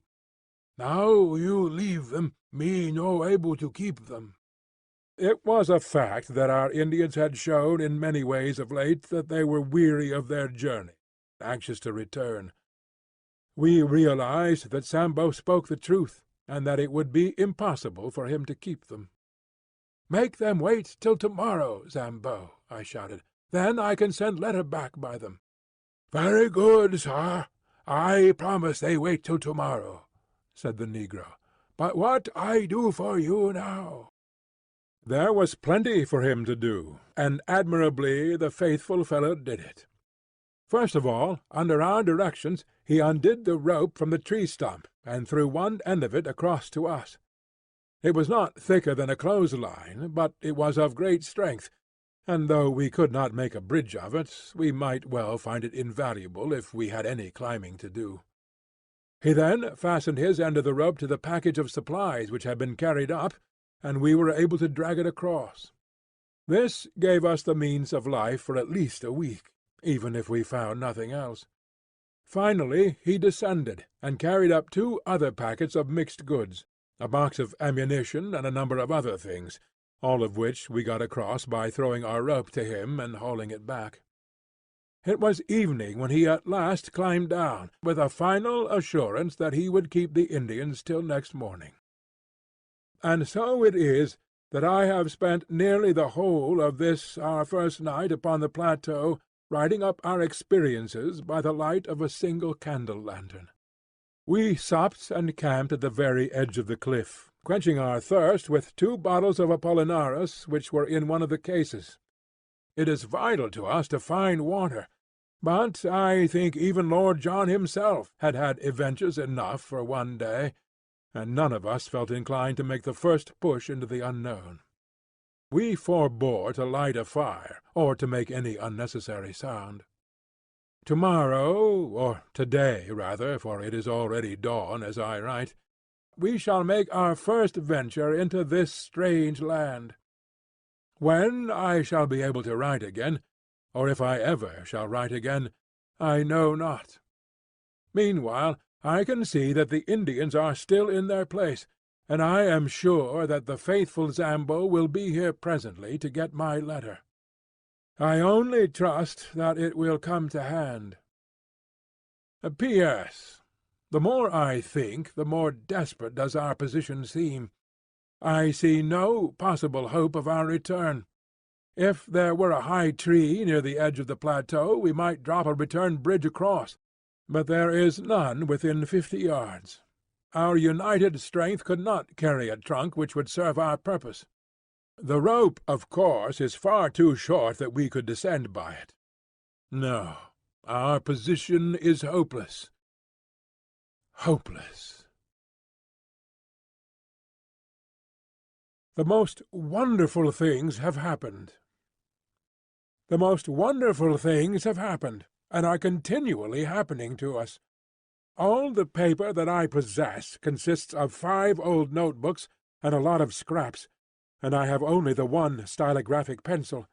But so long as I can move my hand, I will continue to set down our experiences and impressions, for since we are the only men of the whole human race to see such things, it is of enormous importance that I should record them whilst they are fresh in my memory, and before that fate which seems to be constantly impeding does actually overtake us.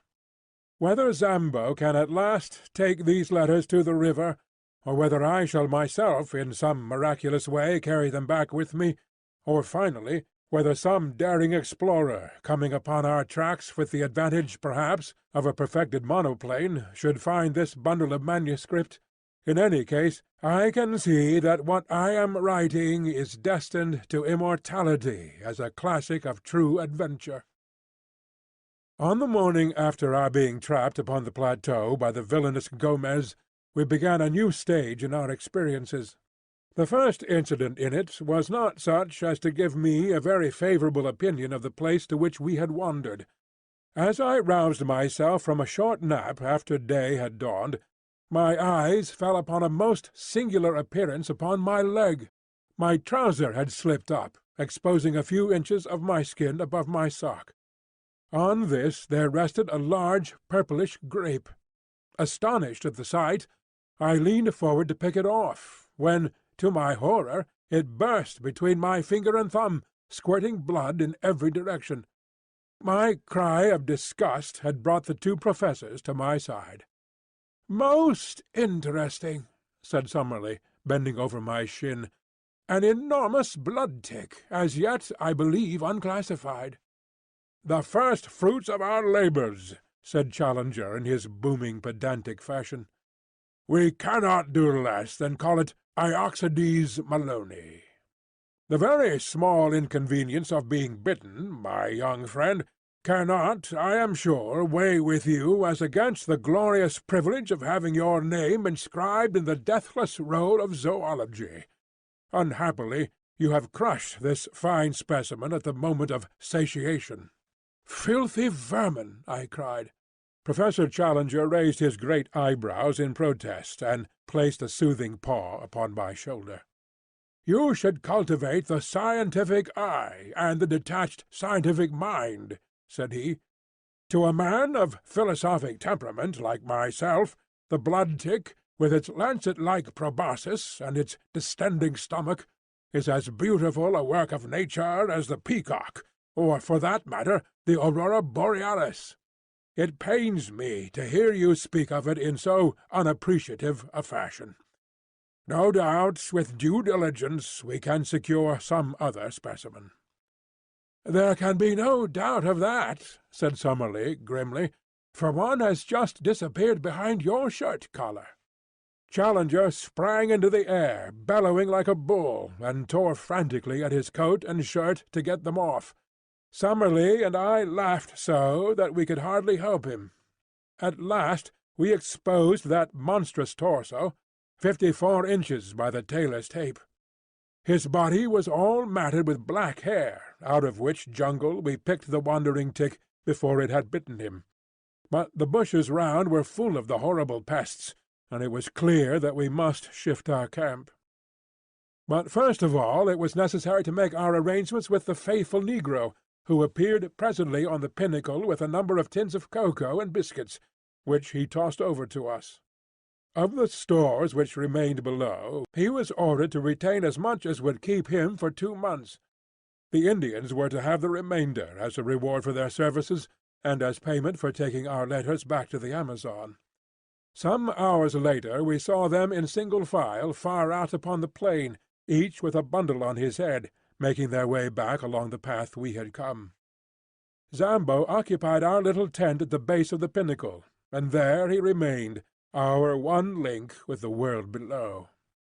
And now we had to decide upon our immediate movements. We shifted our position from among the tick-laden bushes until we came to a small clearing, thickly surrounded by trees upon all sides.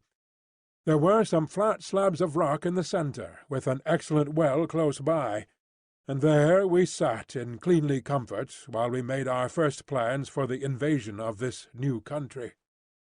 Birds were calling among the foliage, especially one with a peculiar whooping cry which was new to us, but beyond these sounds there were no signs of life. Our first care was to make some sort of list of our own stores, so that we might know which we had to rely upon. What with the things we had ourselves brought up and those which Zambo had sent across on the rope, we were fairly well supplied. Most important of all, in view of the dangers which might surround us, we had our 4 rifles and 1,300 rounds, also a shotgun, but not more than 150 medium-pellet cartridges.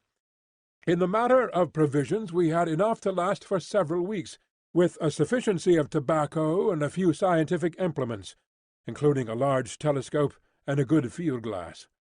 All these things we collected together in the clearing, and, as a first precaution, we cut down with our hatchet and knives a number of thorny bushes, which we piled round in a circle some 15 yards in diameter. This was to be our headquarters for the time, our place of refuge against sudden danger, and the guard-house for our stores. Fort Challenger, we called it. It was midday before we had made ourselves secure, but the heat was not oppressive, and the general character of the plateau, both in its temperature and its vegetation, was almost temperate. The beech, the oak, and even the birch were to be found among the tangle of trees which girt us in. One huge ginkgo tree, topping all the others, shot its great limbs and maidenhair foliage over the fort, which we had constructed. In its shade we continued our discussion, while Lord John, who had quickly taken command in the hour of action, gave us his views. "So long as neither man nor beast has seen or heard us, we are safe," said he. "From the time they know we are here, our troubles begin. There are no signs that they have found us out as yet, So our game surely is to lie low for a time and spy out the land. We want to have a good look at our neighbors before we get on visiting terms." "But we must advance," I ventured to remark. "By all means, Sonny my boy, we will advance, but with common sense. We must never go so far that we can't get back to our base. Above all, we must never, unless it is life or death, fire off our guns." "But you fired yesterday," said Summerlee. "Well, it couldn't be helped. However, the wind was strong and blew outwards. It is not likely that the sound could have travelled far into the plateau. By the way, what shall we call this place? I suppose it is up to us to give it a name." There were several suggestions, more or less happy, but Challenger's was final. "It can only have one name," said he. "It is called after the pioneer who discovered it. It is Maple White Land." Maple White Land it became, and so it is named in that chart which has become my special task. So it will, I trust, appear in the Atlas of the Future. The peaceful penetration of Maple White Land was the pressing subject before us. We had the evidence of our own eyes that the place was inhabited by some unknown creatures, and there was that of Maple White's sketch-book to show that more dreadful and more dangerous monsters might still appear, that there might also prove to be human occupants, and that they were of a malevolent character was suggested by the skeleton impaled upon the bamboos, which could not have got there had it not been dropped from above. Our situation, stranded without possibility of escape in such a land, was clearly full of danger, and our reasons endorsed every measure of caution which Lord John's experience could suggest. Yet it was surely impossible that we should halt on the edge of this world of mystery when our very souls were tingling with impatience to push forward and to pluck the heart from it. We therefore blocked the entrance to our sareba by filling it up with several thorny bushes, and left our camp with the stores entirely surrounded by this protecting hedge. We then slowly and cautiously set forth into the unknown, following the course of the little stream which flowed from our spring, as it should also serve as a guide on our return. Hardly had we started when we came across signs that there were indeed wonders awaiting us. After a few hundred yards of thick forest, containing many trees which were quite unknown to me, but which Summerlee, who was the botanist of the party, recognized as forms of conifera and cycadaceous plants which have long passed away in the world below, we entered a region where the stream widened out and formed a considerable bog. High reeds of a peculiar type grew thickly before us, which were pronounced to be equisitacea, or mare's tails, with tree-ferns scattered amongst them, all of them swaying in a brisk wind. Suddenly Lord John, who was walking first, halted with uplifted hand. "Look at this," said he. "By George, this must be the trail of the father of all birds." An enormous three-toed track was imprinted in the soft mud before us. The creature, whatever it was, had crossed the swamp and passed on into the forest. We all stopped to examine that monstrous spoor. If it were indeed a bird, and what animal could leave such a mark, its foot was so much larger than an ostrich's that its height upon the same scale must be enormous. Lord John looked eagerly round him, and slipped 2 cartridges into his elephant gun. "I'll stake my good name as a shikaree," said he, "that the track is a fresh one. The creature has not passed 10 minutes. Look how the water is still oozing into that deeper print. By Jove! See, here is the mark of a little one." Sure enough, smaller tracks of the same general form were running parallel to the large ones. "But what do you make of this?"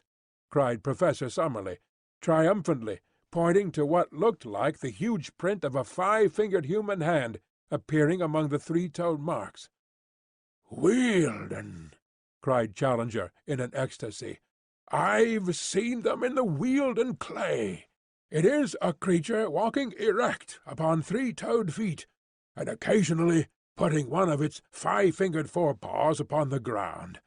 Not a bird, my dear Roxton, not a bird. A beast? No, a reptile. A dinosaur. Nothing else could have left such a track. They puzzled a worthy Sussex doctor some 90 years ago, but who in the world could have hoped to have seen a sight like that? His words died away into a whisper, and we all stood in motionless amazement. Following the tracks, we left the morass and passed through a screen of brushwood and trees.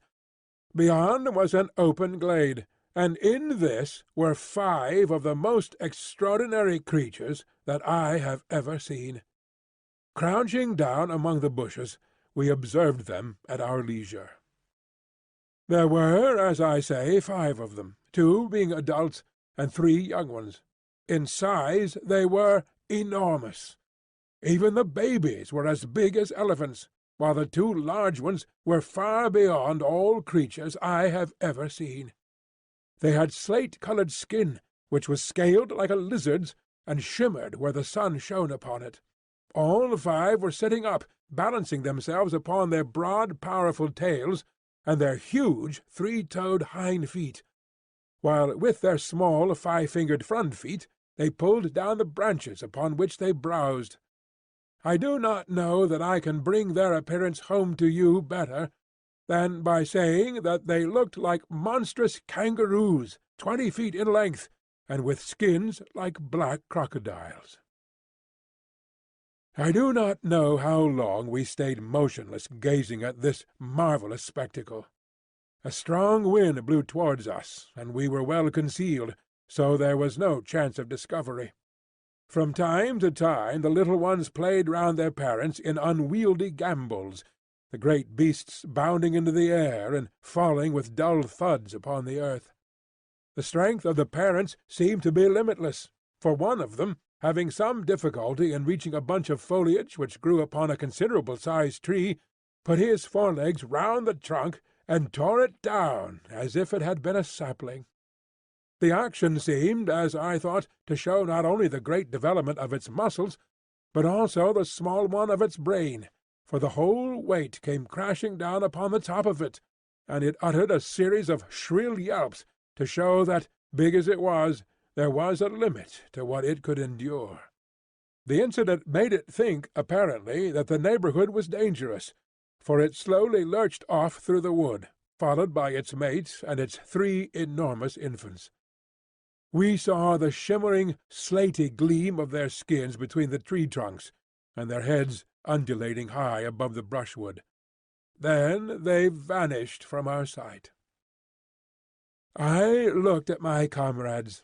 Lord John was standing at gaze with his finger on the trigger of his elephant gun, his eager hunter's soul shining from his fierce eyes. What would he not give for one such head to place between the 2 crossed oars above the mantelpiece in his snuggery at the Albany? And yet his reason held him in, for all our exploration of the wonders of this unknown land depended upon our presence being concealed from its inhabitants. The 2 professors were in silent ecstasy. In their excitement they had unconsciously seized each other by the hand, and stood like 2 little children in the presence of a marvel. Challenger's cheeks bunched up into a seraphic smile, and Summerlee's sardonic face softening for the moment into wonder and reverence. "Nunc dimittis," he cried at last. "What will they say in England of this?" "My dear Summerlee, I will tell you with great confidence exactly what they will say in England," said Challenger. "They will say that you are an infernal liar and a scientific charlatan, exactly as you and others said of me." "In the face of photographs?" "Faked, Summerlee, clumsily faked." "In the face of specimens?" "Ah, there we may have them. Malone and his filthy Fleet Street crew may be all yelping our praises yet. August the 28th. the day we saw 5 live iguanodons in a glade of maple-white land. Put it down in your diary, my young friend, and send it to your rag. And be ready to get the toe end of the editorial boot in return," said Lord John. "Things look a bit different from the latitude of London, young fellow my lad. There's many a man who never tells his adventures, for he can't hope to be believed. Well, who's to blame them? For this will seem a bit of a dream to ourselves in a month or two. What did you say they were?" "Iguanodons," said Summerlee. "You'll find their footmarks all over the Hastings sands, in Kent and in Sussex. The south of England was alive with them when there was plenty of good lush green stuff to keep them going. Conditions have changed, and the beasts died. Here it seems that the conditions have not changed, and the beasts have lived.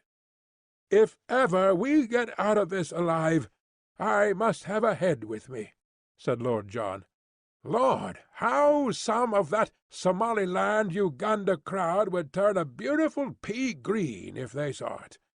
I don't know what you chaps think, but it strikes me that we are on mighty thin ice all this time." I had the same feeling of mystery and danger around us. In the gloom of the trees there seemed a constant menace, and as we looked up into their shadowy foliage, vague terrors crept into one's heart. It is true that these monstrous creatures which we had seen were lumbering, inoffensive brutes, which were unlikely to hurt anyone. But in this world of wonders what other survivals might there not be? What fierce, active horrors ready to pounce upon us from their lair among the rocks or brushwood? I knew little of prehistoric life, but I had a clear remembrance of one book which I had read, in which it spoke of creatures who would live upon our lions and tigers as a cat lives upon mice. What if these also were to be found in the woods of Maple-White Land? It was destined that on this very morning, our first in the new country, we were to find out what strange hazards lay around us. It was a loathsome adventure, and one of which I hate to think. If, as Lord John said, the glade of the iguanodons will remain with us as a dream, then surely the swamp of the pterodactyls will forever be our nightmare. Let me set down exactly what occurred. We passed very slowly through the woods, partly because Lord Roxton acted as scout before he would let us advance, and partly because at every second step one or other of our professors would fall, with a cry of wonder, before some flower or insect which presented him with a new type.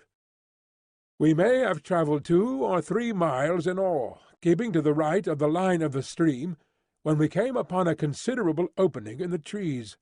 A belt of brushwood led up to a tangle of rocks. The whole plateau was strewn with boulders. We were walking slowly towards these rocks, among bushes which reached over our waists, when we became aware of a strange, low, gabbling and whistling sound, which filled the air with a constant clamour, and appeared to come from some spot immediately before us. Lord John held up his hand as a signal for us to stop, and he made his way swiftly, stooping and running, to the line of rocks. We saw him peep over them and give a gesture of amazement. Then he stood staring, as if forgetting us, so utterly entranced was he by what he saw. Finally he waved us to come on, holding up his hand as a signal for caution. His whole bearing made me feel that something wonderful but dangerous lay before us. Creeping to his side, we looked over the rocks. The place into which we gazed was a pit, and may, in the early days, have been one of the smaller volcanic blow-holes of the plateau. It was bowl-shaped, and at the bottom, some hundreds of yards from where we lay, were pools of green-scummed, stagnant water, fringed with bulrushes. It was a weird place in itself, but its occupants made it seem like a scene from the 7 Circles of Dante. The place was a rookery of pterodactyls. There were hundreds of them congregated within view. All the bottom area round the water edge was alive with their young ones, and with hideous mothers brooding upon their leathery yellowish eggs. From this crawling, flapping mass of obscene reptilian life came the shocking clamour which filled the air, and the mephitic, horrible, musty odour which turned us sick. But above, perched each upon its own stone, tall, grey, and withered, more like dead and dried specimens than actual living creatures, sat the horrible males, absolutely motionless, save for the rolling of their red eyes or an occasional snap of their rat-trap beaks as a dragon-fly went past them. Their huge membranous wings were closed by folding their forearms, so that they sat like gigantic old women, wrapped in hideous web-coloured shawls, and with their ferocious heads protruding above them. Large and small, not less than 1,000 of these filthy creatures lay in the hollow before us. Our professors would gladly have stayed there all day, so entranced were they by this opportunity of studying the life of a prehistoric age. They pointed out the fish and dead birds lying about among the rocks as proving the nature of the food of these creatures, and I heard them congratulating each other on having cleared up the point why the bones of this flying dragon were found in such great numbers in certain well-defined areas, as in the Cambridge green sand, since it was now seen that, like penguins, they lived in gregarious fashion. Finally, however, Challenger, bent upon proving some point which Summerlee had contested, thrust his head over the rock, and nearly brought destruction upon us all. In an instant the nearest male gave a shrill whistling cry, and flapped its 20-foot span of leathery wings as it soared up into the air. The females and the young ones huddled together beside the water, while the whole circle of sentinels rose one after the other, and sailed off into the sky. It was a wondrous sight to see at least 100 creatures of such enormous size and hideous appearance all swooping like swallows with swift shearing wing-strokes above us. But soon we realized that it was not one on which we could afford to linger. At first the great brutes flew round in a huge ring, as if to make sure what the exact extent of the danger might be. Then the flight grew lower, and the circle narrower, until they were whizzing round and round us, the dry rustling flap of their huge slate-coloured wings filling the air with a volume of sound that made me think of Hendon Aerodrome upon a race day. "Make for the wood, and keep together!" cried Lord John, clubbing his rifle. "The brutes mean mischief." The moment we attempted to retreat, the circle closed in upon us, until the tips of the wings of those nearest to us nearly touched our faces. We beat at them with the stocks of our guns, but there was nothing solid or vulnerable to strike. Then, suddenly, out of the whizzing, slate-coloured circle a long neck shot out, and a fierce beak made a thrust at us. Another and another followed. Summerlee gave a cry and put his hand to his face, from which the blood was streaming. I felt a prod at the back of my neck, and turned dizzy with shock. Challenger fell, and as I stooped to pick him up, I was again struck from behind, and dropped on the top of him. At the same instant I heard the crash of Lord John's elephant gun, and looking up, saw one of the creatures with a broken wing, struggling upon the ground, spitting and gurgling at us, with a wide-opened beak and blood-shot goggled eyes, like some devil in a medieval picture. Its comrades had flown higher at the sudden sound, and were circling above our heads. "Now!" cried Lord John. "Now for our lives!" We staggered through the brushwood, and even as we reached the trees the harpies were on us again. Summerlee was knocked down, but we tore him up and rushed among the trunks. Once there we were safe, for those huge wings had no space for their sweep beneath the branches. As we limped homewards, sadly mauled and discomfited, we saw them for a long time flying at a great height against the deep blue sky above our heads, soaring round and round, no bigger than wood-pigeons, with their eyes no doubt still following our progress. At last, however, as we reached the thicker woods, they gave up the chase, and we saw them no more. "A most interesting and convincing experience," said Challenger, as we halted beside the brook, and he bathed the swollen knee. "We are exceptionally well informed, Summerlee, as to the habits of the enraged pterodactyl." Summerlee was wiping the blood from a cut in his forehead, while I was tying up a nasty stab in the muscle of the neck. Lord John had the shoulder of his coat torn away, but the creature's teeth had only grazed the flesh. "It is worth noting," Challenger continued, "that our young friend has received an undoubted stab, while Lord John's coat could only have been torn by a bite. In my own case I was beaten about the head by their wings, so we have had a remarkable exhibition of their various methods of offence." "It has been touch and go for our lives," said Lord John gravely, "and I could not think of a more rotten sort of death than to be outed by such filthy vermin. I was sorry to fire my rifle, but by Jove, there was no great choice." "We should not be here if you hadn't," said I with conviction. "It may do no harm," said he. "Among these woods there must be many loud cracks from splitting or falling trees which would be just like the sound of a gun. But now, if you are of my opinion, we have had thrills enough for one day, and had best get back to the surgical box at the camp for some carbolic.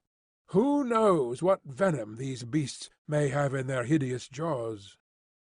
But surely no man ever had just such a day since the world began. Some fresh surprise was ever in store for us. When, following the course of our brook, we at last reached our glade and saw the thorny barricade of our camp, we thought that our adventures were at an end. But we had something more to think of before we could rest. The gate of Fort Challenger had been untouched, the walls were unbroken, and yet it had been visited by some strange and powerful creature in our absence. No footmark showed a trace of its nature, and only the overhanging branch of the enormous ginkgo tree suggested how it might have come and gone. But of its malevolent strength there was ample evidence in the condition of our stores. They were strewn at random all over the ground, and one tin of meat had been crushed into pieces so as to extract the contents. A case of cartridges had been shattered into matchwood, and one of the brass shells lay shredded into pieces beside it. Again the feeling of vague horror came upon our souls, and we gazed round with frightened eyes at the dark shadows which lay around us, in all of which some fearful shape might be lurking.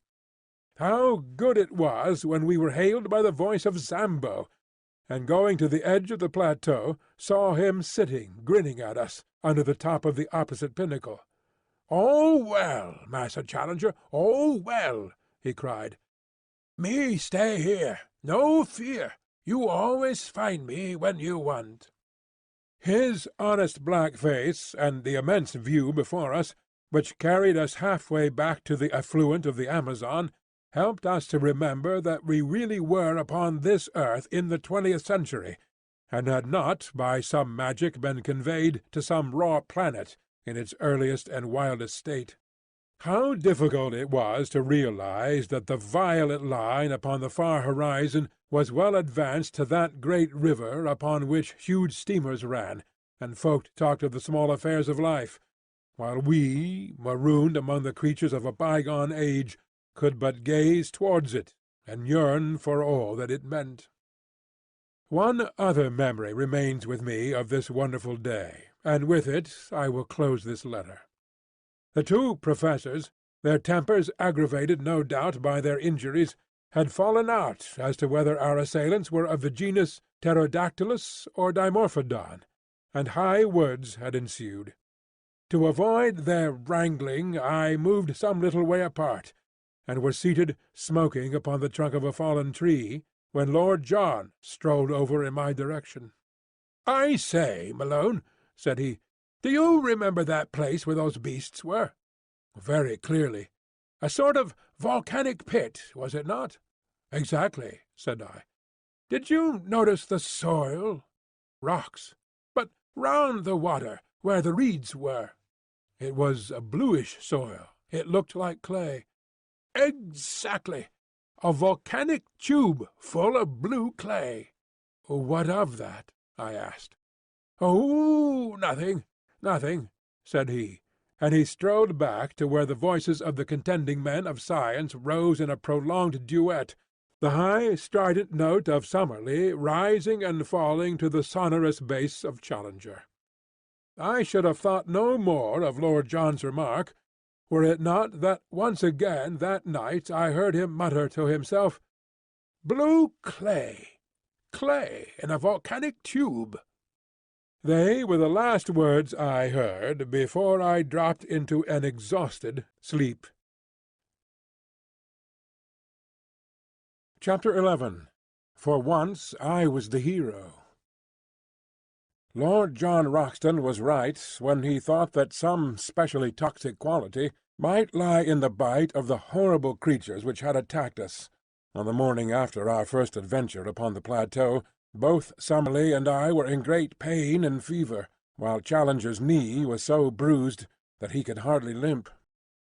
We kept to our camp all day, therefore, Lord John busying himself, with such help as we could give him, in raising the height and thickness of the thorny walls which were our only defence. I remember that during the whole long day I was haunted by the feeling that we were closely observed, though by whom or whence I could give no guess. So strong was the impression that I told Professor Challenger of it, who put it down to the cerebral excitement caused by my fever. Again and again I glanced round swiftly, with the conviction that I was about to see something, but only to meet the dark tangle of our hedge, or the solemn and cavernous gloom of the great trees which arched above our heads. And yet the feeling grew ever stronger in my own mind that something observant and something malevolent was at our very elbow. I thought of the Indian superstition of the Kurupuri, the dreadful lurking spirit of the woods, and I could have imagined that his terrible presence haunted those who had invaded his most remote and sacred retreat. That night, our third in Maple White Land, we had an experience which left a fearful impression upon our minds, and made us thankful that Lord John had worked so hard in making our retreat impregnable.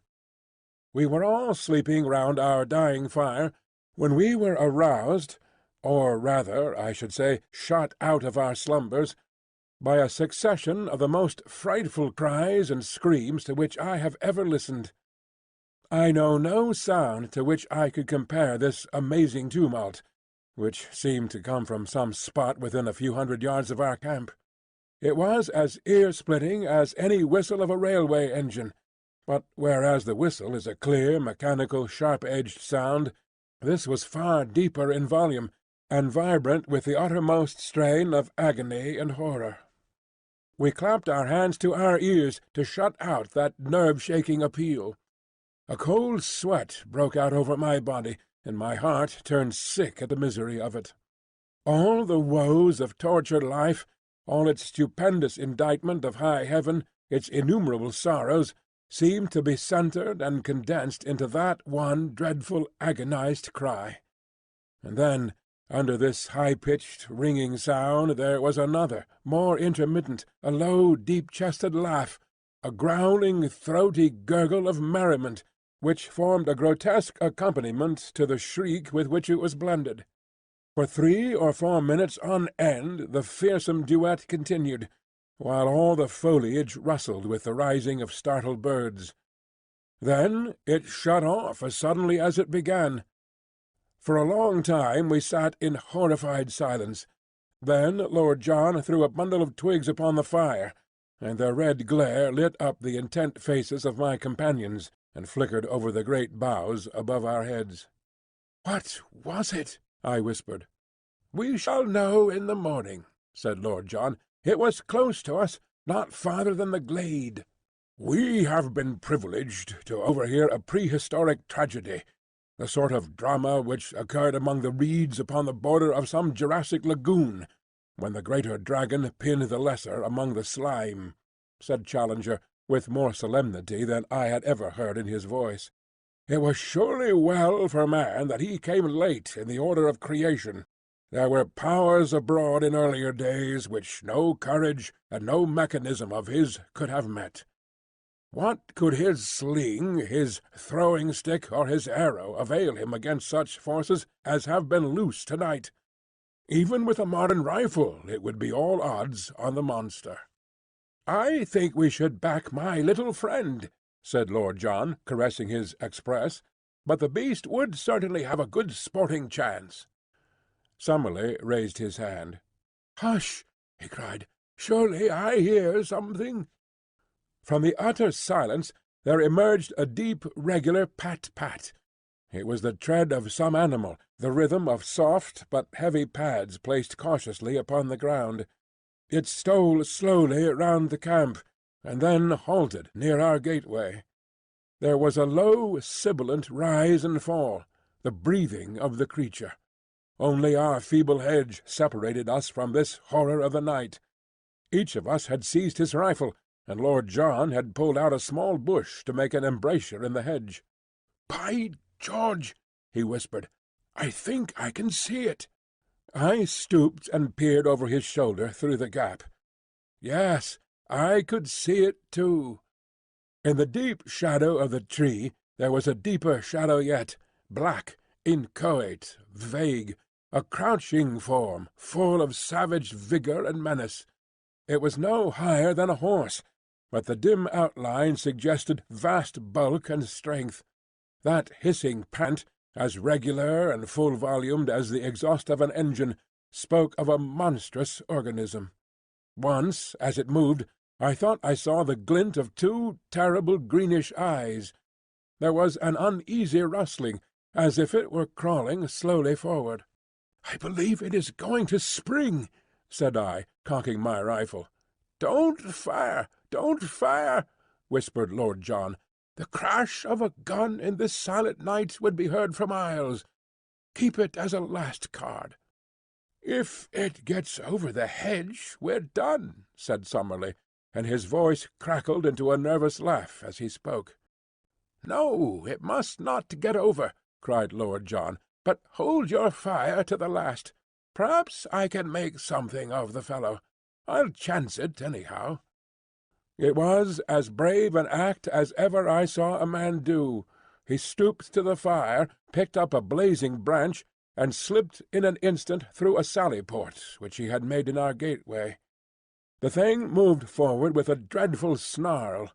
Lord John never hesitated, but running towards it with a quick light step, he dashed the flaming wood into the brute's face. For one moment I had a vision of a horrible mask like a giant toad's, of a warty, leprous skin, and a loose mouth all beslobbered with fresh blood. The next there was a crash in the underwood, and our dreadful visitor was gone. "I thought he wouldn't face the fire," said Lord John, laughing, as he came back and threw his branch among the faggots. "You should not have taken such a risk," we all cried. "There was nothing else to be done. If he had got among us, we should have shot each other in trying to down him. On the other hand, if we had fired through the hedge and wounded him, he would soon have been on the top of us, to say nothing of giving ourselves away. On the whole, I think that we are jolly well out of it. What was he, then?" Our learned men looked at each other with some hesitation. "Personally, I am unable to classify the creature with any certainty," said Summerlee, lighting his pipe from the fire. "In refusing to commit yourself, you are but showing a proper scientific reserve," said Challenger, with massive condescension. "I am not myself prepared to go farther than to say, in general terms, that we have almost certainly been in contact to-night with some form of carnivorous dinosaur. I have already expressed my anticipation that something of the sort might exist upon this plateau." "We have to bear in mind," remarked Summerlee, that there are many prehistoric forms which have never come down to us. It would be rash to suppose that we can give a name to all that we are likely to meet." "Exactly. A rough classification may be the best that we can attempt. Tomorrow some further evidence may help us to an identification. Meantime, we can only renew our interrupted slumbers." "But not without a sentinel," said Lord John with decision. "We can't afford to take chances in a country like this. 2 hour spells in the future for each of us." "Then I'll just finish my pipe in starting the first one," said Professor Summerlee, and from that time onwards we never trusted ourselves again without a watchman. In the morning it was not long before we discovered the source of the hideous uproar which had aroused us in the night. The Adonagwan glade was the scene of a horrible butchery. From the pools of blood and the enormous lumps of flesh scattered in every direction over the green sward, we imagined at first that a number of animals had been killed, but on examining the remains more closely, we discovered that all this carnage came from one of those unwieldy monsters, which had been literally torn to pieces by some creature not larger, perhaps, but far more ferocious than itself. Our two professors sat in absorbed argument, examining piece after piece, which showed the marks of savage teeth and of enormous claws. "Our judgment must still be in abeyance," said Professor Challenger, with a huge slab of whitish-coloured flesh across his knee. "The indications would be consistent with the presence of a saber-toothed tiger, such as are still found among the breccia of our caverns. But the creature actually seen was undoubtedly of a larger and more reptilian character.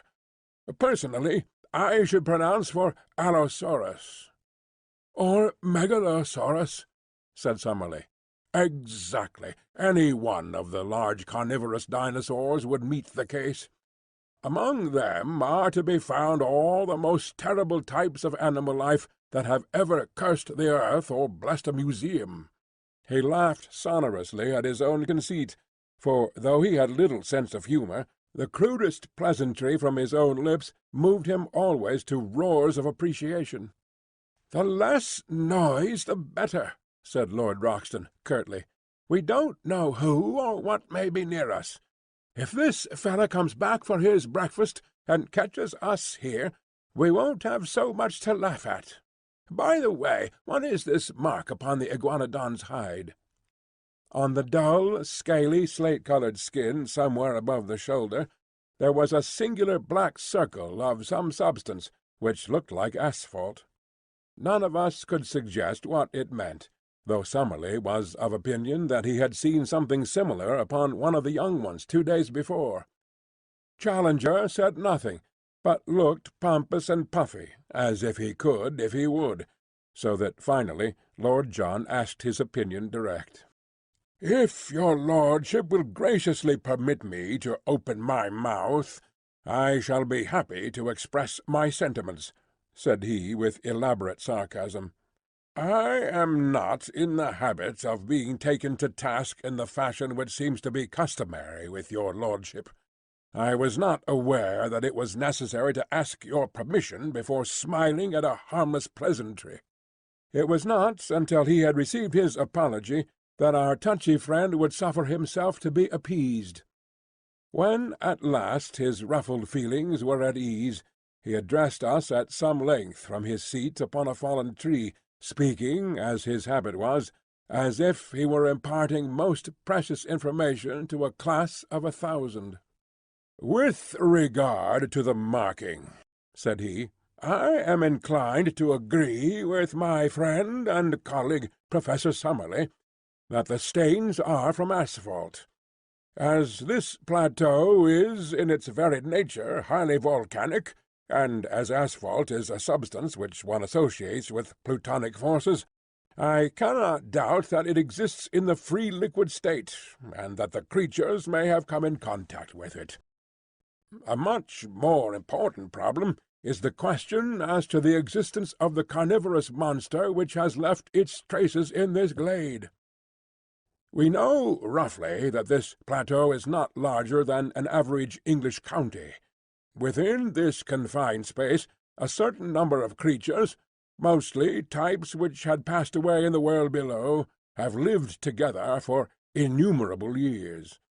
Now, it is very clear to me that in so long a period one would have expected that the carnivorous creatures, multiplying unchecked, would have exhausted their food supply, and have been compelled to either modify their flesh-eating habits or die of hunger. This, we see, has not been so. We can only imagine, therefore, that the balance of nature is preserved by some check which limits the numbers of these ferocious creatures. One of the many interesting problems, therefore, which await our solution, is to discover what that check may be, and how it operates. I venture to trust that we may have some future opportunity for the closer study of the carnivorous dinosaurs. "And I venture to trust we may not," I observed. The professor only raised his great eyebrows, as the schoolmaster meets the irrelevant observation of the naughty boy. "Perhaps Professor Summerlee may have an observation to make," he said, and the two savants ascended together into some rarefied scientific atmosphere, where the possibilities of a modification of the birth rate were weighed against the decline of the food supply as a check in the struggle for existence. That morning we mapped out a small portion of the plateau, avoiding the swamp of the pterodactyls, and keeping to the east of our brook instead of to the west. In that direction the country was still thickly wooded, with so much undergrowth that our progress was very slow. I have dwelt up to now upon the terrors of Maple White Land, but there was another side to the subject, for all that morning we wandered among lovely flowers, mostly, as I observed, white or yellow in colour, these being, as our professors explained, the primitive flower shades. In many places the ground was absolutely covered with them, and as we walked ankle-deep on that wonderful yielding carpet, the scent was almost intoxicating in its sweetness and intensity. The homely English bee buzzed everywhere around us. Many of the trees under which we passed had their branches bowed down with fruit, some of which were of familiar sorts, while other varieties were new. By observing which of them were pecked by birds, we avoided all danger of poison, and added a delicious variety to our food reserve. In the jungle which we traversed were numerous hard-trodden paths made by the wild beasts, and in the more marshy places we saw a profusion of strange footmarks, including many of the iguanodon. Once, in a grove, we observed several of these great creatures grazing, and Lord John, with his glass, was able to report that they also were spotted with asphalt, though in a different place to the one which we had examined in the morning. What this phenomenon meant we could not imagine. We saw many small animals, such as porcupines, a scaly ant-eater, and a wild pig piebald in colour and with long curved tusks. Once, through a break in the trees, we saw a clear shoulder of green hill some distance away, and across this a large dun-coloured animal was travelling at a considerable pace.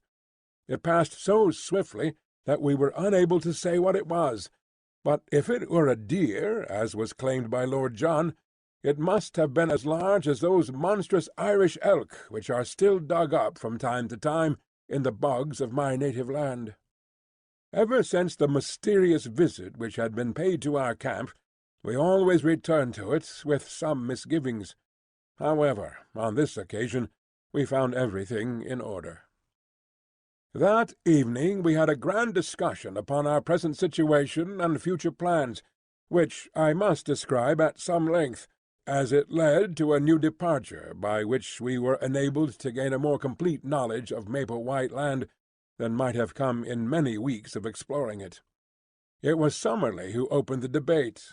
All day he had been querulous in manner, and now some remark of Lord John's as to what we should do on the morrow brought all his bitterness to a head. "What we ought to be doing to-day, to-morrow, and all the time," said he, is finding some way out of the trap into which we have fallen. You are all turning your brains towards getting into this country. I say that we should be scheming how to get out of it." "I am surprised, sir," boomed Challenger, stroking his majestic beard, "that any man of science should commit himself to so ignoble a sentiment. You are in a land which offers such an inducement to the ambitious naturalist as none ever has since the world began, and you suggest leaving it before we have acquired more than the most superficial knowledge of it or of its contents. I expected better things of you, Professor Summerlee." "You must remember," said Summerlee sourly, "that I have a large class in London who are at present at the mercy of an extremely inefficient locum tenens. This makes my situation different from yours, Professor Challenger, since, so far as I know, you have never been entrusted with any responsible educational work." "Quite so," said Challenger. "I have felt it to be a sacrilege to divert a brain which is capable of the highest original research to any lesser object.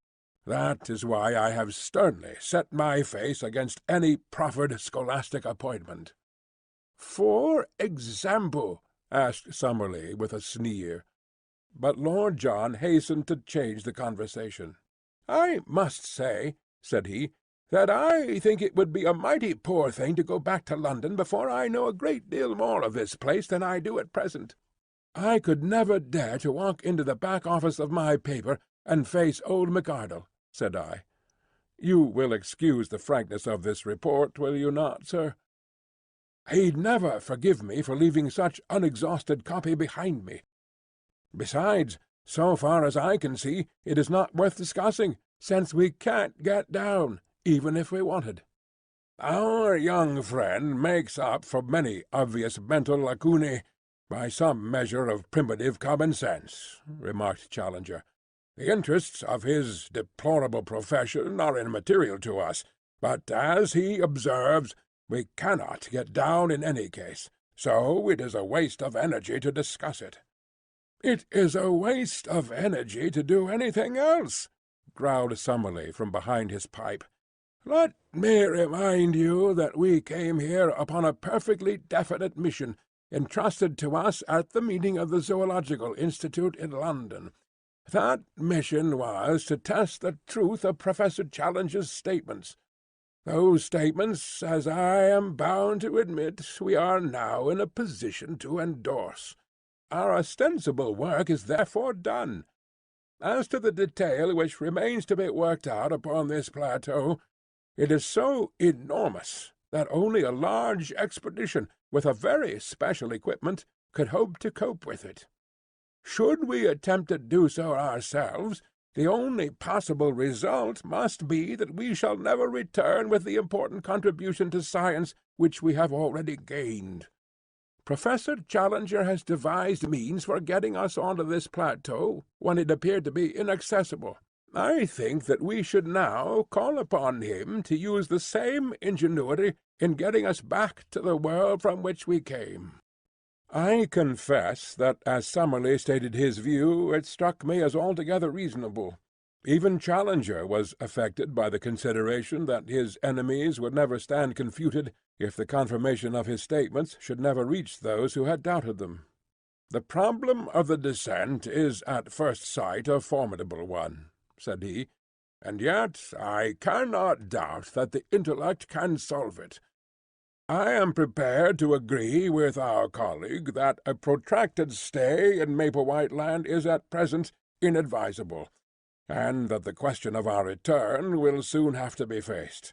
I absolutely refuse to leave, however, until we have made at least a superficial examination of this country, and are able to take back with us something in the nature of a chart."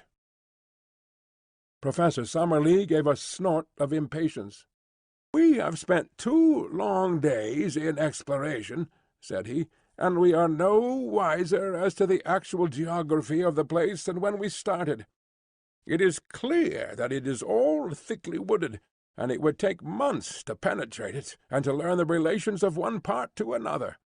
If there were some central peak, it would be different, but it all slopes downwards, so far as we can see. The farther we go, the less likely it is that we will get any general view. It was at that moment that I had my inspiration.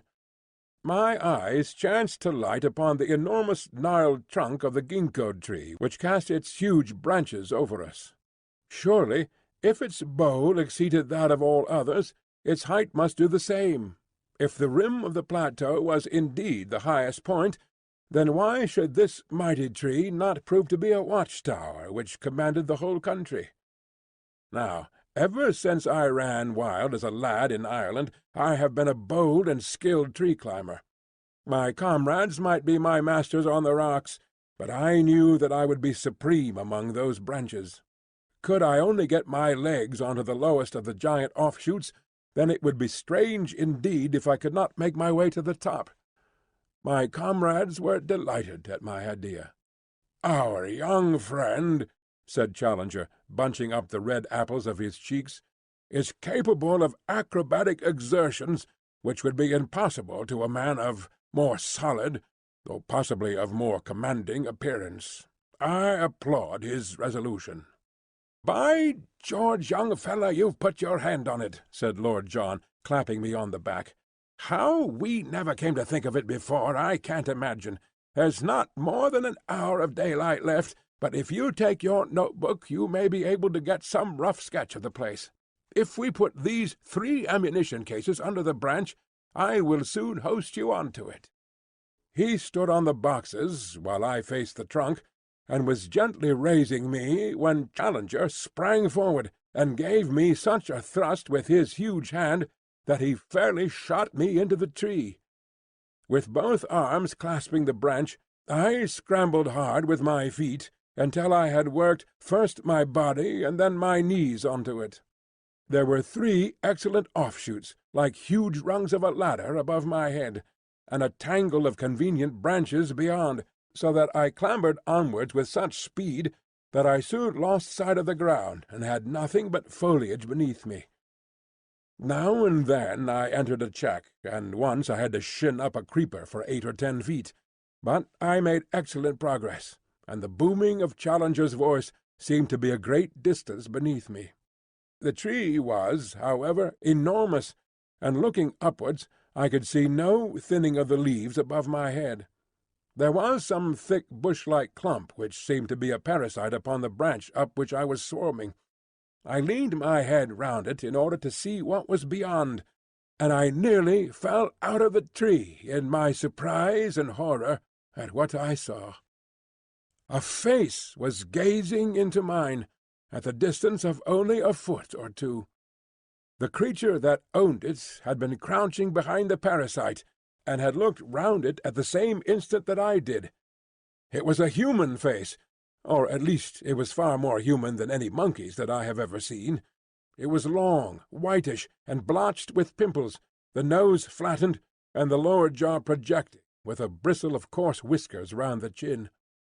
The eyes, which were under thick and heavy brows, were bestial and ferocious, and as it opened its mouth to snarl what sounded like a curse at me, I observed that it had curved, sharp canine teeth. For an instant I read hatred and menace in the evil eyes. Then, as quick as a flash, came an expression of overpowering fear. There was a crash of broken boughs as it dived wildly down into the tangle of green. I caught a glimpse of a hairy body like that of a reddish pig, and then it was gone, amid a swirl of leaves and branches. "What's the matter?" shouted Roxton from below. "Anything wrong with you?" "Did you see it?" I cried, with my arms round the branch and all my nerves tingling. "We heard a row, as if your foot had slipped. What was it?" I was so shocked at the sudden and strange appearance of this ape-man that I hesitated whether I should not climb down again and tell my experience to my companions, but I was already so far up the great tree that it seemed a humiliation to return without having carried out my mission. After a long pause, therefore, to recover my breath and my courage, I continued my ascent. Once I put my weight upon a rotten branch, and swung for a few seconds by my hands, but in the main it was all easy climbing. Gradually the leaves thinned around me, and I was aware, from the wind upon my face, that I had topped all the trees of the forest. I was determined, however, not to look about me before I had reached the very highest point, so I scrambled on until I had got so far that the topmost branch was bending beneath my weight. There I settled into a convenient fork, and balancing myself securely, I found myself looking down at a most wonderful panorama of this strange country in which we found ourselves. The sun was just above the western skyline, and the evening was a particularly bright and clear one, so that the whole extent of the plateau was visible beneath me. It was, as seen from this height, of an oval contour, with a breadth of about 30 miles and a width of 20. Its general shape was that of a shallow funnel, all the sides sloping down to a considerable lake in the centre. This lake may have been 10 miles in circumference, and lay very green and beautiful in the evening light, with a thick fringe of reeds at its edges, and with its surface broken by several yellow sandbanks, which gleamed golden in the mellow sunshine. A number of long dark objects, which were too large for alligators and too long for canoes, lay upon the edges of these patches of sand. With my glass I could clearly see that they were alive, but what their nature might be I could not imagine. From the side of the plateau on which we were, slopes of woodland, with occasional glades, stretched down for 5 or 6 miles to the central lake. I could see at my very feet the glade of the iguanodons, and farther off was a round opening in the trees which marked the swamp of the pterodactyls. On the side facing me, however, the plateau presented a very different aspect. There the basalt cliffs of the outside were reproduced upon the inside, forming an escarpment about 200 feet high, with a woody slope beneath it. Along the base of these red cliffs, some distance above the ground, I could see a number of dark holes through the glass, which I conjectured to be the mouths of caves. At the opening of one of these something white was shimmering, but I was unable to make out what it was. I sat charting the country until the sun had set, and it was so dark that I could no longer distinguish details. Then I climbed down to my companions, waiting for me so eagerly at the bottom of the great tree. For once I was the hero of the expedition. Alone I had thought of it, and alone I had done it. And here was the chart which would save us a month's blind groping among unknown dangers. Each of them shook me solemnly by the hand. But before they discussed the details of my map, I had to tell them of my encounter with the ape-man among the branches. "He has been there all the time," said I. "How do you know that?" asked Lord John. "Because I have never been without that feeling that something malevolent was watching us. I mentioned it to you, Professor Challenger." "Our young friend certainly said something of the kind. He is also the one among us who is endowed with that Celtic temperament which would make him sensitive to such impressions." "The whole theory of telepathy," began Summerlee, filling his pipe. "Is too vast to be now discussed," said Challenger, with decision. "Tell me, now," he added, with the air of a bishop addressing a Sunday school, "did you happen to observe whether the creature could cross its thumb over its palm?" "No, indeed." "Had it a tail?" "No." "Was the foot prehensile?" "I do not think it could have made off so fast among the branches if it could not get a grip with its feet."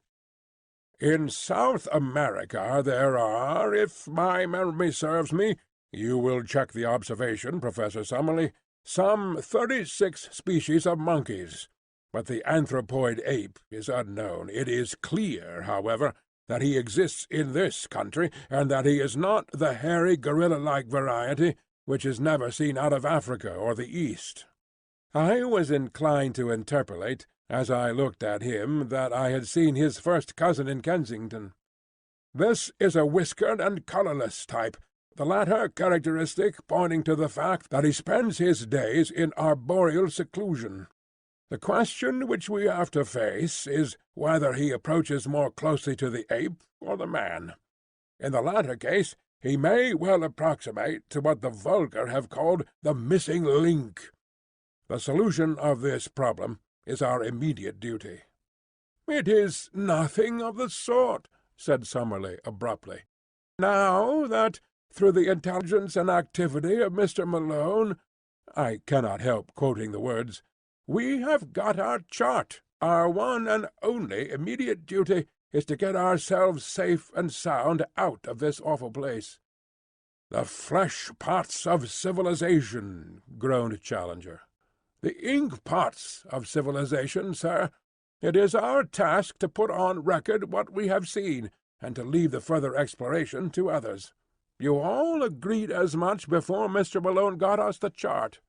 "Well," said Challenger, "I admit that my mind will be more at ease when I am assured that the result of our expedition has been conveyed to our friends. How we are to get down from this place, I have not as yet an idea. I have never yet encountered a problem, however, which my inventive brain was unable to solve, and I promise you that tomorrow I will turn my attention to the question of our descent." And so the matter was allowed to rest. But that evening, by the light of the fire and of a single candle, the first map of the lost world was elaborated. Every detail which I had roughly noted from my watch-tower was drawn out in its relative place. Challenger's pencil hovered over the great blank which marked the lake. "What shall we call it?" he asked. "Why should you not take the chance of perpetuating your own name?" said Summerlee, with his usual touch of acidity. "I trust, sir, that my name will have other and more personal claims upon posterity," said Challenger severely. "Any ignoramus can hand down his worthless memory by imposing it upon a mountain or a river. I need no such monument." Summerlee, with a twisted smile, was about to make some fresh assault, when Lord John hastened to intervene. "It's up to you, young fellow, to name the lake," said he. "You saw it first, and by George, if you choose to put Lake Malone on it, no one has a better right." "By all means let our young friend give it a name," said Challenger. "Then," said I, blushing, I dare say, as I said it, "let it be named Lake Gladys." "Don't you think the Central Lake would be more descriptive?" remarked Summerlee. "I should prefer Lake Gladys." Challenger looked at me sympathetically, and shook his great head in mock disapproval. "Boys will be boys," said he. "Lake Gladys let it be." Chapter 12. It was dreadful in the forest. I have said, or perhaps I have not said, for my memory plays me sad tricks these days, that I glowed with pride when 3 such men as my comrades thanked me for having saved, or at least greatly helped, the situation. As the youngster of the party, not merely in years, but in experience, character, knowledge, and all that goes to make a man, I had been overshadowed from the first, and now I was coming into my own. I warmed at the thought. Alas, for the pride which goes before a fall! That little glow of self-satisfaction, that added measure of self-confidence, were to lead me on that very night to the most dreadful experience of my life, ending with a shock which turns my heart sick when I think of it. It came about in this way. I had been unduly excited by the adventure of the tree, and sleep seemed to be impossible. Summerlee was on guard, sitting hunched over our small fire, a quaint angular figure, his rifle across his knees, and his pointed goat-like beard wagging with each weary nod of his head. Lord John lay silent, wrapped in the South American poncho which he wore, while Challenger snored with a roll and rattle which reverberated through the woods. The full moon was shining brightly, and the air was crisply cold. What a night for a walk! And then suddenly came the thought, why not? Suppose I stole softly away. Suppose I made my way down to the central lake. Suppose I was back at breakfast with some record of the place.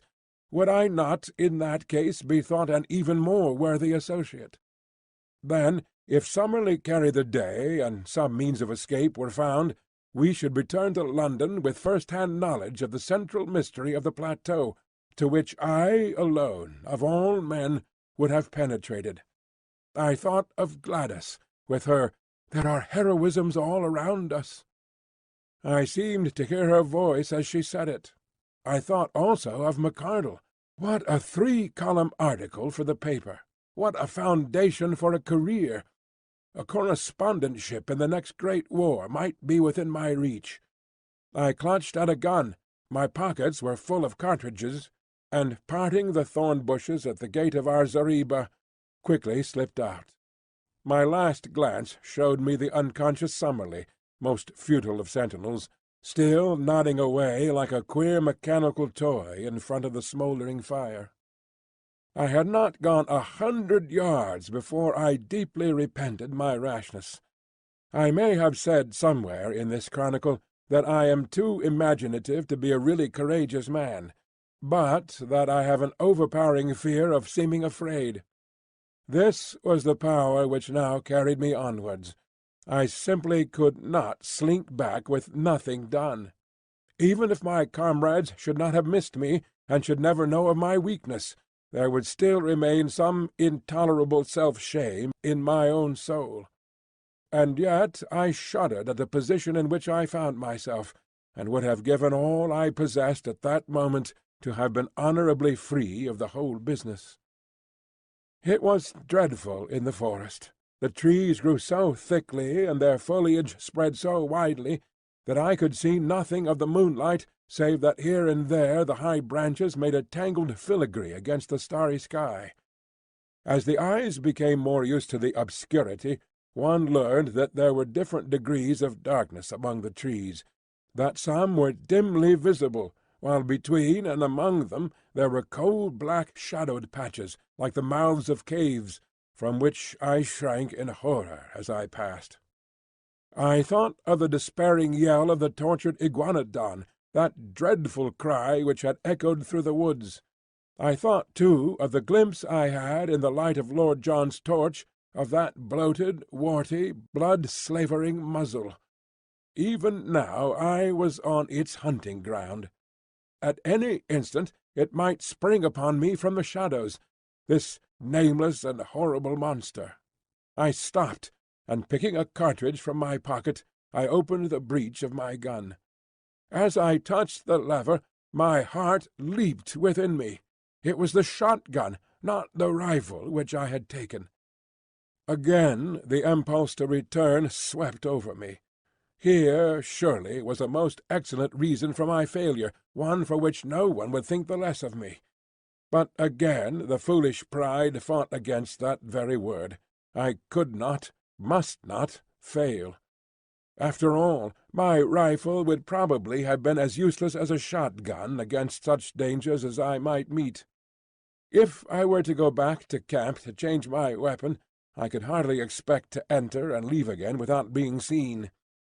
In that case there would be explanations, and my attempt would no longer be all my own. After a little hesitation, then, I screwed up my courage and continued upon my way, my useless gun under my arm. The darkness of the forest had been alarming, but even worse was the white, still flood of moonlight in the open glade of the iguanodons. Hid among the bushes, I looked out at it. None of the great buttes were in sight. Perhaps the tragedy which had befallen one of them had driven them from their feeding-ground. In the misty, silvery night I could see no sign of any living thing. Taking courage, therefore, I slipped rapidly across it, and among the jungle on the farther side I picked up once again the brook which was my guide. It was a cheery companion, gurgling and chuckling as it ran, like the dear old trout stream in the West Country where I have fished at night in my boyhood. So long as I followed it down, I must come to the lake, and so long as I followed it back, I must come to the camp. Often I had to lose sight of it on account of the tangled brushwood, but I was always within earshot of its tinkle and splash. As one descended the slope, the woods became thinner, and bushes, with occasional high trees, took the place of the forest. I could make good progress, therefore, and I could see without being seen. I passed close to the pterodactyl swamp, and as I did so, with a dry, crisp, leathery rattle of wings, one of these great creatures, it was 20 feet at least from tip to tip, rose up from somewhere near me and soared into the air.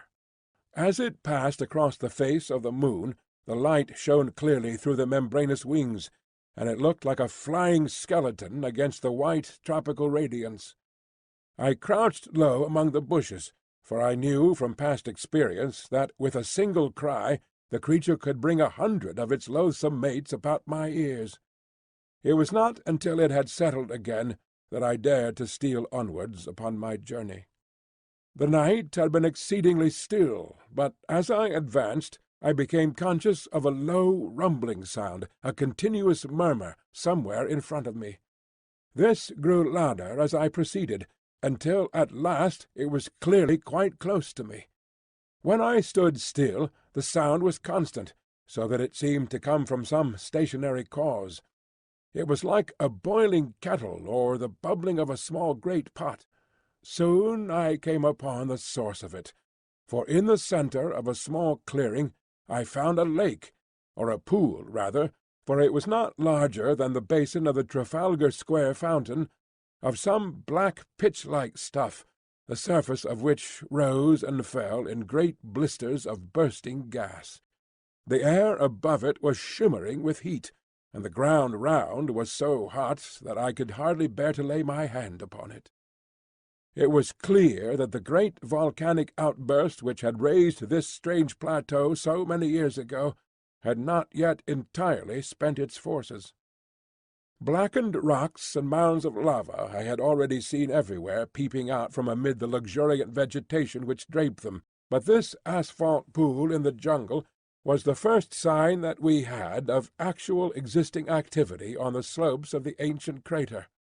I had no time to examine it further, for I had need to hurry if I were to be back in camp in the morning. It was a fearsome walk, and one which will be with me so long as memory holds. In the great moonlight clearings I slunk along among the shadows on the margin. In the jungle I crept forward, stopping with a beating heart whenever I heard, as I often did, the crash of breaking branches as some wild beast went past.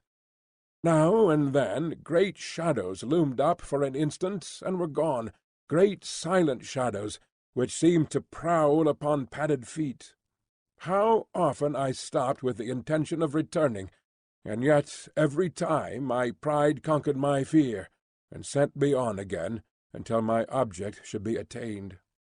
At last, my watch showed that it was 1 in the morning, I saw the gleam of water amid the openings of the jungle, and 10 minutes later I was among the reeds upon the borders of the central lake. I was exceedingly dry, so I lay down and took a long draught of its waters, which were fresh and cold.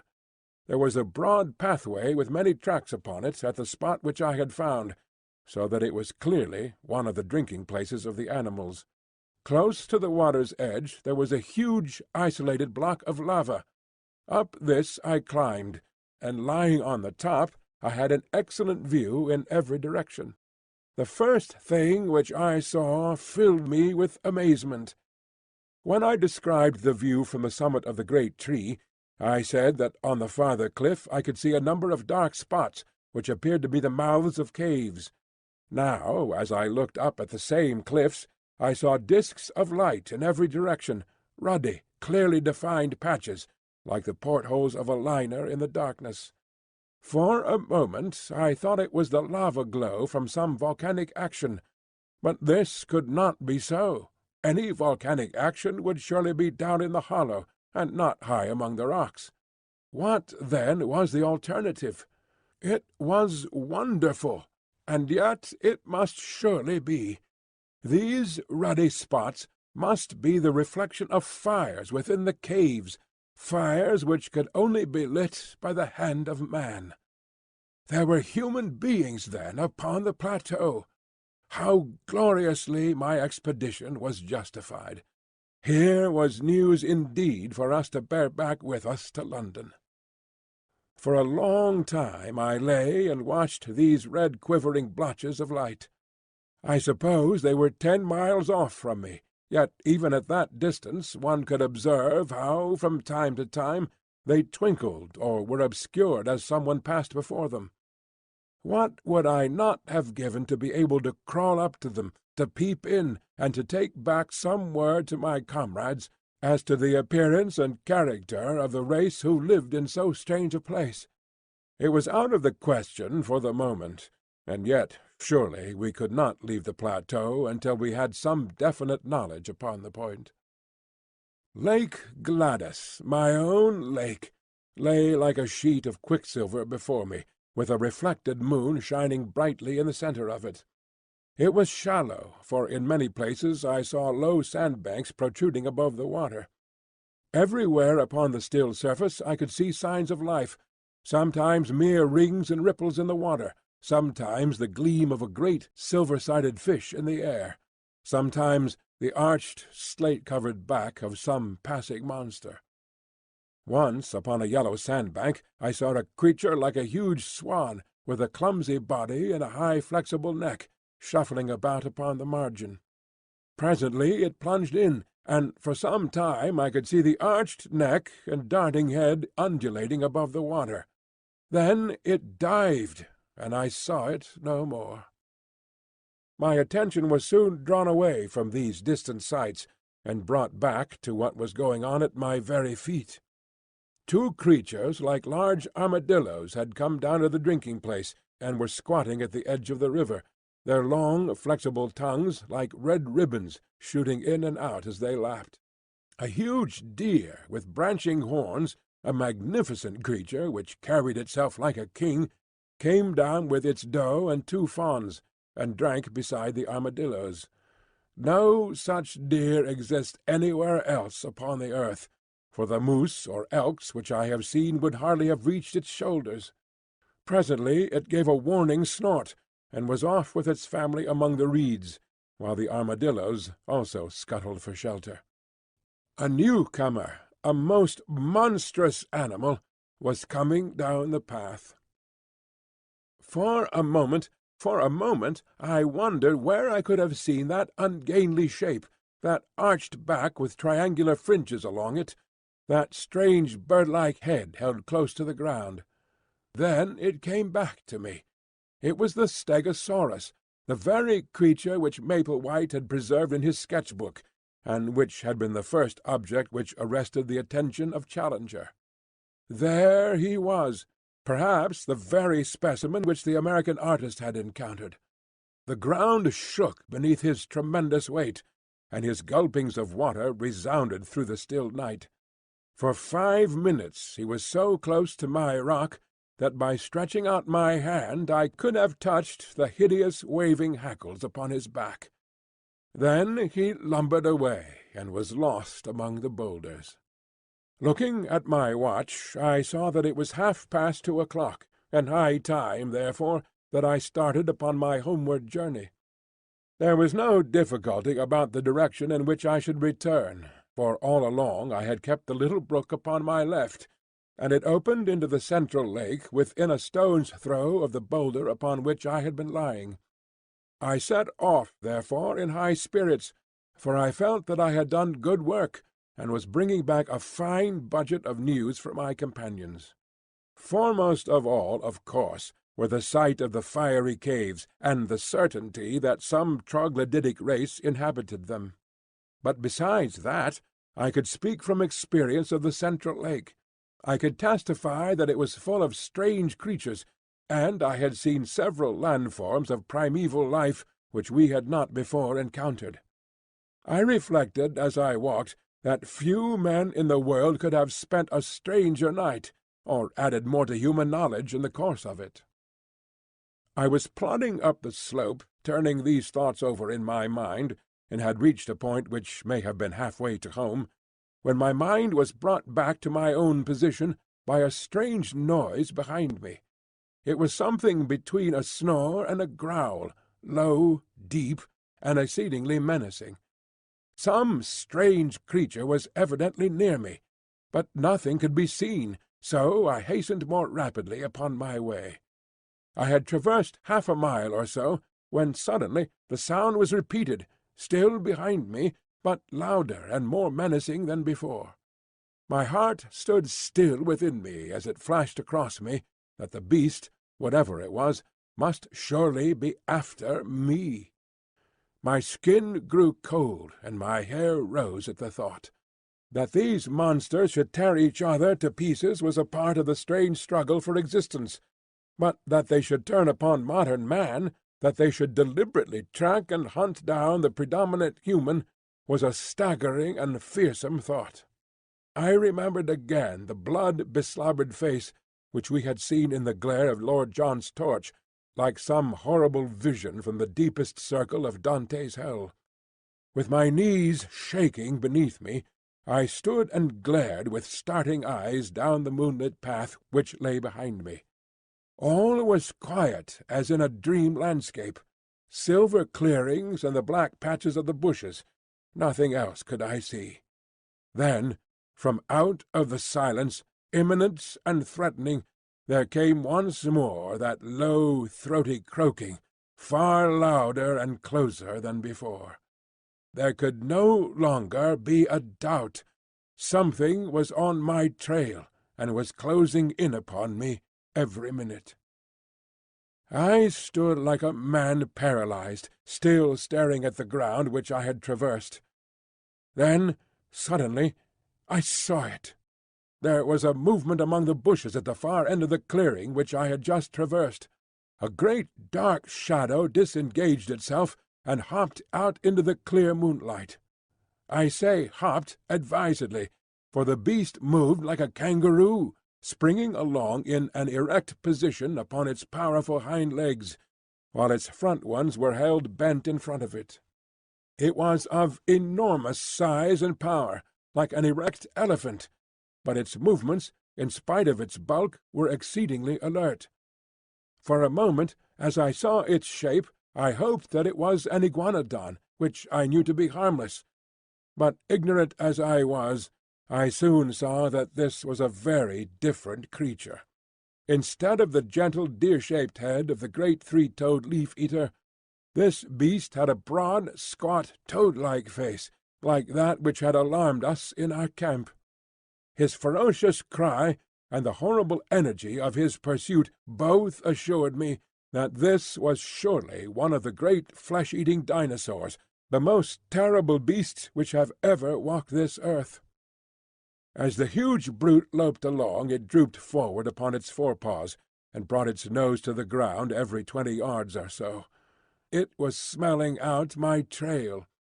Sometimes, for an instant, it was at fault. Then it would catch it up again, and come bounding swiftly along the path I had taken. Even now, when I think of that nightmare, the sweat breaks out upon my brow. What could I do? My useless fowling-piece was in my hand. What help could I get from that? I looked desperately round for some rock or tree, but I was in a bushy jungle with nothing higher than a sapling within sight, while I knew that the creature behind me would tear down an ordinary tree as though it were a reed. My only possible chance lay in flight. I could not move swiftly over the rough, broken ground, but as I looked round me in despair, I saw a well-marked, hard-beaten path which ran across in front of me. We had seen several of the sort, the runs of various wild beasts, during our expeditions. Along this I could perhaps hold my own, for I was a fast runner and in excellent condition. Flinging away my useless gun, I set myself to do such a half-mile as I have never done before or since. My limbs ached, My chest heaved. I felt that my throat would burst for want of air, and yet, with that horror behind me, I ran, and I ran, and I ran. At last I paused, hardly able to move. For a moment I thought that I had thrown him off. The path lay still behind me, and then, suddenly, with a crashing and a rending, a thudding of giant feet and a panting of monster lungs, the beast was upon me once more. He was at my very heels. I was lost. Madman, that I was to linger so long before I fled! Up to then he had hunted by scent, and his movement was slow, but he had actually seen me as I started to run. From then onwards he had hunted by sight, for the path showed him where I had gone. Now, as he came round the curve, he was springing in great bounds.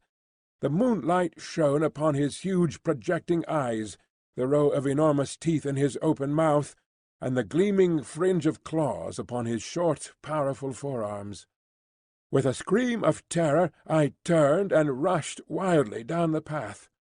Behind me the thick, gasping breathing of the creature sounded louder and louder. His heavy footfall was beside me. Every instant I expected to feel his grip upon my back. And then, suddenly, there came a crash. I was falling through space, and everything beyond was darkness and rest. As I emerged from my unconsciousness, which could not, I think, have lasted more than a few minutes, I was aware of a most dreadful and penetrating smell. Putting out my hand in the darkness, I came upon something which felt like a huge lump of meat, while my other hand closed upon a large bone. Up above me there was a circle of starlit sky, which showed me that I was lying at the bottom of a deep pit. Slowly I staggered to my feet and felt myself all over. I was stiff and sore from head to foot, but there was no limb which would not move, no joint which would not bend. As the circumstances of my falling came back into my confused brain, I looked up in terror, expecting to see that dreadful head silhouetted against the paling sky. There was no sign of the monster, however, nor could I hear any sound from above. I began to walk slowly round, therefore, feeling in every direction to find out what this strange place could be into which I had been so opportunely precipitated. It was, as I have said, a pit, with sharply sloping walls, and a level bottom about 20 feet across. This bottom was littered with great gobbets of flesh, most of which was in the last state of putridity. The atmosphere was poisonous and horrible. After tripping and stumbling over these lumps of decay, I came suddenly against something hard, and I found that an upright post was firmly fixed in the centre of the hollow. It was so high that I could not reach the top of it with my hand, and it appeared to be covered with grease. Suddenly I remembered that I had a tin box of wax vestas in my pocket. Striking one of them, I was able at last to form some opinion of this place into which I had fallen. There could be no question as to its nature. It was a trap, made by the hand of man. The post in the centre, some 9 feet long, was sharpened at the upper end, and was black with the stale blood of the creatures who had been impaled upon it. The remains scattered about were fragments of the victims, which had been cut away in order to clear the stake for the next who might blunder in. I remembered that Challenger had declared that man could not exist upon the plateau, since with his feeble weapons he could not hold his own against the monsters who roamed over it. But now it was clear enough how it could be done. In their narrow-mouthed caves the natives, whoever they might be, had refuges into which the huge saurians could not penetrate, while with their developed brains they were capable of setting such traps, covered with branches, across the paths which marked the run of the animals, as would destroy them in spite of all their strength and activity. Man was always the master. The sloping wall of the pit was not difficult for an active man to climb. but I hesitated long before I trusted myself within reach of the dreadful creature which had so nearly destroyed me. How did I know that he was not lurking in the nearest clump of bushes, waiting for my reappearance? I took heart, however, as I recalled a conversation between Challenger and Summerlee upon the habits of the great saurians. Both were agreed that the monsters were practically brainless, that there was no room for reason in their tiny cranial cavities, and that if they have disappeared from the rest of the world, it was assuredly on account of their own stupidity, which made it impossible for them to adapt themselves to changing conditions. To lie in wait for me now would mean that the creature had appreciated what had happened to me, and this in turn would argue some power connecting cause and effect. Surely it was more likely that a brainless creature, acting solely by vague predatory instinct, would give up the chase when I disappeared, and, after a pause of astonishment, would wander away in search of some other prey. I clambered to the edge of the pit and looked over. The stars were fading, the sky was whitening, and the cold wind of morning blew pleasantly upon my face. I could see or hear nothing of my enemy. Slowly I climbed out and sat for a while upon the ground, ready to spring back into my refuge if any danger should appear. Then, reassured by the absolute stillness and by the growing light, I took my courage in both hands and stole back along the path which I had come. Some distance down it I picked up my gun, and shortly afterwards struck the brook which was my guide. So, with many a frightened backward glance, I made for home. And suddenly there came something to remind me of my absent companions. In the clear, still morning air there sounded far away the sharp, hard note of a single rifle-shot. I paused and listened, but there was nothing more. For a moment I was shocked at the thought that some sudden danger might have befallen them. But then a simpler and more natural explanation came to my mind. It was now broad daylight. No doubt my absence had been noticed. They had imagined that I was lost in the woods, and had fired this shot to guide me home. It is true that we had made a strict resolution against firing, but if it seemed to them that I might be in danger, they would not hesitate. It was for me now to hurry on as fast as possible, and so to reassure them. I was weary and spent, so my progress was not so fast as I wished. But at last I came into regions which I knew.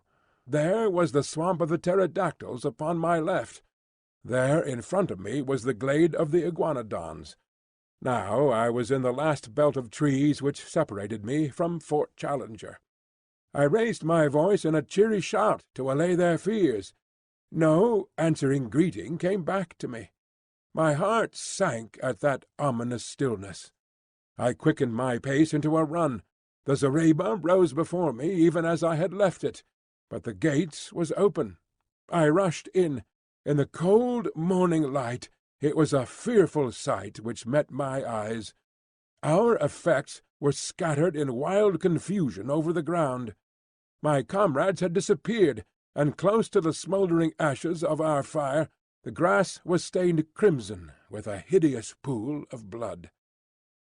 I was so stunned by this sudden shock that for a time I must have nearly lost my reason. I have a vague recollection, as one remembers a bad dream, of rushing about through the woods all around the empty camp, calling wildly for my companions. No answer came back from the silent shadows. The horrible thought that I might never see them again, that I might find myself abandoned all alone in that dreadful place, with no possible way of descending into the world below, that I might live and die in that nightmare country, drove me to desperation. I could have torn my hair and beaten my head in my despair. Only now did I realize how I had learned to lean upon my companions, upon the serene self-confidence of Challenger, and upon the masterful, humorous coolness of Lord John Roxton. Without them I was like a child in the dark, helpless and powerless. I did not know which way to turn, or what I should do first. After a period during which I sat in bewilderment, I set myself to try and discover what sudden misfortune could have befallen my companions. The whole disordered appearance of the camp showed that there had been some sort of attack, and the rifle-shot no doubt marked the time when it had occurred. That there should have been only one shot showed that it had been all over in an instant. The rifles still lay upon the ground, and one of them, Lord John's, had the empty cartridge in the breech. The blankets of Challenger and of Summerlee beside the fire suggested that they had been asleep at the time.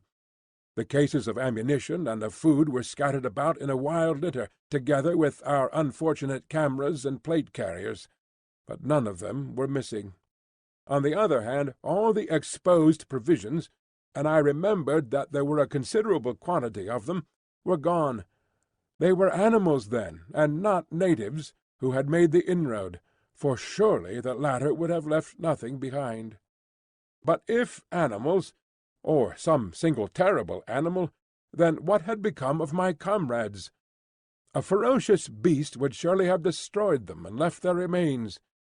It is true that there was that one hideous pool of blood which told of violence. Such a monster as had pursued me during the night could have carried away a victim as easily as a cat would a mouse. In that case the others would have followed in pursuit, but then they would assuredly have taken their rifles with them. The more I tried to think it out with my confused and weary brain, the less could I find any plausible explanation.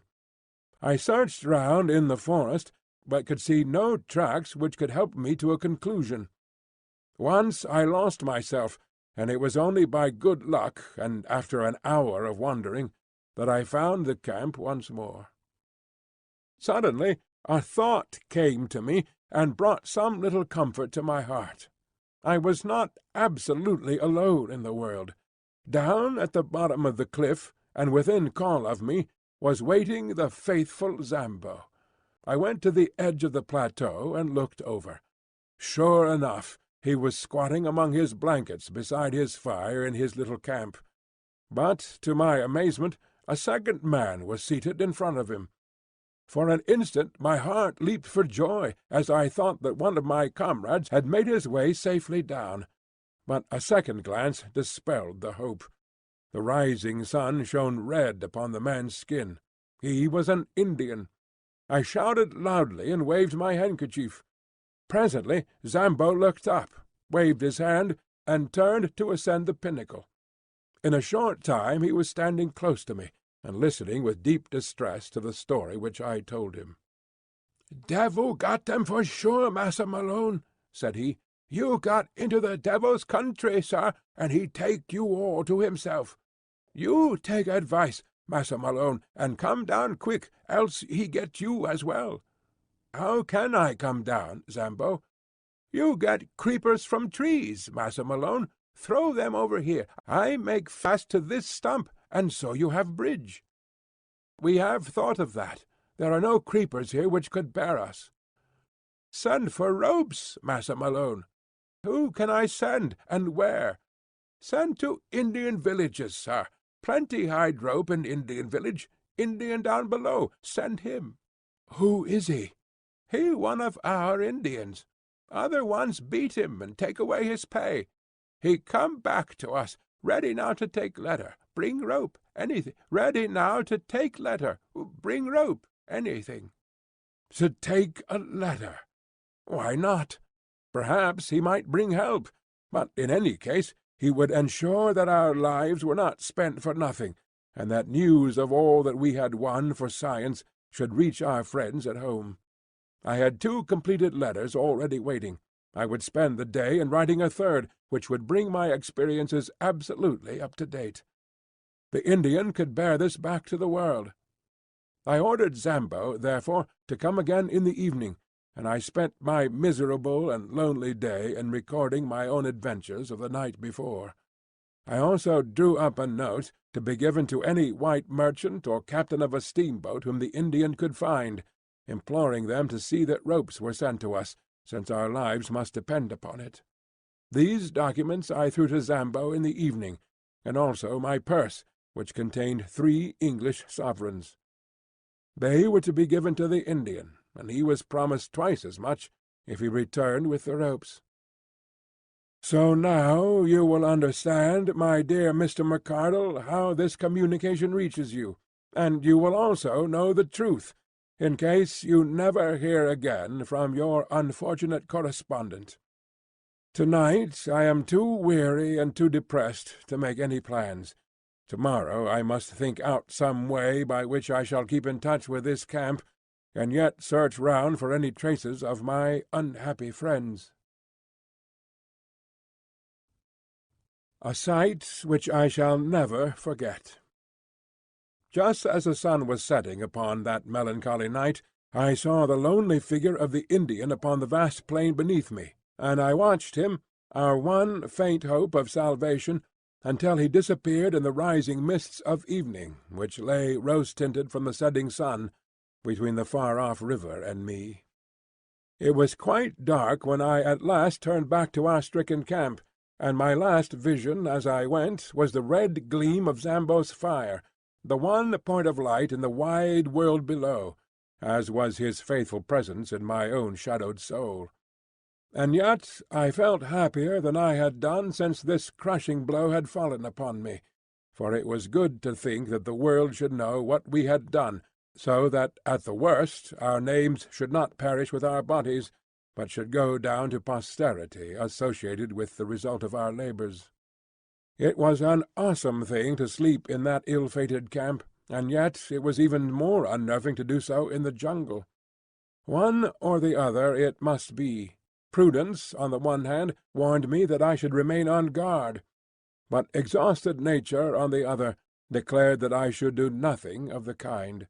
I climbed up onto a limb of the great ginkgo tree, but there was no secure perch on its rounded surface, and I should certainly have fallen off and broken my neck the moment I began to doze.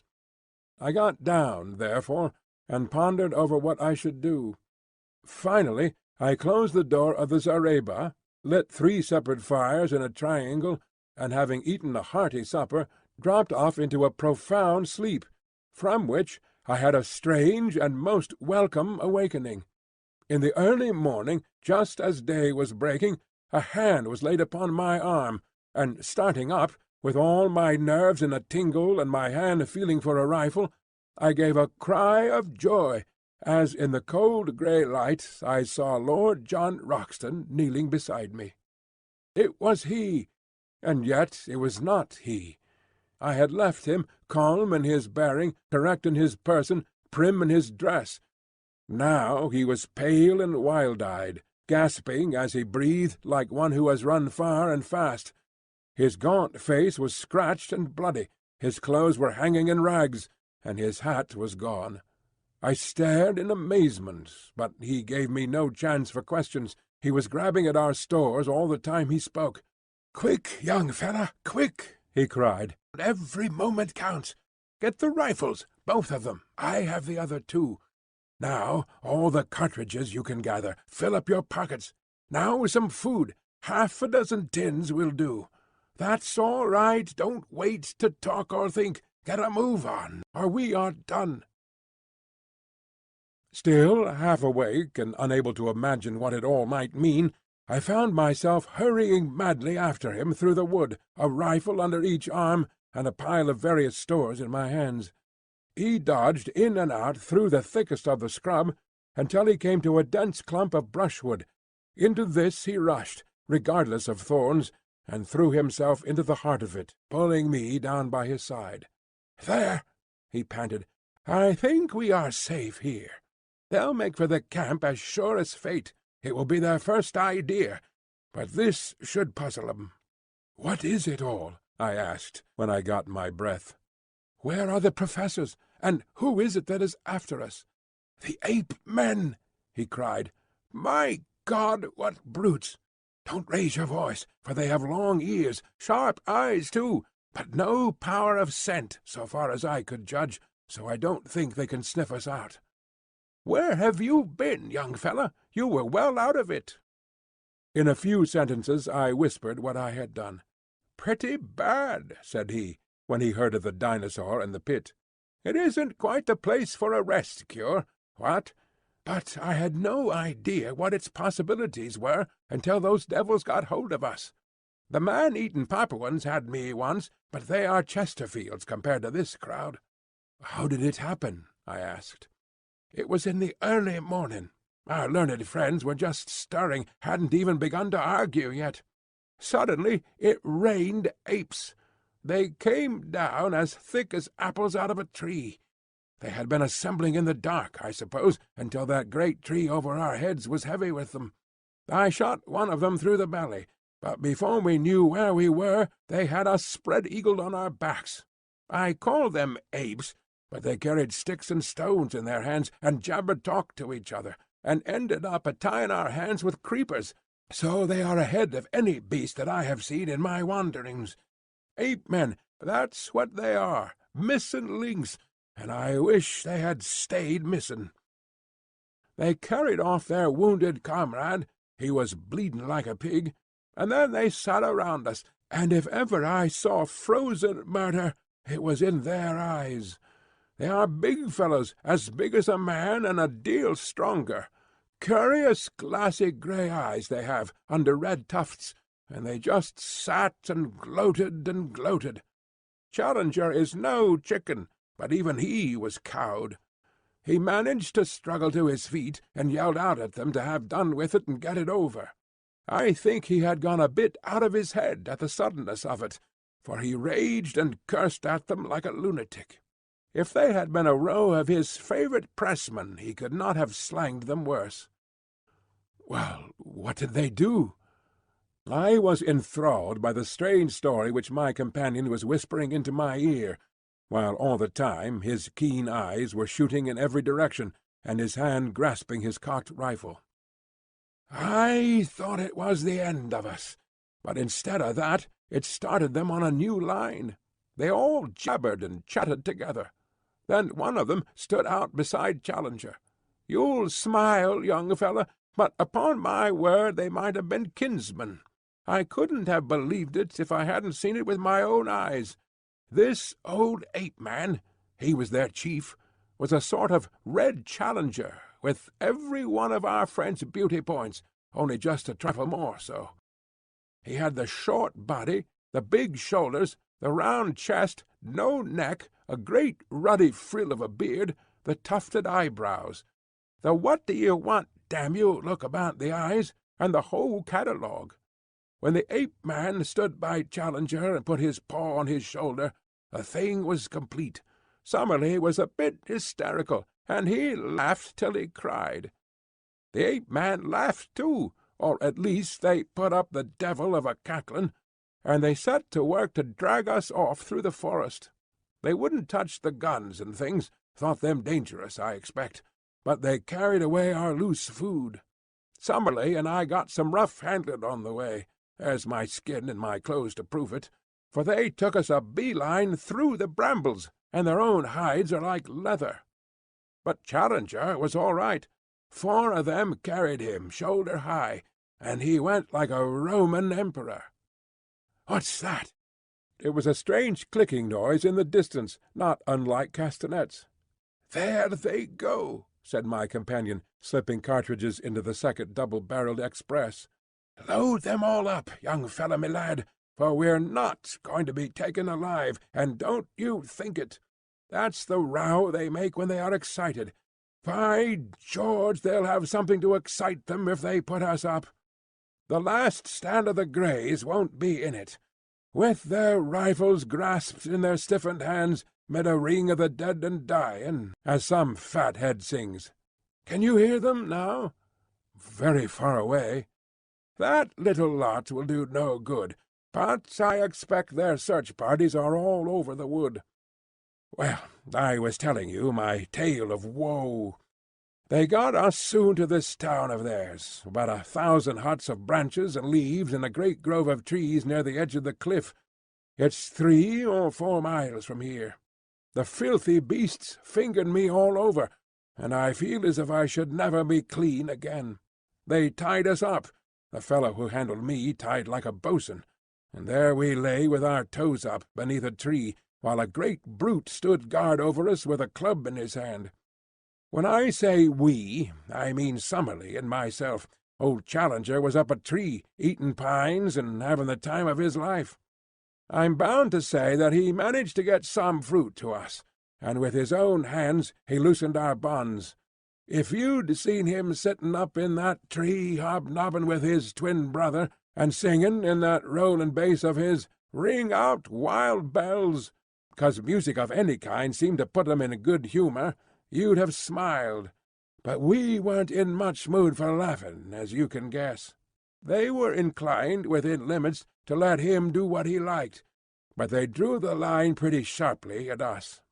It was a mighty consolation to us all to know that you were running loose, and had the archives in your keeping. Well, now, young fella, I'll tell you what will surprise you. You say you saw signs of men, and fires, traps, and the like. Well, we have seen the natives themselves. 4 devils they were, down-faced little chaps, and had enough to make them so. It seems that the humans hold one side of this plateau, over yonder where you saw the caves, and the ape-men hold this side, and there is bloody war between them all the time. That's the situation, so far as I could follow it. Well, yesterday the ape-men got hold of a dozen of the humans and brought them in as prisoners. You never heard such a jabbering and shrieking in your life. The men were little red fellows, and had been bitten and clawed so they could hardly walk. The ape-men put 2 of them to death there and there, fairly pulled the arm off of one of them. It was perfectly beastly. Plucky little chaps they are, and hardly gave a squeak, but it turned us absolutely sick. Summerlee fainted, and even Challenger had as much as he could stand. I think they have cleared, don't you?" We listened intently, but nothing save the calling of the birds broke the deep peace of the forest. Lord Roxton went on with his story. "I think you have had the escape of your life, young fellow, my lad. It was catching those Indians that put you clean out of their heads, else they would have been back to the camp for you as sure as fate, and gathered you in. Of course, as you said, they have been watching us from the beginning out of that tree, and they knew perfectly well that we were one short. However, they could think only of the new haul, so it was I, and not a bunch of apes, that dropped in on you in the morning. Well, we had a horrid business afterwards. My God, what a nightmare the whole thing is! You remember the great bristle of sharp canes down below where we found the skeleton of the American? Well, that is just under Apetown, and it's the jumping-off place of their prisoners. I expect there's heaps of skeletons there if we looked for 'em. They have a sort of clear parade ground on the top, and they make a proper ceremony about it. One by one the poor devils have to jump, and the game is to see whether they are merely dashed to pieces, or whether they get skewered on the canes. They took us out to see it, and the whole tribe lined up on the edge. 4 of the Indians jumped, and the canes went through 'em like knitting needles through a pat of butter. No wonder we found that poor Yankee's skeleton with the canes growing between his ribs. It was horrible, but it was deucedly interesting, too. We were all fascinated to see them take the dive, even when we thought it would be our turn next on the springboard. Well, it wasn't. They kept 6 of the Indians up for today. That's how I understood it, but I fancy we were to be the star performers in the show. Challenger might get off, but Summerlee and I were in the bill. Their language is more than half signs, and it was not hard to follow them, so I thought it was time we made a break for it. I had been plotting it out a bit, and had 1 or 2 things clear in my mind. It was all on me, for Summerlee was useless, and Challenger not much better. The only time they got together, they got slanging because they couldn't agree upon the scientific classification of these red-headed devils that had got hold of us. One said it was the Dryopithecus of Java. The other said it was the Pithecanthropus. Madness, I call it. Loonies both. I had thought out 1 or 2 points that were helpful. One was that these brutes could not run as fast as a man in the open. They have short, bandy legs, you see, and heavy bodies. Even Challenger could give a few yards in 100 to the best of them, and you or I would be a perfect shrub. Another point was that they knew nothing about guns. I don't believe they ever understood how the fellow I shot came by his hurt. If we could get at our guns, there was no saying what we could do. So I broke away early this morning, gave my guard a kick in the tummy that laid him out, and sprinted for the camp. There I got you and the guns, and here we are." "But the professors!" I cried in consternation. "Well, we must go back and fetch 'em. I couldn't bring 'em with me. Challenger was up the tree, and Summerlee was not fit for the effort. The only chance was to get the guns and try a rescue. Of course they may scupper them at once in revenge. I don't think they would touch Challenger, but I wouldn't answer for Summerlee. But they would have had him in any case. Of that I am certain. So I haven't made matters any worse by bolting. But we are honour-bound to go back and have them out, or see it through with them. So you can make up your soul, young fellow, my lad, for it will be one way or the other before evening." I have tried to imitate here Lord Roxton's jerky talk, his short, strong sentences, the half-humorous, half-reckless tone that ran through it all. But he was a born leader. As danger thickened, his jaunty manner would increase, his speech became more racy, his cold eyes glitter into ardent life, and his Don Quixote moustache bristle with joyous excitement.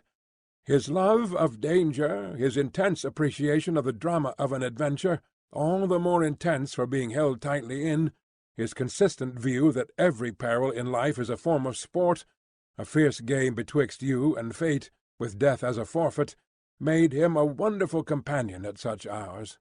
If it were not for our fears as to the fate of our companions, it would have been a positive joy to throw myself with such a man into such an affair. We were rising from our brushwood hiding-place, when suddenly I felt his grip upon my arm. "By George!" he whispered. "Here they come!" From where we lay we could look down a broad aisle, arched with green, formed by the trunks and branches. Along this a party of the ape-men were passing. They went in single file, with bent legs and rounded backs, their hands occasionally touching the ground, their heads turning to left and right as they trotted along. Their crouching gait took away from their height, but I should put them at 5 feet or so, with long arms and enormous chests. Many of them carried sticks, and at the distance they looked like a line of very hairy and deformed human beings. For a moment I caught this clear glimpse of them. Then they were lost among the bushes. "Not this time," said Lord John, who had caught up his rifle. "Our best chance is to lie quiet until they have given up the search. Then we shall see whether we can't get back to their town and hit them where it hurts most. Give 'em an hour, and we'll march." We filled in the time by opening one of our food tins and making sure of our breakfast. Lord Roxton had had nothing but some fruit since the morning before, and ate like a starving man.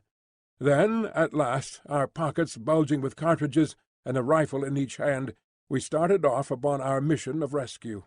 Before leaving it, we carefully marked our little hiding-place among the brushwood, and its bearing to Fort Challenger, that we might find it again if we needed it. We slunk through the bushes in silence until we came to the very edge of the cliff, close to the old camp. There we halted, and Lord John gave me some idea of his plans. "So long as we are among the thick trees, these swine are our masters," said he. "They can see us, and we cannot see them. But in the open it is different. There we can move faster than they, so we must stick to the open all we can. The edge of the plateau has fewer large trees than further inland, so that's our line of advance. Go slowly, keep your eyes open, and your rifle ready. Above all, never let them get you prisoner while there is a cartridge left. That's my last word to you, young fellow." When we reached the edge of the cliff, I looked over and saw our good old black Zambo sitting smoking on a rock below us. I would have given a great deal to have hailed him and told him how we were placed, but it was too dangerous, lest we should be heard. The woods seemed to be full of the ape-men. Again and again we heard their curious clicking chatter. At such times we plunged into the nearest clump of bushes and lay still until the sound had passed away. Our advance, therefore, was very slow, and 2 hours at least must have passed before I saw, by Lord John's cautious movements, that we must be close to our destination. He motioned to me to lie still, and he crawled forward himself. In a minute he was back again, his face quivering with eagerness. "Come," said he, "come quick! I hope to the Lord that we are not too late already." I found myself shaking with nervous excitement as I scrambled forward and lay down beside him, looking out through the bushes at a clearing which stretched before us. It was a sight which I shall never forget until my dying day, so weird, so impossible, that I do not know how I am to make you realize it, or how in a few years I shall bring myself to believe in it, if I live to sit once more on a lounge in the Savage Club and look out at the drab solidity of the embankment. I know that it will seem then to be some wild nightmare, some delirium of fever. Yet I will set it down now, while it is still fresh in my memory, and one, at least, the man who lay in the damp grasses by my side, will know if I have lied. A wide open space lay before us, some hundreds of yards across, all green turf and low bracken growing to the very edge of the cliff. Round this clearing there was a semicircle of trees, with curious huts built of foliage piled one above the other among the branches. A rookery with every nest a little house would best convey the idea. The openings of these huts and the branches of the trees were thronged with a dense mob of ape people, whom from their size I took to be the females and infants of the tribe. They formed the background of the picture, and were all looking out with eager interest at the same scene which fascinated and bewildered us. In the open, and near the edge of the cliff, there had assembled a crowd of some 100 of these shaggy red-haired creatures, many of them of immense size, and all of them horrible to look upon. There was a certain discipline among them, for none of them attempted to break the line which had been formed. In front there stood a small group of Indians, little, clean-limbed red fellows, whose skins glowed like polished bronze in the strong sunlight. A tall, thin white man was standing beside them, his head bowed, his arms folded, his whole attitude expressive of his horror and dejection. There was no mistaking the angular form of Professor Summerlee. In front of and around this dejected group of prisoners were several ape-men, who watched them closely and made all escape impossible. Then, right out from all the others and close to the edge of the cliff, were 2 figures so strange and under other circumstances so ludicrous that they absorbed my attention. The one was our comrade, Professor Challenger. The remains of his coat still hung in strips from his shoulders, but his shirt had been all torn out, and his great beard merged itself in the black tangle which covered his mighty chest. He had lost his hat, and his hair, which had grown long in our wanderings, was flying in wild disorder. A single day seemed to have changed him from the highest product of modern civilization to the most desperate savage in South America. Beside him stood his master, the king of the ape-men. In all things he was, as Lord John had said, the very image of our professor, save that his colouring was red instead of black. The same short, broad figure, the same heavy shoulders, the same forward hanging of the arms, the same bristling beard merging itself in the hairy chest. Only above the eyebrows, where the sloping forehead and low curved skull of the ape-man were in sharp contrast to the broad brow and magnificent cranium of the European, could one see any marked difference. At every other point the king was an absurd parody of the professor. All this, which takes me so long to describe, impressed itself upon me in a few seconds. Then we had very different things to think of, for an active drama was in progress. 2 of the ape-men had seized one of the Indians out of the group and dragged him forward to the edge of the cliff. The king raised his hand as a signal. They caught the man by his leg and arm, and swung him 3 times backwards and forwards with tremendous violence. Then, with a frightful heave, they shot the poor wretch over the precipice. With such force did they throw him that he curved high in the air before beginning to drop. As he vanished from sight, the whole assembly, except the guards, rushed forward to the edge of the precipice, and there was a long pause of absolute silence, broken by a mad yell of delight. They sprang about, tossing their long hairy arms in the air, and howling with exultation. Then they fell back from the edge, formed themselves again into a line, and waited for the next victim. This time it was Summerlee. 2 of his guards caught him by the wrists and pulled him brutally to the front. His thin figure and long limbs struggled and fluttered like a chicken being dragged from a coop. Challenger had turned to the king and waved his hands frantically before him. He was begging, pleading, imploring for his comrade's life. The ape-man pushed him roughly aside and shook his head. It was the last conscious movement he was to make upon earth. Lord John's rifle cracked, and the king sank down, a tangled, red, sprawling thing, upon the ground. "Shoot into the thick of them! Shoot, sonny, shoot!" cried my companion. There are strange red depths in the soul of the most commonplace man. I am tender-hearted by nature, and have found my eyes moist many a time over the scream of a wounded hare. Yet the blood-lust was on me now. I found myself on my feet, emptying one magazine then the other, clicking open the breech to reload, snapping it to again, while cheering and yelling with pure ferocity and joy of slaughter as I did so. With our 4 guns, the 2 of us made a horrible havoc.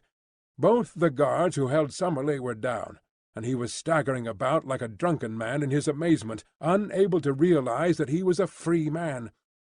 The dense mob of ape-men ran about in bewilderment, marvelling whence this storm of death was coming, or what it might mean. They waved, gesticulated, screamed, and tripped over those who had fallen. Then, with a sudden impulse, they all rushed in a howling crowd to the trees for shelter, leaving the ground behind them spotted with their stricken comrades. The prisoners were left for the moment standing alone in the middle of the clearing.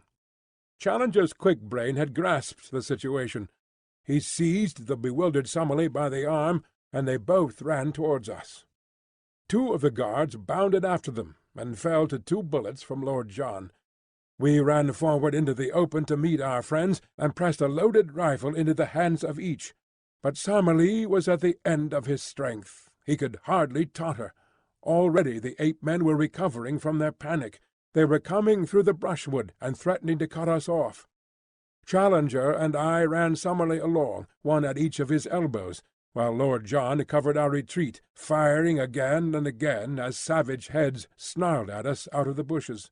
For a mile or more the chattering brutes were at our very heels.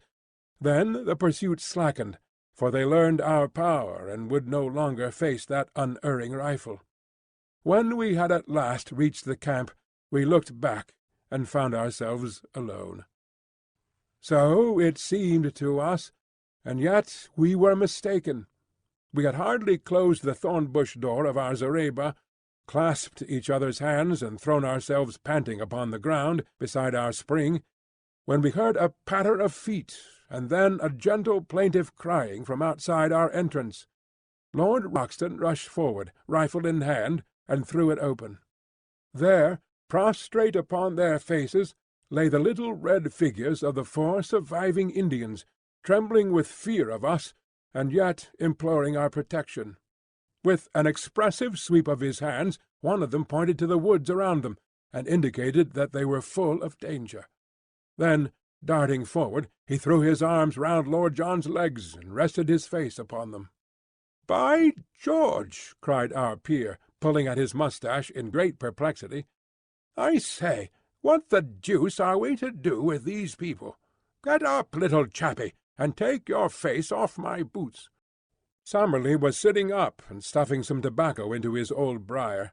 "We've got to see them safe," said he. "You've pulled us all out of the jaws of death. My word, It was a good bit of work." "Admirable!" cried Challenger. "Admirable! Not only we as individuals, but European science collectively, owe you a deep debt of gratitude for what you have done. I do not hesitate to say that the disappearance of Professor Summerlee and myself would have left an appreciable gap in modern zoological history. Our young friend here and you have done most excellently well." He beamed at us with the old paternal smile, but European science would have been somewhat amazed could they have seen their chosen child, the hope of the future, with his tangled unkempt head, his bare chest, and his tattered clothes. He had one of the meat tins between his knees, and sat with a large piece of cold Australian mutton between his fingers. The Indian looked up at him, and then, with a little yelp, cringed to the ground and clung to Lord John's leg. "Don't you be scared, my bunny boy," said Lord John, patting the matted head in front of him. "He can't stick your appearance, Challenger, and by George I don't wonder. All right, little chap, he's only a human, just the same as the rest of us." "Really, sir," cried the Professor. "Well, it's lucky for you, Challenger, that you are a little bit out of the ordinary. If you hadn't been so like the king, upon my word, Lord John, you allow yourself great latitude." "Well, it's a fact." "I beg, sir, that you will change the subject. Your remarks are irrelevant and unintelligible. The question before us is what we are to do with these Indians. The obvious thing is to escort them home, if we knew where their home was." "Well, there is no difficulty about that," said I. "They live in the caves on the other side of the central lake. Our young friend here knows where they live. I gather it is some distance." "Oh, a good 20 miles," said I. Summerlee gave a groan. "I, for one, could never get there. Surely I hear those brutes still howling upon our track." As we spoke, from the dark recesses of the woods we heard far away the jabbering cry of the ape-men. The Indians once more set up a feeble wail of fear. "We must move, and move quick," said Lord John. "You help Summerlee, young fellow. These Indians will carry stores. Now then, come along, before they can see us." In less than half an hour we had reached our brushwood retreat and concealed ourselves. All day we heard the excited calling of the ape-men in the direction of our old camp, but none of them came our way, and the tired fugitives, red and white, had a long, deep sleep. I was dozing myself in the evening, when something plucked my sleeve, and I found Challenger kneeling beside me. "You keep a diary of these events, and you expect eventually to publish it, Mr. Malone?" said he with solemnity. "I am only here as a press reporter," I answered. "Exactly. You may have heard some rather fatuous remarks of Lord John Roxton's which seem to imply that there was some resemblance." "Yes, I heard them." "I need not say that any publicity given to such an idea, any levity in your narrative of what occurred, would be exceedingly offensive to me." "I will keep well within the truth. Lord John's observations are frequently exceedingly fanciful, and he is capable of attributing the most absurd reasons to the respect which is always shown by the most undeveloped races to dignity and character. You follow my meaning?" "Entirely." "I leave the matter to your discretion." Then, after a great pause, he added, "The king of the ape-man was really a creature of great distinction, a most remarkably handsome and intelligent personality. Did it not strike you?" "A most remarkable creature," said I. And the Professor, much eased in his mind, settled down to his slumber once more. Those were the real conquests. We had imagined that our pursuers, the ape-men, knew nothing of our brushwood hiding-place, but we were soon to find out our mistake. There was no sound in the woods, not a leaf moved upon the trees, and all was peace around us. But we should have been warned by our first experience how cunningly and how patiently these creatures can watch and wait until their chance comes. Whatever fate may be mine through life, I am very sure that I shall never be nearer death than I was that morning. But I will tell you the thing in its due order. We all awoke exhausted after the terrific emotions and scanty food of yesterday. Summerlee was still so weak that it was an effort for him to stand, but the old man was full of a sort of surly courage which would never admit defeat. A council was held, and it was agreed that we should wait quietly for an hour or two where we were, have our much-needed breakfast, and then make our way across the plateau and round the central lake to the caves where our observations had shown that the Indians lived. We relied upon the fact that we could count upon the good word of those whom we had rescued to ensure a warm welcome from their fellows. Then, with our mission accomplished, and possessing a fuller knowledge of the secrets of Maple White Land, we should turn our whole thoughts to the vital problem of our escape and return. Even Challenger was ready to admit that we should then have done all for which we had come, and that our first duty from that time onwards was to carry back to civilization the amazing discoveries we had made. We were able now to take a more leisurely view of the Indians whom we had rescued. They were small men, wiry, active, and well-built, with lank black hair tied up in a bunch behind their heads with a leathern thong, and leathern also were their loin-cloths. Their faces were hairless, well-formed, and good-humoured. The lobes of their ears, hanging ragged and bloody, showed that they had been pierced for some ornaments which their captors had torn out. Their speech, though unintelligible to us, was fluent among themselves, and as they pointed to each other and uttered the word Akala many times over, we gathered that this was the name of the nation. Occasionally, with faces which were convulsed with fear and hatred, they shook their clenched hands at the woods round and cried, "Doda! Doda!" which was surely their term for their enemies. "What do you make of them, Challenger?" said Lord John. "One thing is very clear to me, and that it is that the little chap with the front of his head shaved is a chief among them." It was indeed evident that this man stood apart from the others, and that they never ventured to address him without every sign of deep respect.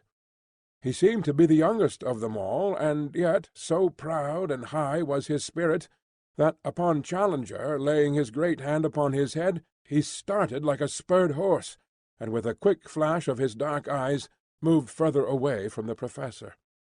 Then, placing his hand upon his breast and holding himself with great dignity, he uttered the word Maretas several times. The professor, unabashed, seized the nearest Indian by the shoulder, and proceeded to lecture upon him, as if he were a potted specimen in a class-room. "The type of these people," said he in his sonorous fashion, "whether judged by cranial capacity, facial angle, or any other test, cannot be regarded as a low one.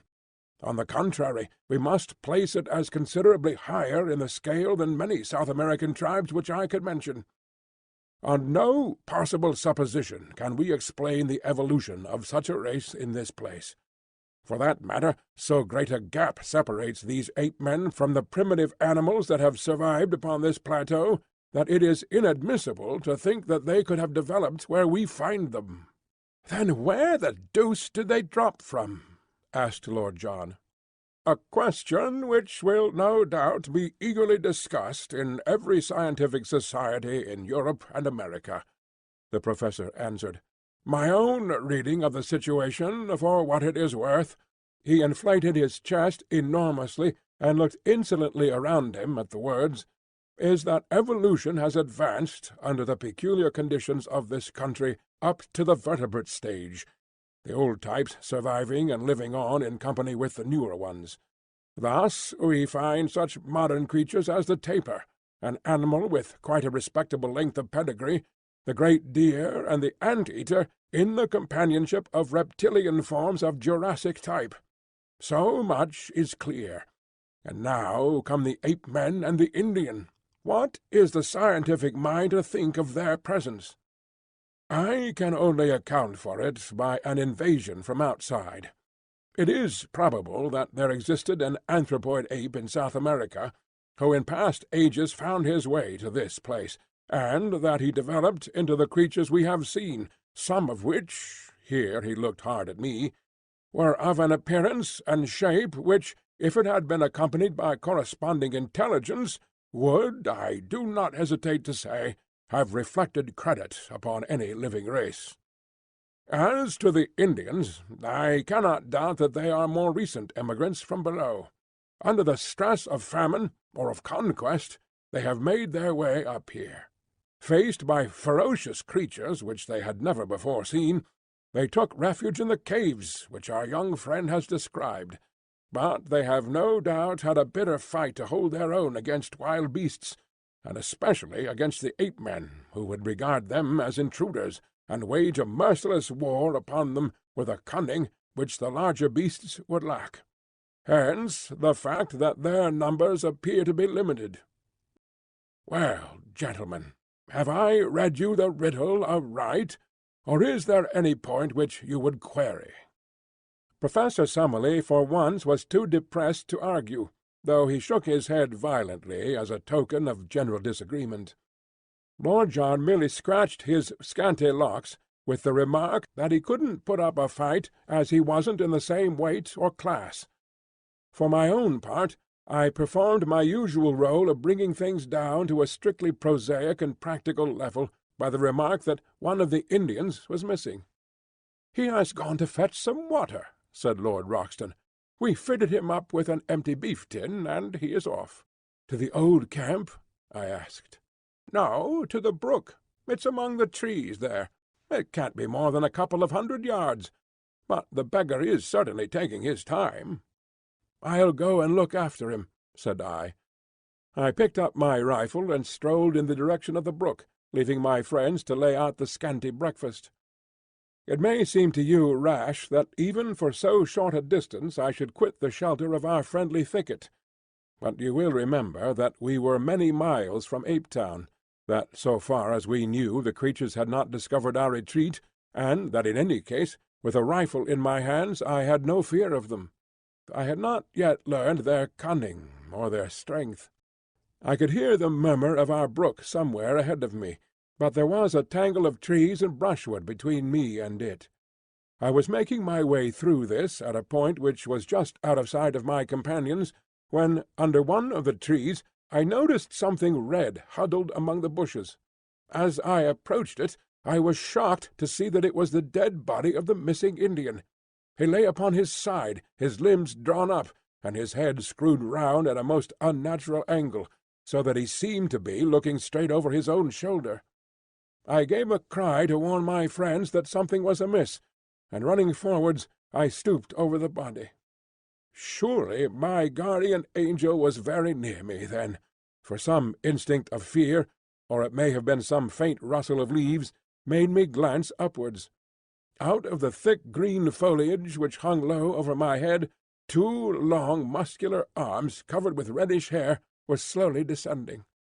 Another instant, and the great stealthy hands would have been round my throat. I sprang backwards, but quick as I was, those hands were quicker still. Through my sudden spring they missed a fatal grip, but one of them caught the back of my neck, and the other one my face. I threw my hands up to protect my throat, and the next moment the huge paw had slid down my face and closed over them. I was lifted lightly from the ground, and I felt an intolerable pressure forcing my head back and back, until the strain upon the cervical spine was more than I could bear. My senses swam, but I still tore at the hand and forced it out from my chin. Looking up, I saw a frightful face with cold, inexorable light blue eyes looking down into mine. There was something hypnotic in those terrible eyes. I could struggle no longer. As the creature felt me grow limp in his grasp, 2 white canines gleamed for a moment at each side of the vile mouth, and the grip tightened still more upon my chin, forcing it always upwards and back. A thin, oval-tinted mist formed before my eyes, and little silvery bells tinkled in my ears. Dully and far off I heard the crack of a rifle, and was feebly aware of the shock as I was dropped to the earth, where I lay without sense or motion. I awoke to find myself on my back upon the grass in our lair within the thicket. Some one had brought the water from the brook, and Lord John was sprinkling my head with it, while Challenger and Summerlee were propping me up, with concern in their faces. For a moment I had a glimpse of the human spirits behind their scientific masks. It was really shock rather than an injury which had prostrated me, and in half an hour, in spite of aching head and stiff neck, I was sitting up and ready for anything. "But you've had the escape of your life, young fellow, my lad," said Lord Roxton. "When I heard your cry and ran forward, and saw your head twisted half off, and your stowwassers kicking in the air, I thought we were one short. Missed the beast in my flurry, but he dropped you all right, and was off like a streak. By George, I wish I had 50 men with rifles. I'd clear out the whole infernal gang of them and leave this country a bit cleaner than we found it." It was clear now that the ape-men had in some way marked us down, and that we were watched on every side. We had not so much to fear from them during the day, but they would be very likely to rush us by night, so the sooner we got away from their neighborhood the better. On 3 sides of us was absolute forest, and there we might find ourselves in an ambush. But on the 4th side, that which sloped down in the direction of the lake, there was only low scrub, with scattered trees and occasional open glades. It was, in fact, the route which I had myself taken in my solitary journey, and it led us straight for the Indian caves. This, then, must, for every reason, be our road. One great regret we had, and that was to leave our old camp behind us, not only for the sake of the stores which remained there, but even more because we were losing touch with Zambo, our link with the outside world. However, we had a fair supply of cartridges and all our guns, so, for a time at least, we could look after ourselves, and we hoped soon to have a chance of returning and restoring our communications with our negro.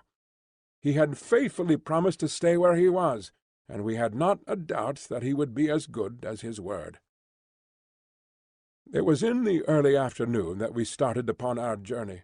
The young chief walked at our head as our guide, but refused indignantly to carry any burden. Behind him came the 2 surviving Indians with our scanty possessions upon their backs. We 4 white men walked in the rear with rifles loaded and ready. As we started, there broke from the thick silent woods behind us a sudden great ululation of the ape-men, which may have been a cheer of triumph at our departure, or a jeer of contempt at our flight. Looking back, we saw only the dense screen of trees, but that long-drawn yell told us how many of our enemies lurked among them. We saw no sign of pursuit, however, and soon we had got into more open country and beyond their power. As I tramped along, the rearmost of the 4, I could not help smiling at the appearance of my 3 companions in front. Was this the luxurious Lord John Roxton, who had sat that evening in the Albany amidst his Persian rugs and his pictures in the pink radiance of the tinted lights? And was this the imposing professor, who had swelled behind the great desk in his massive study at Enmore Park? And finally, could this be the astute and prim figure which had risen before the meeting at the Zoological Institute? No 3 tramps that one could have met in a Surrey lane could have looked more hopeless and bedraggled.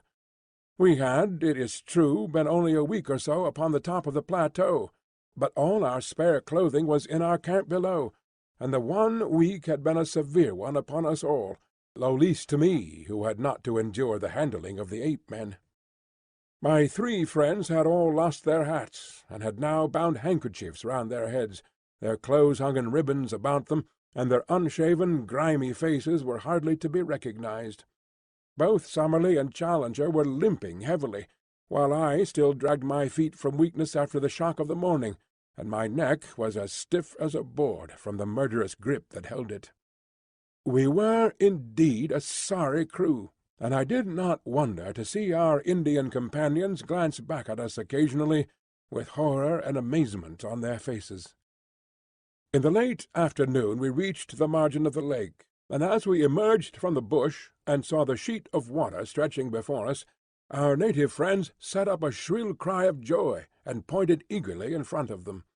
It was indeed a wonderful sight which lay before us.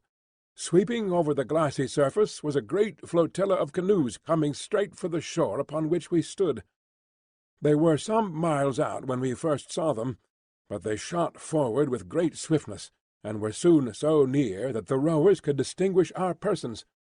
Instantly a thunderous shout of delight burst upon them, and we saw them rise from their seats, waving their paddles and spears madly in the air. Then, bending to their work once more, they flew across the intervening water, beached their boats upon the sloping sand, and rushed up to us, prostrating themselves with loud cries of greeting before the young chief. Finally one of them, an elderly man with a necklace and bracelet of great lustrous glass beads, and the skin of some beautiful mottled amber-coloured animal slung over his shoulders, ran forward and embraced most tenderly the youth whom we had saved. He then looked at us, and asked some questions, after which he stepped up with much dignity, and embraced us also, each in turn. Then, at his order, the whole tribe lay down upon the ground before us in homage. Personally, I felt shy and uncomfortable at this obsequious adoration, and I read the same feeling in the faces of Roxton and Summerlee, but Challenger expanded like a flower in the sun. "They may be undeveloped types," said he, stroking his beard and looking round at them, "but their deportment in the presence of their superiors might be a lesson to some of our more advanced Europeans. Strange how correct are the instincts of the natural man." It was clear that the natives had come about upon the war-path, for every man carried his spear, a long bamboo tipped with bone, his bow and arrows, and some sort of club or stone battle-axe slung at his side.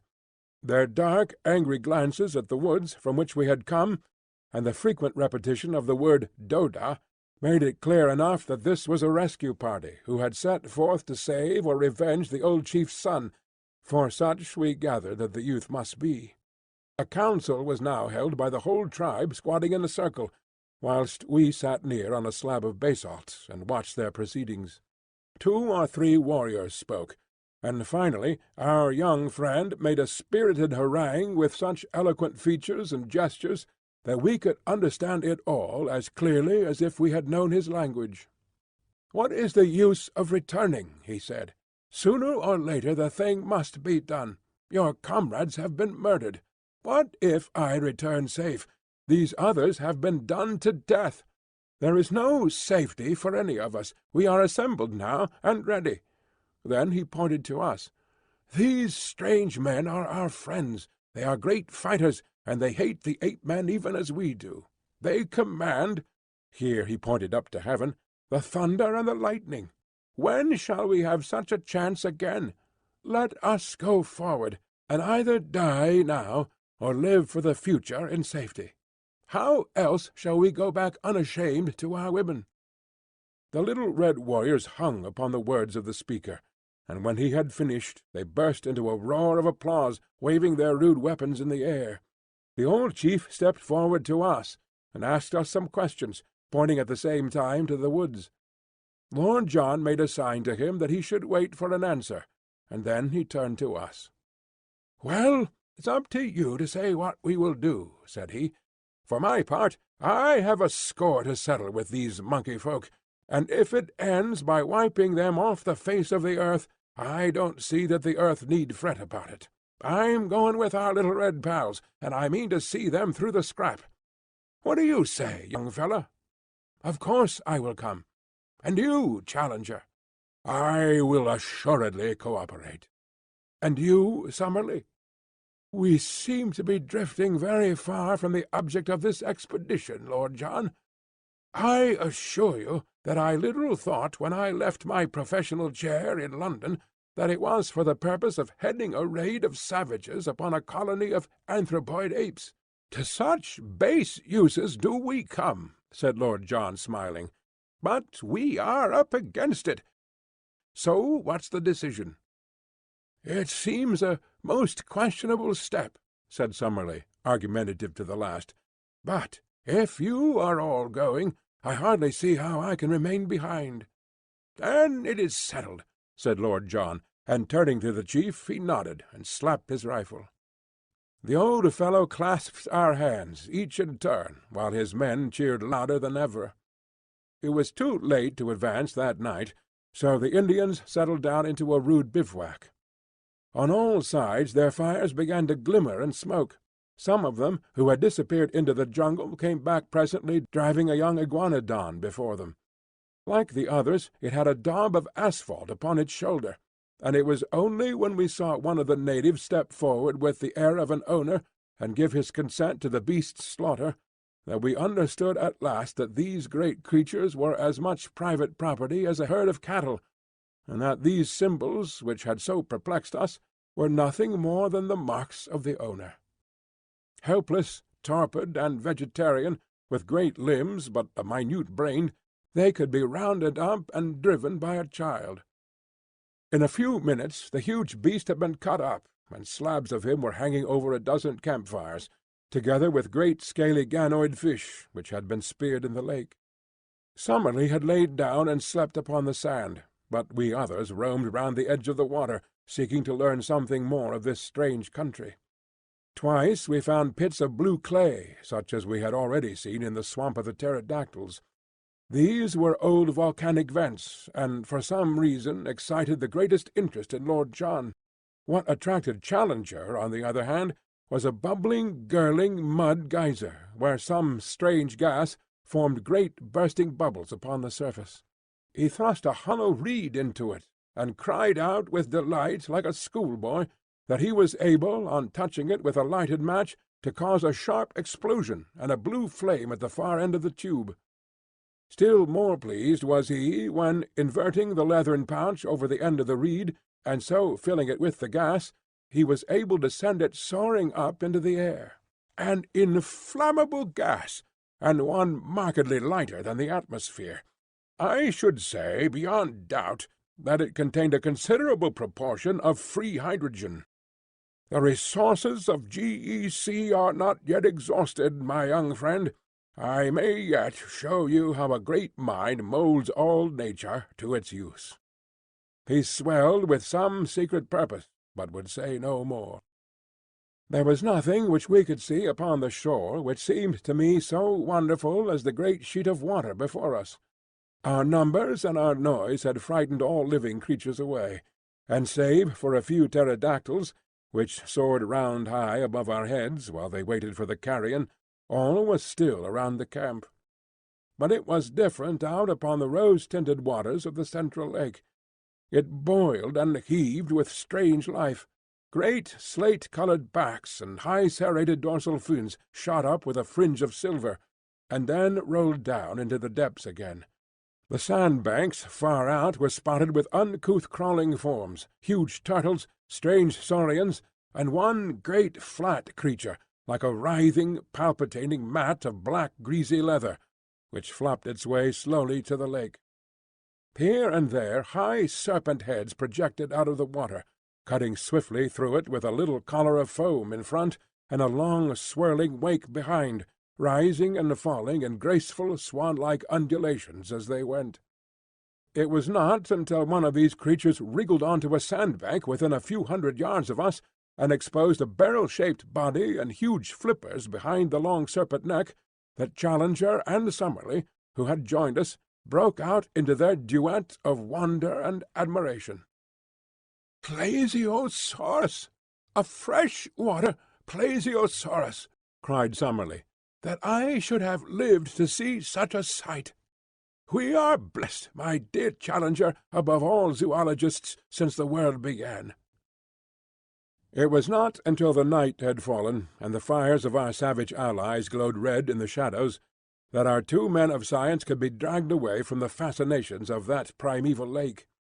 Even in the darkness, as we lay upon the strand, we heard from time to time the short and plunge of the huge creatures who lived therein. At earliest dawn our camp was astir, and an hour later we had started upon our memorable expedition. Often in my dreams have I thought that I might live to be a war correspondent. In what wildest one could I have conceived the nature of the campaign which it should be my lot to report? Here, then, is my first dispatch from a field of battle. Our numbers had been reinforced during the night by a fresh batch of natives from the caves, and we may have been 400 or 500 strong when we made our advance. A fringe of scouts was thrown out in front, and behind them the whole force in a solid column made their way up the long slope of the bush country until we were near the edge of the forest. Here they spread out into a long straggling line of spearmen and bowmen. Roxton and Summerlee took their position upon the right flank, while Challenger and I were on the left. It was a host of the Stone Age that we were accompanying to battle, we with the last word of the gunsmith's art from St. James Street and the Strand. We had not long to wait for our enemy. A wild, shrill clamour rose from the edge of the wood, and suddenly a body of ape-men rushed out with clubs and stones, and made for the centre of the Indian line.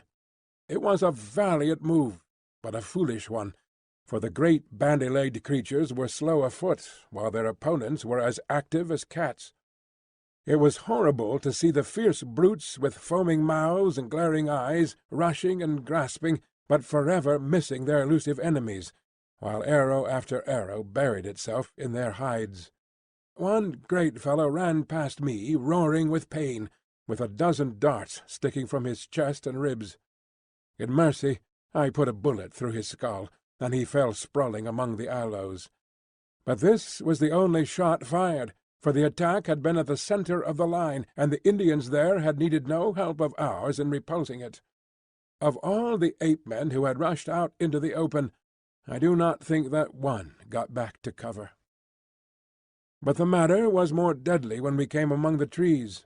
For an hour or more after we entered the wood, there was a desperate struggle in which for a time we hardly held our own.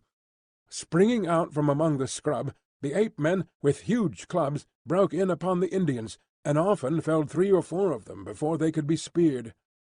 Their frightful blows shattered everything upon which they fell. One of them knocked Summerlee's rifle to matchwood, and the next would have crushed his skull had the Indian not stabbed the beast to the heart. Other ape-men in the trees above us hurled down stones and logs of wood, occasionally dropping bodily onto our ranks, and fighting furiously until they were felled. Once our allies broke under the pressure, and had it not been for the execution done by our rifles, they would certainly have been taken to their heels. But they were gallantly rallied by their old chief, and came on with such a rush that the ape-men began to turn to give way. Summerlee was weaponless, but I was employing my magazine as quick as I could fire, and on the further flank we heard the continuous cracking of our companions' rifles. Then in a moment came the panic and the collapse. Screaming and howling, the great creatures rushed away in all directions through the brushwood, while our allies yelled in their savage delight, following swiftly after their flying enemies. All the feuds of countless generations, all the hatreds and cruelties of their narrow history, all the memories of ill-usage and persecution were to be purged that day. At last man was to be supreme, and the man-beast to find forever his allotted place. Fly as they would, the fugitives were too slow to escape from the active savages, and from every side in the tangled woods we heard the exultant yells, the twanging of bows, and the crash and thud as ape-men were brought down from their hiding-places in the trees. I was following the others when I found that Lord John and Challenger had come across to join us.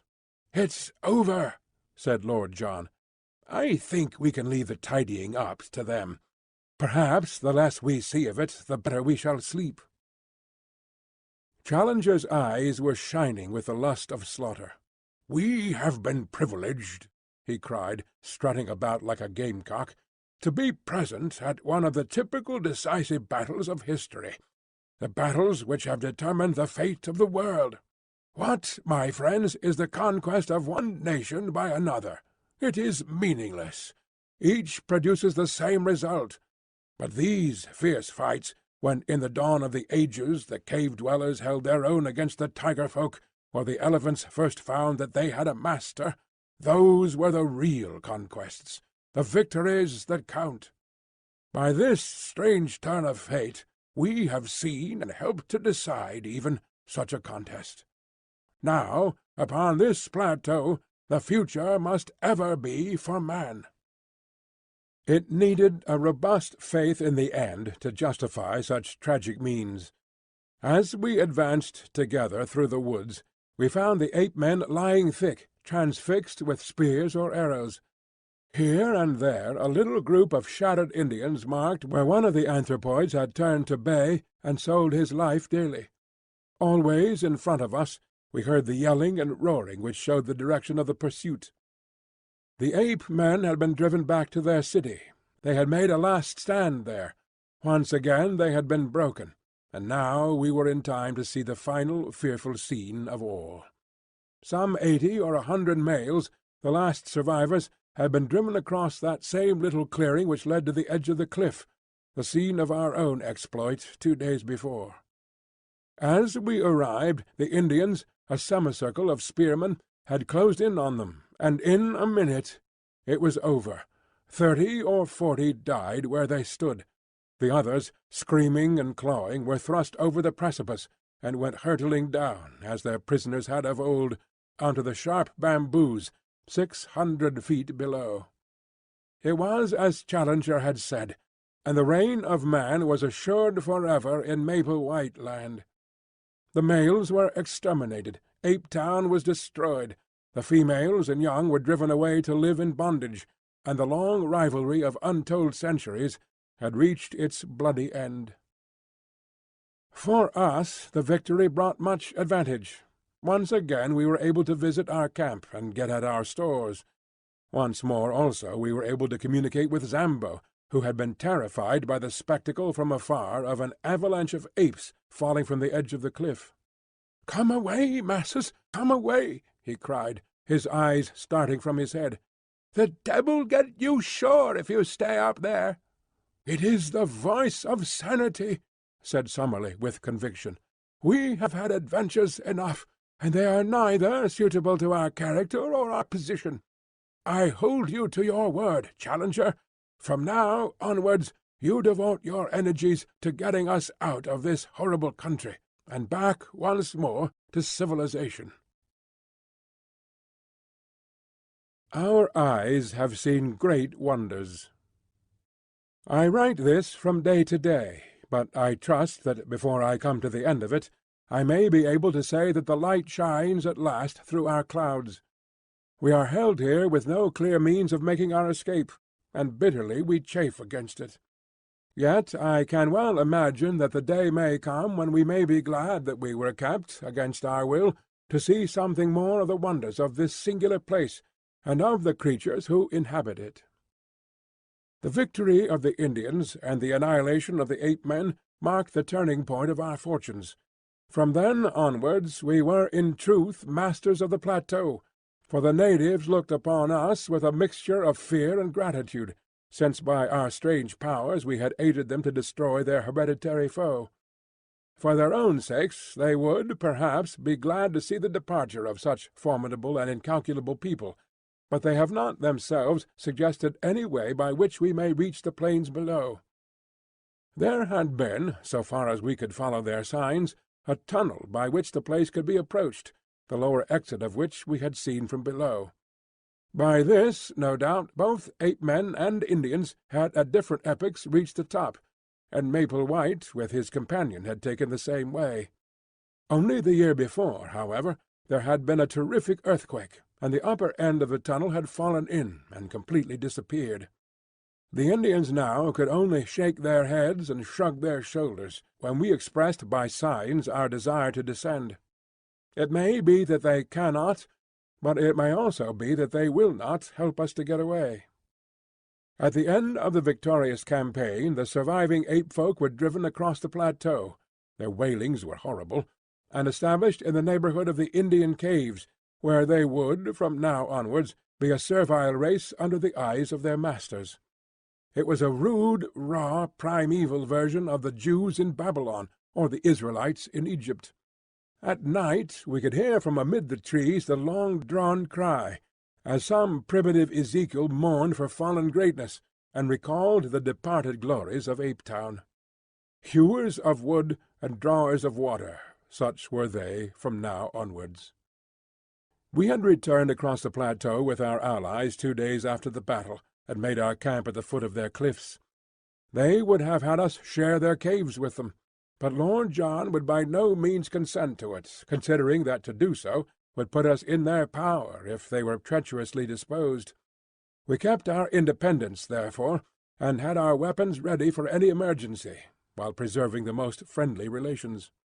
We also continually visited their caves, which were most remarkable places, though whether made by man or by nature we have never been able to determine.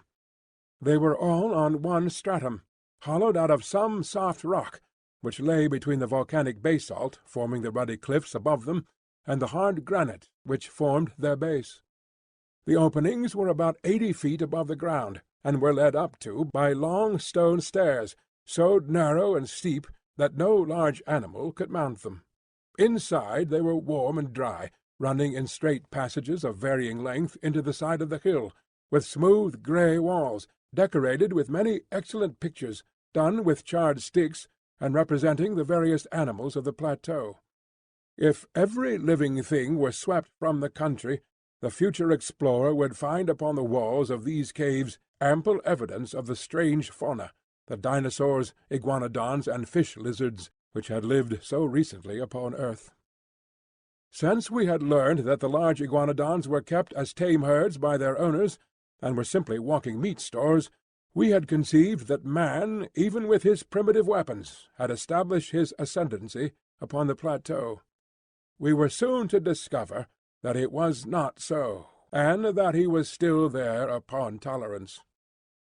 It was on the 3rd day after our forming our camp near the Indian caves that the tragedy occurred. Challenger and Summerlee had gone off together that day to the lake, where some of the natives, under their direction, were engaged in harpooning specimens of the great lizards. Lord John and I had remained in our camp, while a number of the Indians were scattered about upon the grassy slope in front of the caves, engaged in different ways. Suddenly there was a shrill cry of alarm, and with the word "Stoa" resounding from 100 tongues. From every side men, women, and children were rushing wildly for shelter, swarming up the staircases and into the caves in a mad stampede. Looking up, we could see them waving their arms from the rocks above, and beckoning us to join them in their refuge. We had both seized our magazine rifles and ran out to see what the danger could be. Suddenly, from the near belt of trees, there broke forth a group of 12 or 15 Indians running for their lives, and at their very heels 2 of those frightful monsters which had disturbed our camp and pursued me upon my solitary journey. In shape they were like horrible toads, and moved in a succession of springs, but in size they were of an incredible bulk, larger than the largest elephant. We had never before seen them save at night, and indeed they are nocturnal animals, save when disturbed in their lairs, as these had been. We now stood amazed at the sight, for their blotched and warty skins were of a curious fish-like iridescence, and the sunlight struck them with an ever-varying rainbow bloom as they moved. We had little time to watch them, however, for in an instant they had overtaken the fugitives, and were making a dire slaughter among them. Their method was to fall forward with their full weight upon each in turn, leaving them crushed and mangled, to bound on after the others. The wretched Indians screamed with terror, or were helpless, run as they would, before the relentless purpose and horrible activity of these monstrous creatures. One after another they went down, and there were not 6 surviving by the time my companion and I could come to their help. But our aid was of little avail, and only involved us in the same peril. At the range of a couple of 100 yards we emptied our magazines, firing bullet after bullet into the beasts, but with no more effect than if we were pelting them with pellets of paper. Their slow reptilian natures cared nothing for wounds, and the springs of their lives with no special brain centre, but scattered throughout their spinal cords, could not be tapped by any modern weapons. The most that we could do was to check their progress by distracting their attention with the flash and roar of our guns, and so to give both the natives and ourselves time to reach the steps which led to safety. But where the conical explosive bullets of the 20th century were of no avail, the poisoned arrows of the natives, dipped in the juice of strophanthus and steeped afterwards in decayed carrion, could succeed. Such arrows were of little avail to the hunter who attacked the beast, because their action in that torpid circulation was slow, and before its powers failed it, could certainly overtake and slay its assailant. But now, as the two monsters hounded us to the very foot of the stairs, a drift of darts came whistling from every chink in the cliff above them. In a minute they were feathered with them, and yet with no sign of pain they clawed and slobbered with impotent rage at the steps which led them to their victims, mounting clumsily up for a few yards, and then sliding down again to the ground. But at last the poison worked. One of them gave a deep grumbling groan and dropped his huge squat head onto the earth. The other bounded round in an eccentric circle, with shrill wailing cries, and then, lying down, writhed in agony for some minutes before it also stiffened and lay still. With yells of triumph the Indians came flocking down from their caves, and danced a frenzied dance of victory round the dead bodies, in mad joy that two more of the most dangerous of all their enemies had been slain. That night they cut up and removed the bodies, not to eat, for the poison was still active, but lest they should breed a pestilence. The great reptilian hearts, however, each as large as a cushion, still lay there, beating slowly and steadily, with a gentle rise and fall, in horrible independent life. It was only on the third day that the ganglia ran down, and the dreadful things were still. Some day, when I have a better desk than a meat tin, and more helpful tools than a worn stub of pencil and a last tattered notebook, I will write some fuller account of the Akala Indians, of our life amongst them, and of the glimpses which we had of the strange conditions of wondrous maple-white land. Memory at least will never fail me, for so long as the breath of life is in me, every hour and every action of that period will stand out as hard and clear as do the first strange happenings of our childhood. No new impressions could efface those which are so deeply cut. When the time comes, I will describe that wondrous moonlit night upon the great lake, when a young ichthyosaurus, a strange creature, half seal, half fish to look at, with bone-covered eyes on each side of his snout, and a third eye fixed upon the top of his head, was entangled in an Indian net, and nearly upset our canoe before we towed it ashore. The same night that a green water-snake shot out from the rushes and carried off in its coils the steersman of Challenger's canoe. I will tell, too, of the great nocturnal white thing, to this day we do not know whether it was beast or reptile, which lived in a vile swamp to the east of the lake, and flitted about with a faint phosphorescent glimmer in the darkness. The Indians were so terrified at it that they would not go near the place, and though we twice made expeditions and saw it each time, we could not make our way through the deep marsh in which it lived. I can only say that it seemed to be larger than a cow, and had the strangest musky odour. I will tell also of the huge bird which chased Challenger to the shelter of the rocks one day, a great running bird, far taller than an ostrich, with a vulture-like neck and cruel head which made it a walking death. As Challenger climbed to safety, one dart of that savage curving beak shore off the heel of his boot as if it had been cut with a chisel. This time, at least, modern weapons prevailed, and the great creature, 12 feet from head to foot, Phooracus its name, according to our panting but exultant professor, went down before Lord Roxton's rifle in a flurry of waving feathers and kicking limbs, with two remorseless yellow eyes glaring up from the midst of it. May I live to see that flattened vicious skull in its own niche amid the trophies of the Albany. Finally, I will assuredly give some account of the Toxodon, the giant 10-foot guinea pig with projecting chiselled teeth, which we killed as it drank in the grey of the morning by the side of the lake.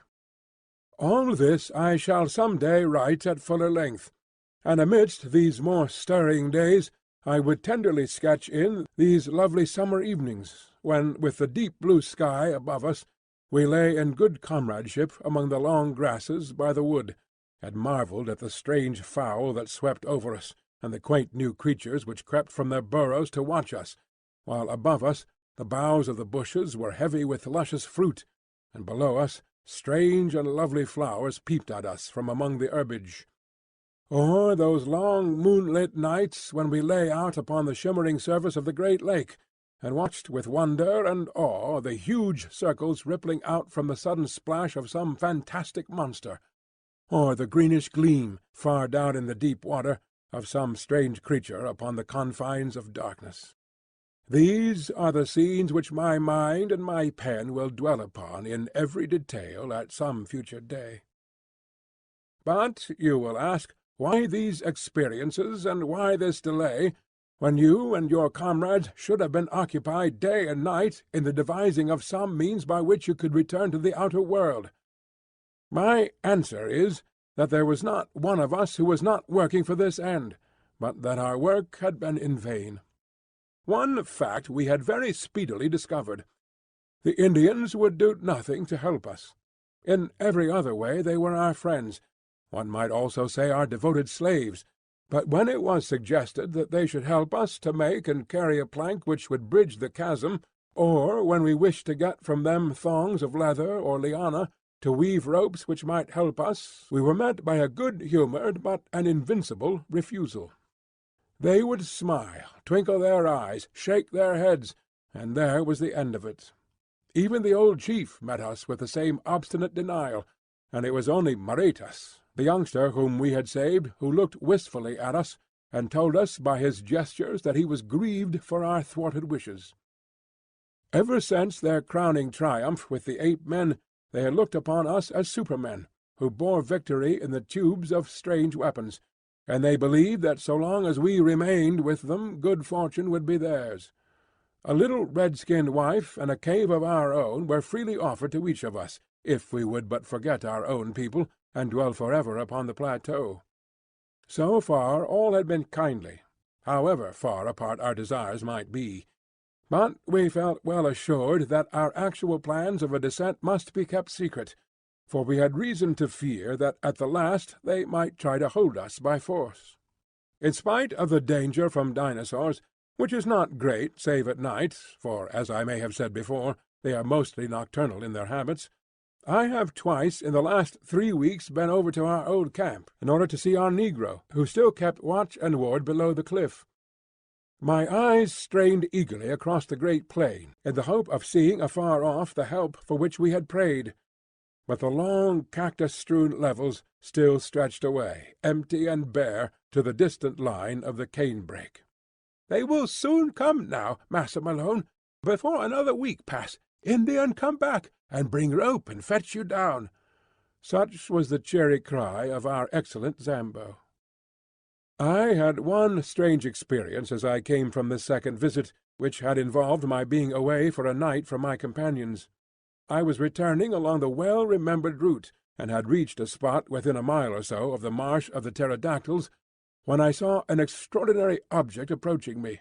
It was a man who walked inside a framework made of bent canes, so that he was enclosed on all sides in a bell-shaped cage. As I drew nearer, I was more amazed still to see that it was Lord John Roxton. When he saw me, he slipped from under his curious protection and came towards me laughing, and yet, as I thought, with some confusion in his manner. "Well, young fellow," said he, "who would have thought of meeting you up here?" "What in the world are you doing?" I asked. "Visiting my friends, the pterodactyls," said he. "But why?" "Interesting beasts, don't you think? But unsociable. Nasty, rude ways with strangers, as you may remember. So I rigged this framework, which keeps them from being too pressing in their attentions. But what do you want in the swamp?" He looked at me with a very questioning eye, and I read hesitation in his face. "Don't you think other people besides professors can want to know things?" he said at last. "I'm studying the pretty dears. That's enough for you." "No offence," said I. His good humour returned, and he laughed. "No offence, young fellow. I'm going to get a young devil chick for Challenger. That's one of my jobs.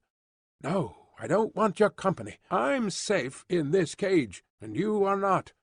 So long, and I'll be back in camp by nightfall." He turned away, and I left him wandering on through the wood with his extraordinary cage around him. If Lord John's behaviour at this time was strange, that of Challenger was more so.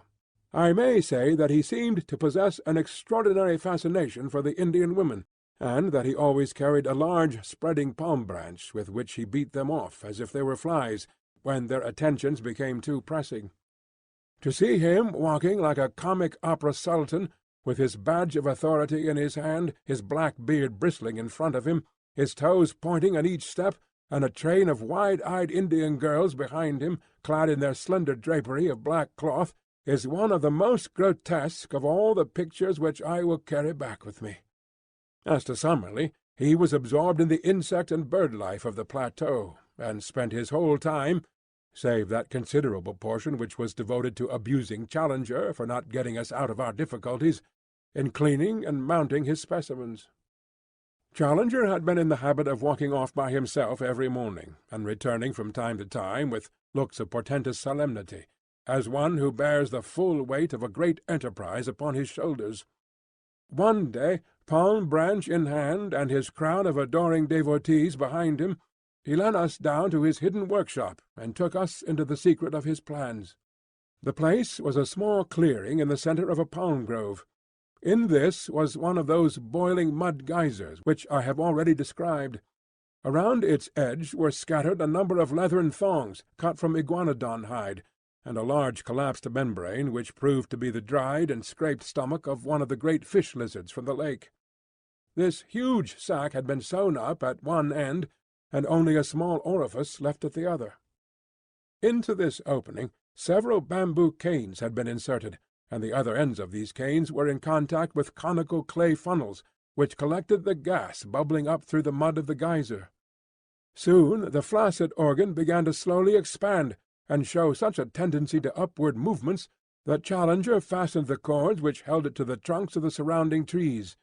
In half an hour a good-sized gas-bag had formed, and the jerking and straining upon the thongs showed that it was capable of considerable lift. Challenger, like a glad father in the presence of his firstborn, stood smiling and stroking his beard, in silent, self-satisfied content as he gazed at the creation of his brain. It was Summerlee who first broke the silence. "You don't mean us to go up in that thing, Challenger?" said he in an acid voice.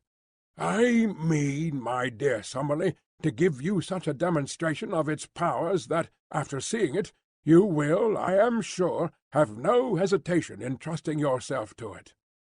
"You can put it right out of your head now, at once," said Summerlee with decision. "Nothing on earth would induce me to commit such a folly. Lord John, I trust that you will not countenance such madness." "Deuced ingenious, I call it," said our peer. "I'd like to see how it works." "So you shall," said Challenger. "For some days I have exerted my whole brain-force upon the problem of how we shall descend from these cliffs.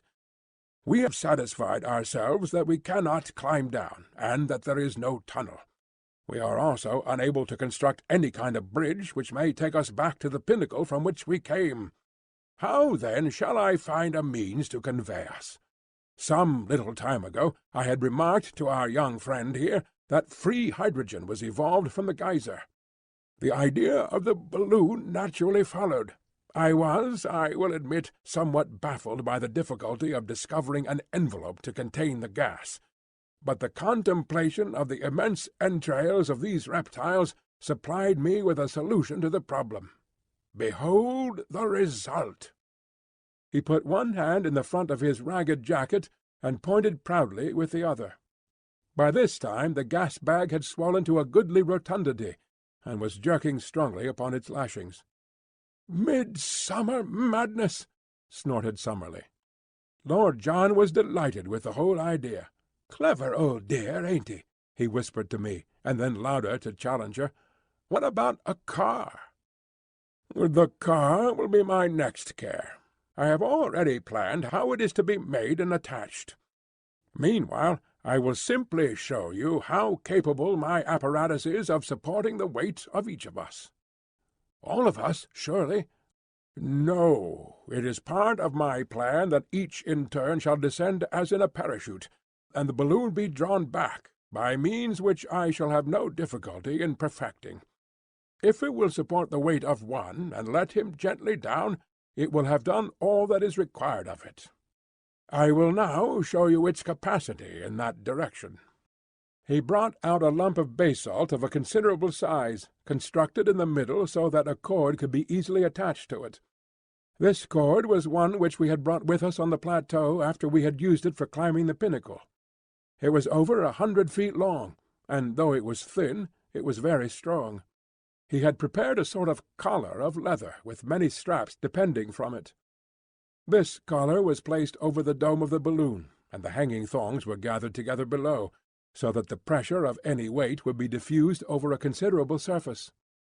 Then the lump of basalt was fastened to the thongs, and the rope was allowed to hang from the end of it, being passed 3 times round the professor's arm. "I will now," said Challenger, with a smile of pleased anticipation, "demonstrate the carrying power of my balloon." As he said so, he cut with a knife the various lashings that held it. Never was our expedition in more imminent danger of complete annihilation. The inflated membrane shot up with frightful velocity into the air. In an instant Challenger was pulled off his feet and dragged after it. I had just time to throw my arms around his ascending waist, when I was myself whipped up into the air. Lord John had me with a rat-trap grip round the legs, but I felt that he was also coming off the ground. For a moment I had a vision of 4 adventurers floating like a string of sausages over the land that they had explored. But happily there were limits to the strain which the rope would stand, though none apparently to the lifting powers of this infernal machine. There was a sharp crack, and we were in a heap upon the ground with coils of rope all over us. When we were able to stagger to our feet, we saw far off in the deep blue sky one dark spot where the lump of basalt was speeding upon its way. "Splendid!" cried the undaunted Challenger, rubbing his injured arm. "A most thorough and satisfactory demonstration. I could not have anticipated such a success.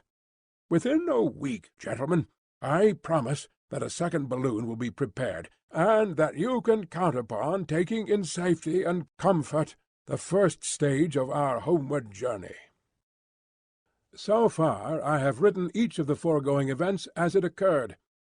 Now I am rounding off my narrative from the old camp, where Zambo has waited so long, with all the difficulties and dangers left like a dream behind us upon the summit of those vast ruddy crags which tower above our heads. We have descended in safety, though in a most unexpected fashion, and all is well with us. In 6 weeks or 2 months we shall be in London, and it is possible that this letter may not reach you much earlier than we do ourselves. Already our hearts yearn and our spirits fly towards the great mother city, which holds so much that is dear to us. It was on the very evening of our perilous adventure with Challenger's home-made balloon that the change came in our fortunes. I have said that the one person from whom we had some sign of sympathy in our attempts to get away was the young chief whom we had rescued. He alone had no desire to hold us against our will in a strange land. He had told us as much by his expressive language of signs. That evening after dusk he came down to our little camp, handed me— for some reason he had always shown his attentions to me, perhaps because I was the one who was nearest his age— a small roll of the bark of a tree, and then, pointing solemnly up to the row of caves above him, he put his finger to his lips as a sign of secrecy, and had stolen back again to his people. I took the slip of bark to the firelight, and we examined it together. It was about a foot square, and on the inner side there was a singular arrangement of lines, which I here reproduce. They were neatly done in charcoal upon the white surface, and looked to me at first sight like some sort of rough musical score. "Whatever it is, I can swear that it is of importance to us," said I. "I could read that on his face as he gave it." "Unless we have come upon a primitive practical joker," Summerlee suggested, "which I should think would be one of the most elementary developments of man." "It is clearly some sort of script," said Challenger. "Looks like a guinea puzzle competition," remarked Lord John, craning his neck to have a look at it. Then suddenly he stretched out his hand and seized the puzzle. "By George!" he cried, "I believe I've got it. The boy guessed right the very first time. See here, how many marks are on that paper? 18. Well, if you come to think of it, there are 18 cave openings on the hillside above us. He pointed up to the caves when he gave it to me," said I. "Well, that settles it. This is a chart of the caves. What? 18 of them, all in a row, some short, some deep, some branching, same as we saw them. It's a map, and here's a cross on it. What's the cross for?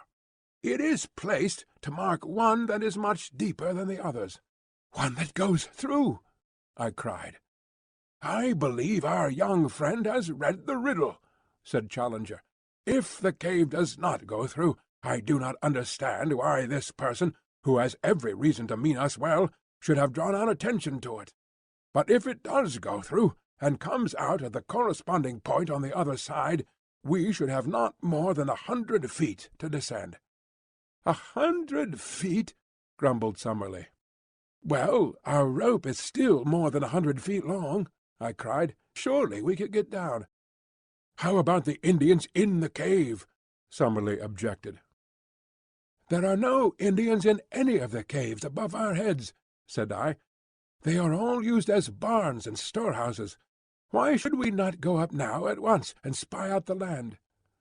"There is a dry bituminous wood upon the plateau, a species of araucaria, according to our botanist, which is always used by the Indians for torches. Each of us picked up a faggot of this, and we made our way up weed-covered steps to the particular cave which was marked in the drawing. It was, as I had said, empty, save for a great number of enormous bats, which flapped round our heads as we advanced into it. As we had no desire to draw the attention of the Indians to our proceedings, we stumbled around in the dark until we had gone round several curves and penetrated a considerable distance into the cavern. Then, at last, we lit our torches. It was a beautiful dry tunnel, with smooth grey walls covered with native symbols, a curved roof which arched over our heads, and white glistening sand beneath our feet. We hurried eagerly along it, until, with a deep groan of bitter disappointment, we were brought to a halt. A sheer wall of rock had appeared before us, with no chink through which a mouse could have slipped. There was no escape for us there. We stood with bitter hearts staring at this unexpected obstacle. It was not the result of any convulsion, as in the case of the ascending tunnel. The end wall was exactly like the side ones. It was, and had always been, a cul-de-sac. "Never mind, my friends," said the indomitable Challenger. "You have still my firm promise of a balloon." Summerlee groaned. "Can we be in the wrong cave?" I suggested.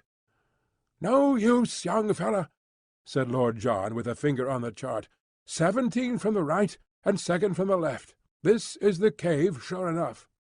I looked at the mark to which his finger pointed, and I gave a sudden cry of joy. "I believe I have it. Follow me! Follow me!" I hurried back along the way we had come, my torch in my hand. "Here," said I, pointing to some matches upon the ground, "is where we lit up." "Exactly. Well, it is marked as a forked cave, and in the darkness we passed the fork before the torches were lit. On the right side, as we go out, we should find the longer arm." It was as I had said.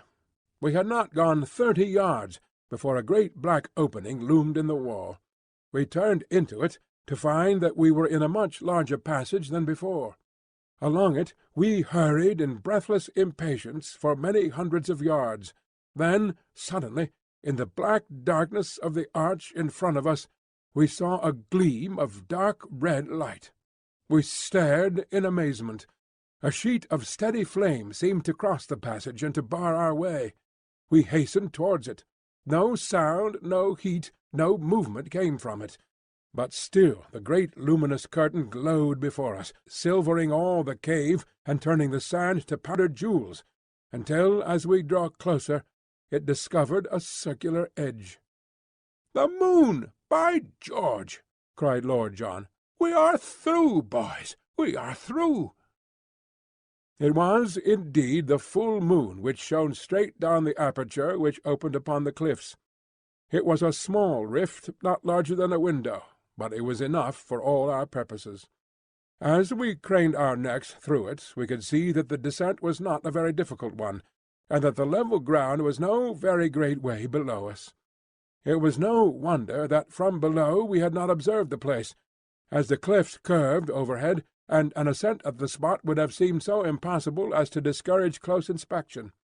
We satisfied ourselves that with the help of our rope we could find our way down, and then returned, rejoicing, to our camp to make our preparations for the next evening.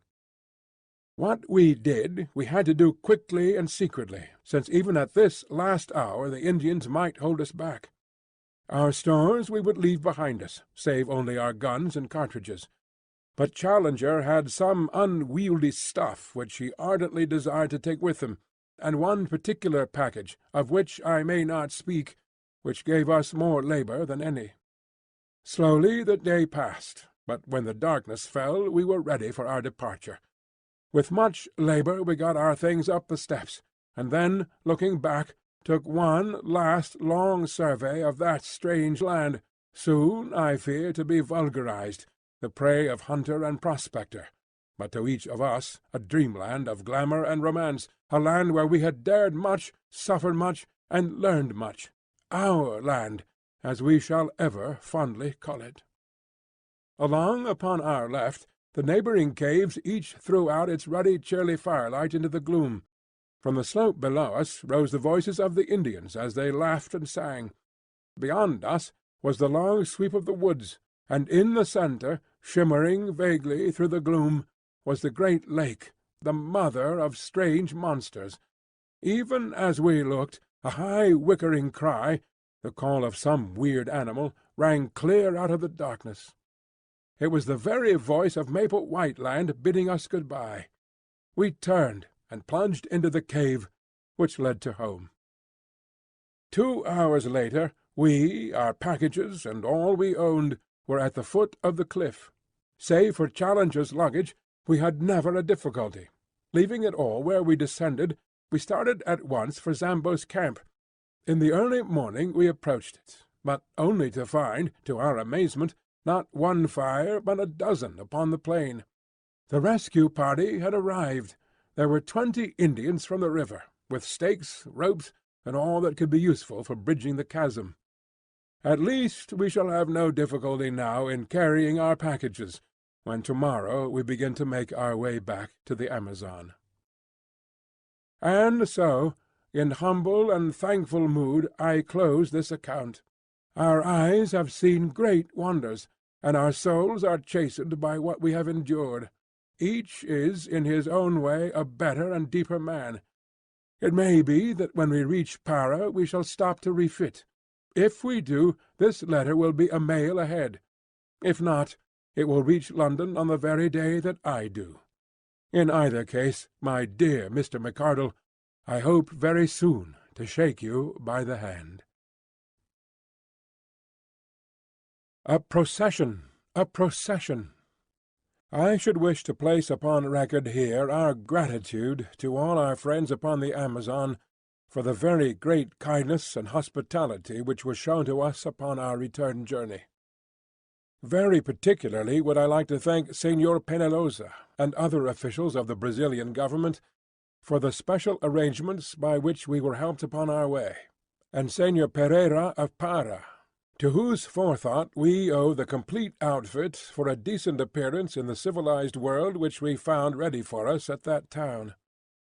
It seemed a poor return for all the courtesy which we encountered that we should deceive our hosts and benefactors, but under the circumstances we had really no alternative, and I hereby tell them that they will only waste their time and their money if they attempt to follow upon our traces.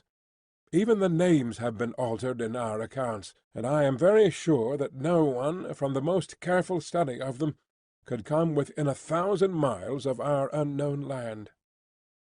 The excitement which had been caused through those parts of South America which we had to traverse was imagined by us to be purely local, and I can assure our friends in England that we had no notion of the uproar which the mere rumour of our experiences had caused through Europe.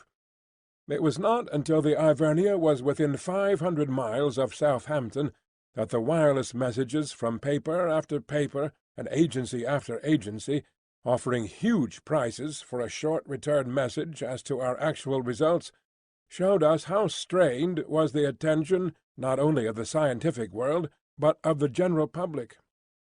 It was agreed among us, however, that no definite statement should be given to the press until we had met the members of the Zoological Institute, since, as delegates, it was our clear duty to give our first report to the body from which we had received our commission of investigation. Thus, although we found Southampton full of pressmen, we absolutely refused to give any information, which had the natural effect of focusing public attention upon the meeting, which was advertised for the evening of November 7th. For this gathering, the Zoological Hall, which had been the scene of the inception of our task, was found to be far too small, and it was only in the Queen's Hall in Regent Street that accommodation could be found. It is now common knowledge the promoters might have ventured upon the Albert Hall, and still found their space too scanty. It was for the second evening after our arrival that the great meeting had been fixed. For the first, we had each, no doubt, our own pressing personal affairs to absorb us. Of mine I cannot yet speak. It may be that as it stands further from me I may think of it, and even speak of it, with less emotion. I have shown the reader in the beginning of this narrative where lay the springs of my action. It is but right, perhaps, that I should carry on the tale, and show also the results. And yet the day may come when I would not have it otherwise. At least I have been driven forth to take part in a wondrous adventure, and I cannot but be thankful to the force that drove me. And now I turn to the last supreme eventful moment of our adventure.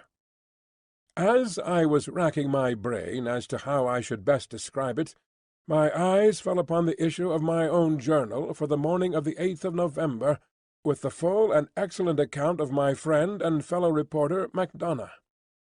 What can I do better than transcribe his narrative, headlines and all? I admit that the paper was exuberant in the matter, out of compliment to its own enterprise in sending a correspondent, but the other great dailies were hardly less full in their account. Thus, then, friend Mac in his report. The New World great meeting at the Queen's Hall. Scenes of uproar. Extraordinary incident. What was it? Nocturnal riot in Regent Street. Special. The much-discussed meeting of the Zoological Institute, convened to hear the report of the Committee of Investigation, sent out last year to South America to test the assertions made by Professor Challenger as to the continued existence of prehistoric life upon that continent, was held last night in the Greater Queen's Hall, and it is safe to say that it is likely to be a red-letter date in the history of science, for the proceedings were of so remarkable and sensational a character that no one present is ever likely to forget them. Oh, brother Scribe Macdonough, what a monstrous opening sentence! The tickets were theoretically confined to members and their friends, but the latter is an elastic term, and long before 8 o'clock, the hour fixed for the commencement of the proceedings, all parts of the great hall were tightly packed. The general public, however, which most unreasonably entertained a grievance at having been excluded, stormed the doors at 7:45, after a prolonged mêlée in which several people were injured, including Inspector Scoble of H Division, whose leg was unfortunately broken. After this unwarrantable invasion, which not only filled every passage, but even intruded upon the space set for the press, it is estimated that nearly 5,000 people awaited the arrival of the travellers. When they eventually appeared, they took their places in the front of a platform which already contained all the leading scientific men, not only of this country, but of France and of Germany. Sweden was also represented, in the person of Professor Sergius, the famous zoologist of the University of Uppsala. The entrance of the four heroes of the occasion was the signal of a remarkable demonstration of welcome, the whole audience rising and cheering for some minutes. An acute observer might, however, have detected some signs of dissent amid the applause, and gathered that the proceedings were likely to become more lively than harmonious. It may safely be prophesied, however, that no one could have foreseen the extraordinary turn which they were eventually to take. Of the appearance of the four wanderers little need be said, since their photographs have for some time been appearing in all the papers. They bear few traces of the hardships which they are said to have undergone. Professor Challenger's beard may be more shaggy, Professor Summerlee's features more ascetic, Lord John Roxton's figure more gaunt, and all three may be burned to a darker tint than when they left our shores, but each appeared to be in most excellent health. As to our own representative, the well-known athlete and international rugby football player, E.D. Malone, he looks trained to a hair, and as he surveyed the crowd, a smile of good-humoured contentment pervaded his honest but homely face. "All right, Mac, wait till I get you alone." When quiet had been restored, and the audience resumed their seats after the ovation which they had given to the travellers, the chairman, the Duke of Durham, addressed the meeting. He would not, he said, stand for more than a moment between that vast assembly and the treat which lay before them. It was not for him to anticipate what Professor Summerlee, who was the spokesman of the committee, had to say to them, but it was common rumour that their expedition had been crowned by extraordinary success. Applause. Apparently the age of romance was not dead, and there was common ground upon which the wildest imaginings of the novelist could meet the actual scientific investigations of the searcher for truth. He would only add, before he sat down, that he rejoiced, and all of them would rejoice, that these gentlemen had returned safe and sound from their difficult and dangerous task, for it cannot be denied that any disaster to such an expedition would have inflicted a well-nigh irreparable loss to the cause of zoological science. Great applause, in which Professor Challenger was observed to join. Professor Summerlee's rising was the signal for another extraordinary outbreak of enthusiasm, which broke out again at intervals throughout his address. That address will not be given in extenso in these columns, for the reason that a full account of the whole adventures of the expedition is being published as a supplement from the pen of our own special correspondent. Some general indications will therefore suffice. Having described the genesis of their journey, and paid a handsome tribute to his friend Professor Challenger, coupled with an apology for the incredulity with which his assertions, now fully vindicated, had been received, he gave the actual course of their journey, carefully withholding such information as would aid the public in any attempt to locate the remarkable plateau. Having described in general terms their course from the main river up to the time that they actually reached the base of the cliffs, he enthralled his hearers by his account of the difficulties encountered by the expedition in their repeated attempts to mount them, and finally described how they succeeded in their desperate endeavours, which cost the lives of their two devoted half-breed servants. This amazing reading of the affair was the result of Summerlee's endeavours to avoid raising any questionable matter at the meeting. Having conducted his audience in fancy to the summit, and marooned them there by reason of the fall of their bridge, the professor proceeded to describe both the horrors and the attractions of that remarkable land. Of personal adventures he said little, but laid stress upon the rich harvest reaped by science in the observations of the wonderful beast, bird, insect, and plant life of the plateau. Peculiarly rich in the Coleoptera and in the Lepidoptera, 46 new species of the one and 94 of the other had been secured in the course of a few weeks. It was, however, in the larger animals, and especially in the larger animals supposed to have been long extinct, that the interest of the public was naturally centred. Of these he was able to give a goodly list, but had little doubt that it would be largely extended when the place had been more thoroughly investigated. He and his companions had seen at least a dozen creatures, most of them at a distance, which corresponded with nothing at present known to science. These would, in time, be duly classified and examined. He instanced a snake, the cast skin of which, deep purple in colour, was 51 feet in length, and mentioned a white creature, supposed to be a mammalian, which gave forth well-marked phosphorescence in the darkness. Also a large black moth, the bite of which was supposed by the Indians to be highly poisonous. Setting aside these entirely new forms of life, the plateau was very rich in known prehistoric forms, dating back in some cases to early Jurassic times. Among those he mentioned the gigantic and grotesque Stegosaurus, seen once by Mr. Malone at a drinking-place by the lake, and drawn in the sketch-book of that adventurous American who had first penetrated this unknown world. He described also the iguanodon and the pterodactyl, two of the first of the wonders which they had encountered. He then thrilled the assembly by some account of the terrible carnivorous dinosaurs, which had on more than one occasion pursued members of the party, and which were the most formidable of all the creatures which they had encountered. Thence he passed to the huge and ferocious bird, the phororhacus, and to the great elk which still roams upon this upland. It was not, however, until he sketched the mysteries of the central lake that the full interest and enthusiasm of the audience were aroused. One had to pinch oneself to be sure that one was awake, as one heard this sane and practical professor, in cold measured tones, describing the monstrous three-eyed fish-lizards and the huge water-snakes which inhabit this enchanted sheet of water. Next he touched upon the Indians, and upon the extraordinary colony of anthropoid apes, which might be looked upon as an advance upon the Pithecanthropus of Java, and as coming therefore nearer than any known form to that hypothetical creation, the missing link.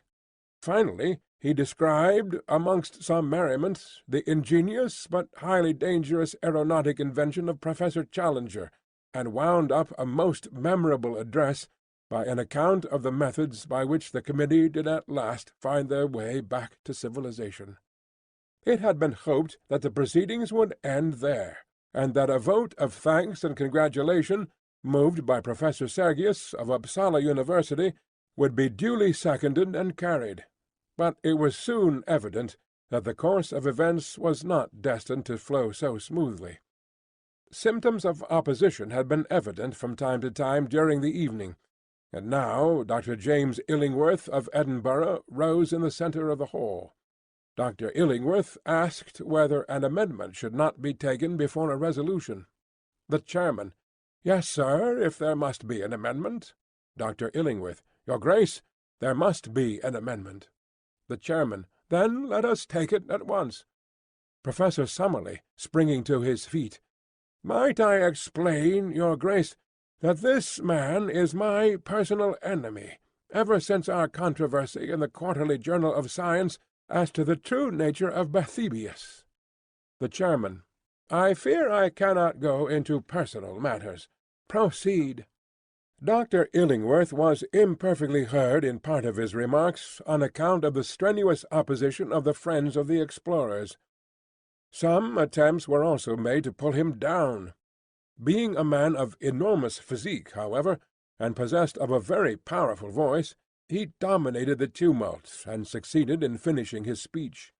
It was clear from the moment of his rising that he had a number of friends and sympathizers in the hall, though they formed a minority in the audience.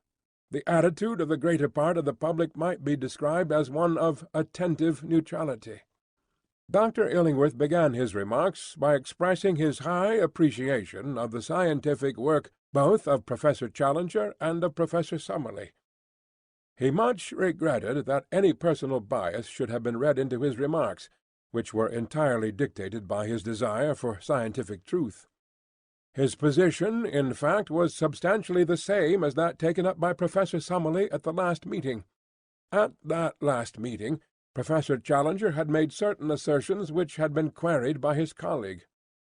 Now this colleague came forward himself with the same assertions, and expected them to remain unquestioned. Was this reasonable? Yes, no, and prolonged interruption, during which Professor Challenger was heard from the press-box to ask leave from the chairman to put Dr. Illingworth into the street. A year ago one man said certain things. Now 4 men said other and more startling ones. Was this to constitute a final proof where the matters in question were of the most revolutionary and incredible character? There had been recent examples of travellers arriving from the unknown with certain tales which had been too readily accepted. Was the London Zoological Institute to place itself in this position? He admitted that the members of the committee were men of character, but human nature was very complex. Even professors might be misled by the desire for notoriety. Like moths, we all love best to flutter in the light. Heavy game shots liked to be in a position to cap the tails of their rivals, and journalists were not averse from sensational coups, even when imagination had to add fact in the process. Each member of the committee had his own motive for making the most of his results. Shame, shame! He had no desire to be offensive. You are an interruption. The corroboration of these wondrous tales was really of the most slender description. What did it amount to? Some photographs. Was it possible that in this age of ingenious manipulation photographs could be accepted as evidence? What more? We have a story of a flight and a descent by ropes which precluded the production of larger specimens. It was ingenious, but not convincing. It was understood that Lord John Roxton claimed to have the skull of a Phororhacus. He could only say that he would like to see that skull. Lord John Roxton. Is this fellow calling me a liar? Uproar. The chairman. Order! Order! Dr. Illingworth, I must direct you to bring your remarks to a conclusion, and to move your amendment. Dr. Illingworth. Your Grace, I have more to say, but I bow to your ruling. I move, then, that, while Professor Summerlee be thanked for his interesting address, the whole matter shall be regarded as non-proven, and shall be referred back to a larger and possibly more reliable committee of investigation. It is difficult to describe the confusion caused by this amendment. A large section of the audience expressed their indignation at such a slur upon the travellers by noisy shouts of dissent, and cries of "Don't put it! Withdraw! Turn him out!" On the other hand, the malcontents, and it cannot be denied that they were fairly numerous, cheered for the amendment, with cries of "Order! Chair! and fair play!" A scuffle broke out in the back benches, and blows were freely exchanged among the medical students who crowded that part of the hall. It was only the moderating influence of the presence of large numbers of ladies which prevented an absolute riot.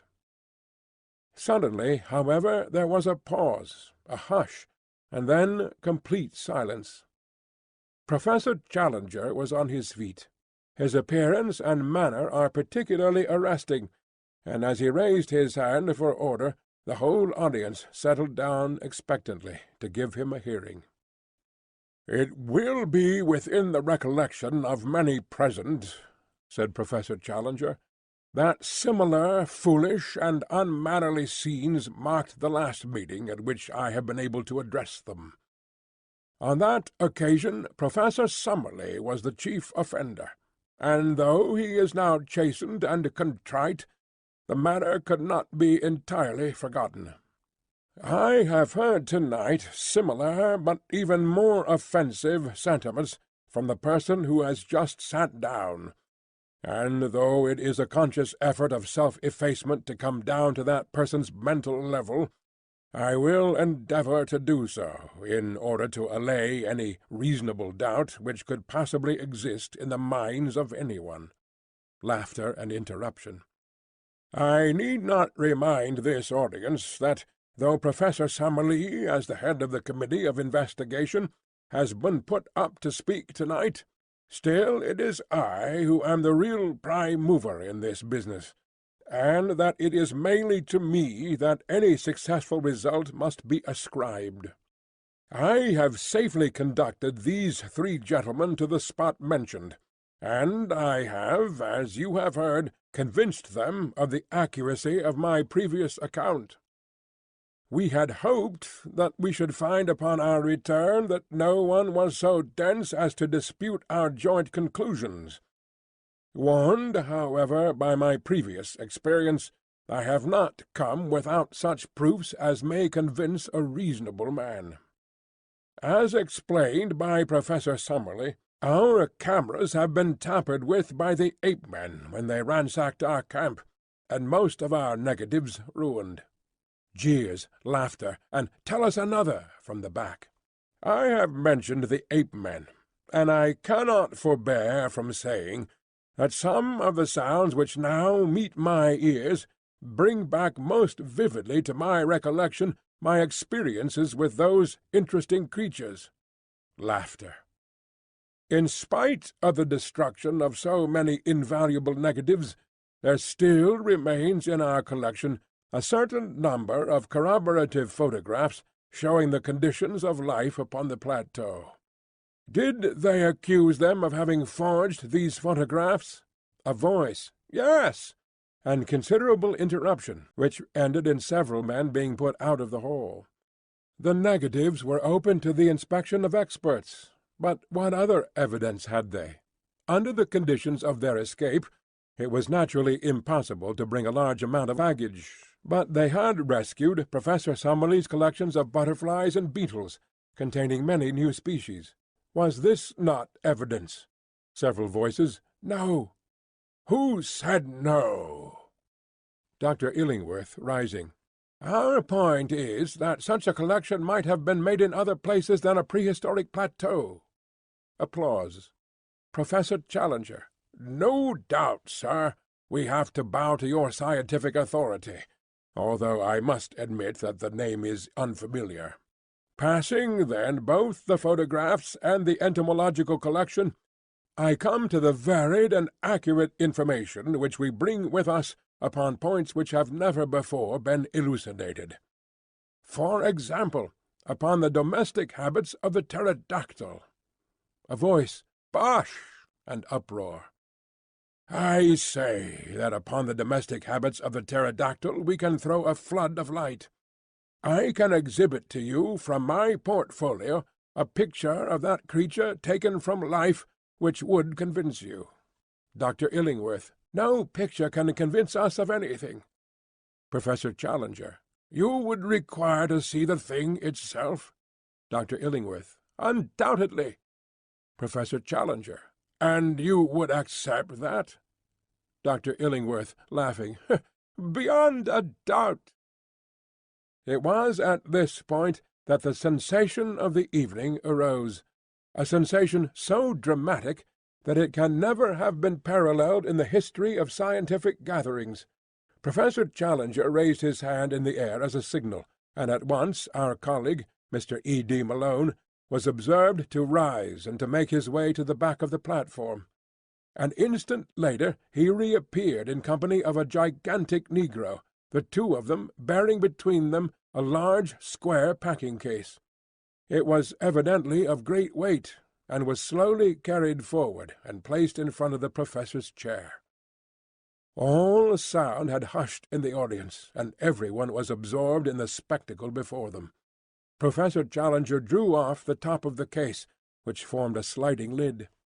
peering down into the box, he snapped his fingers several times, and was heard from the press seat to say, "Come then, pretty, pretty," in a coaxing voice. An instant later, with a scratching, rattling sound, a most horrible and loathsome creature appeared from below, and perched itself upon the side of the case. Even the unexpected fall of the Duke of Durham into the orchestra, which occurred at this moment, could not distract the petrified attention of the vast audience. The face of the creature was like the wildest gargoyle that the imagination of a mad medieval builder could have conceived. It was malicious, horrible, with two small red eyes as bright as points of burning coal. Its long, savage mouth, which was held half open, was full of a double row of shark-like teeth. Its shoulders were humped, and round them were draped what appeared to be a faded grey shawl. It was the devil of our childhood in person. There was a turmoil in the audience. Someone screamed, two ladies in the front row fell senseless from their chairs, and there was a general movement upon the platform to follow their chairman into the orchestra. For a moment there was danger of a general panic. Professor Challenger threw up his hands to still the commotion, but the movement alarmed the creature beside him. Its strange shawl suddenly unfurled, spread, and fluttered as a pair of leathery wings. Its owner grabbed at its legs, but too late to hold it. It had sprung from the perch, and was circling slowly round the Queen's Hall, with a dry, leathery flapping of its 10-foot wings, while a putrid and insidious odour pervaded the room. The cries of the people in the galleries, who were alarmed at the near approach of those glowing eyes and that murderous beak, excited the creature to a frenzy. Faster and faster it flew, beating against walls and chandeliers in a blind frenzy of alarm. "The window! For heaven's sake, shut that window!" roared the professor from the platform, dancing and wringing his hands in an agony of apprehension. Alas, his warning was too late. In a moment the creature, beating and bumping along the wall like a huge moth within a glass shade, came upon the opening, squeezed its hideous bulk through it, and was gone. Professor Challenger fell back into his chair with his face buried in his hands, while the audience gave one long deep sigh of relief as they realized that the incident was over. Then, oh, how shall one describe what took place then? When the whole exuberance of the majority and the full reaction of the minority united to make one great wave of enthusiasm, which rolled from the back of the hall, gathering volume as it came, swept over the orchestra, submerged the platform, and carried the four heroes away upon its crest. Good for you, Mac. If the audience had done less than justice, surely it made ample amends. Every one was on his feet. Every one was moving, shouting, gesticulating. A dense crowd of cheering men were round the four travellers. "Up with them! Up with them!" cried 100 voices. In a moment 4 figures shot up above the crowd. In vain they strove to break loose. They were held in their lofty places of honour. It would have been hard to let them down if it had been wished, so dense was the crowd around them. "Regent Street! Regent Street!" sounded the voices. There was a swirl in the packed multitude, and a slow current, bearing the four upon their shoulders, made for the door. Out in the street the scene was extraordinary. An assemblage of not less than 100,000 people was waiting. The close-packed throng extended from the other side of the Langham Hotel to Oxford Circus. A roar of acclamation greeted the four adventurers as they appeared, high above the heads of the people, under the vivid electric lamps outside the hall. "A procession! A procession!" was the cry. In a dense phalanx, blocking the streets from side to side, the crowd set forth, taking the route of Regent Street, Pall Mall, St. James's Street, and Piccadilly. The whole central traffic of London was held up, and many collisions were reported between the demonstrators upon the one side and the police and taxi-cabmen upon the other.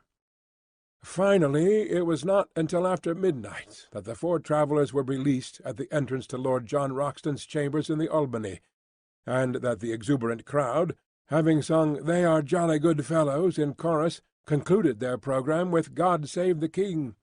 So ended one of the most remarkable evenings that London has seen for a considerable time. So far my friend Macdonough, and it may be taken as a fairly accurate, if florid, account of the proceedings. As to the main incident, it was a bewildering surprise to the audience, but not, I need hardly say, to us. The reader will remember how I met Lord John Roxton upon the very occasion when, in his protective crinoline, he had gone to bring the devil's chick, as he called it, for Professor Challenger. I have hinted also at the trouble which the Professor's baggage gave us when we left the plateau, and had I described our voyage, I might have said a good deal of the worry we had to coax with putrid fish the appetite of our filthy companion. If I have not said much about it before, it was, of course, that the Professor's earnest desire was that no possible rumour of the unanswerable argument which we carried should be allowed to leak out until the moment came when his enemies were to be confuted. One word as to the fate of the London pterodactyl. Nothing can be said to be certain upon this point. There is the evidence of two frightened women that it perched upon the roof of the Queen's Hall, and remained there like a diabolical statue for some hours. The next day it came out in the evening papers that Private Miles, of the Coldstream Guards, on duty outside Marlborough House, had deserted his post without leave, and was therefore court-martialed. Private Miles's account, that he dropped his rifle and took to his heels down the Mall because, on looking up, he had suddenly seen the devil between him and the moon, was not accepted by the court, and yet it may have a direct bearing upon the point at issue. The only other evidence which I can adduce is from the log of the S.S. Friesland, a Dutch-American liner, which asserts that at 9 next morning, start point being at the time 10 miles upon their starboard quarter, they were passed by something between a flying goat and a monstrous bat, which was heading at a prodigious pace south and west. If its homing instinct led it upon the right line, there can be no doubt that somewhere out in the wastes of the Atlantic the last European pterodactyl found its end. And Gladys!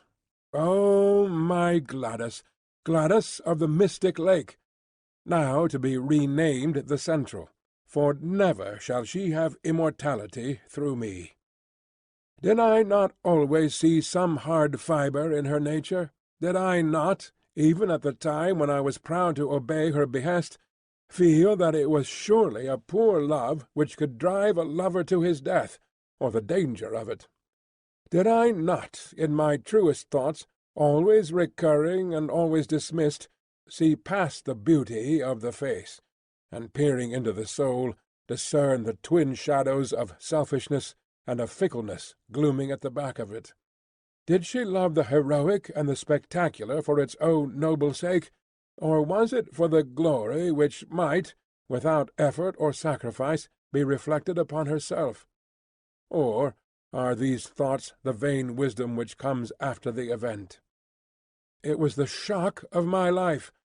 For a moment it had turned me to a cynic. But already, as I write, a week has passed, and we have had our momentous interview with Lord John Roxton, and, well, perhaps things might be worse. Let me tell it in a few words. No letter or telegram had come to me at Southampton, and I reached the little villa at Streatham about 10 o'clock that night in a fever of alarm. Was she dead or alive?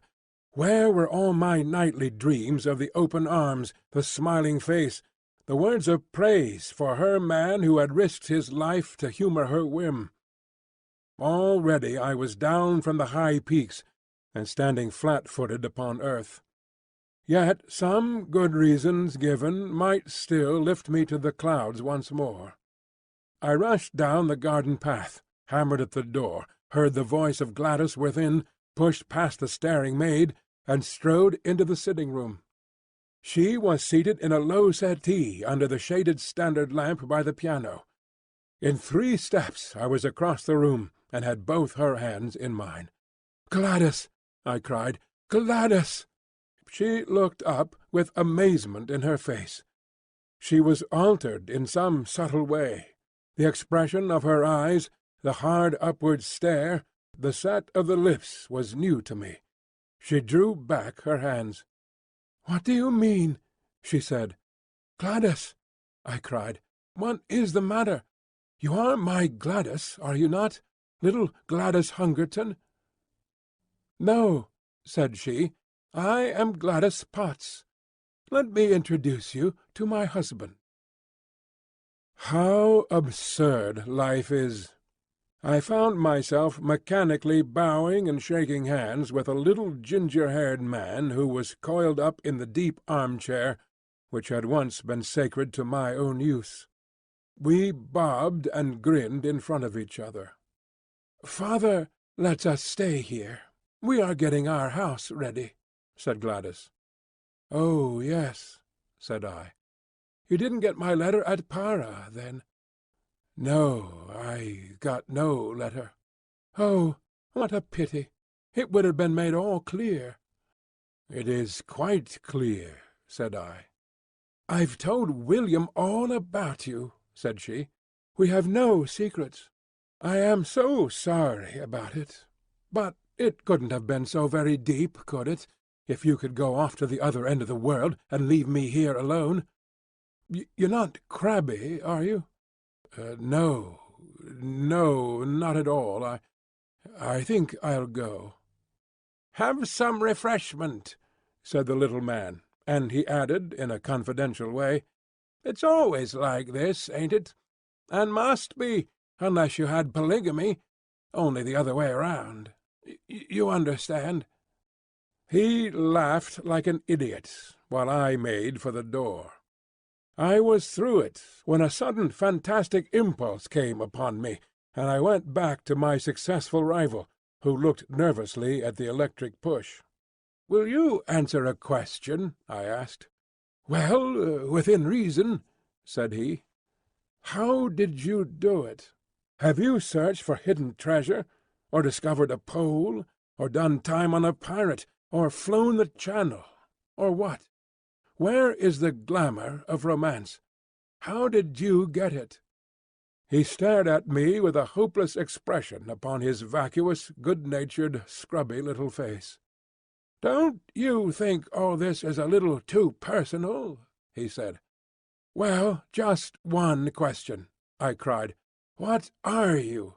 What is your profession?"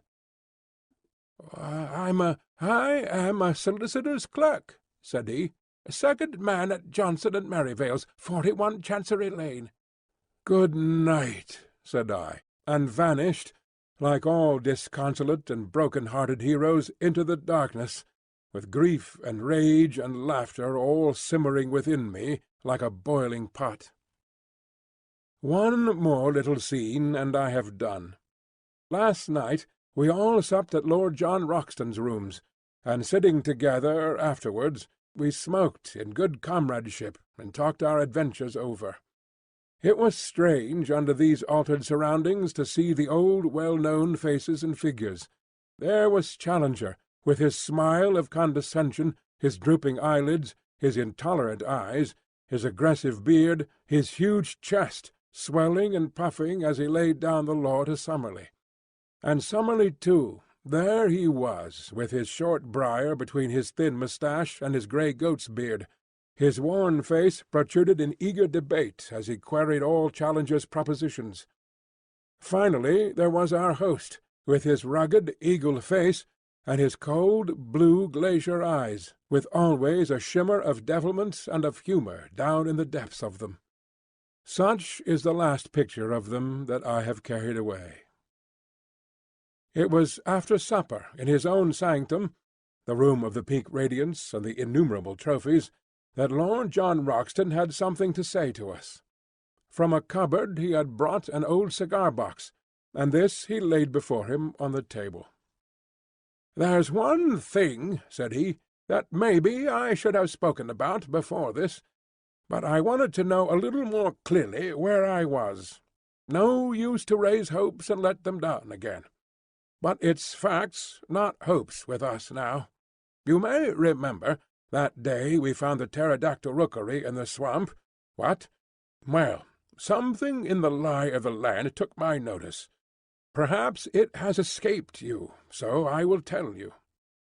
It was a volcanic vent full of blue clay." The professors nodded.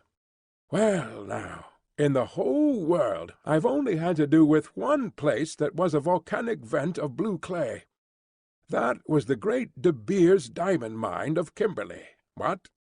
So, you see, I got diamonds into my head. I rigged up a contraption to hold off those stinking beasts, and I spent a happy day there with a spud. This is what I got."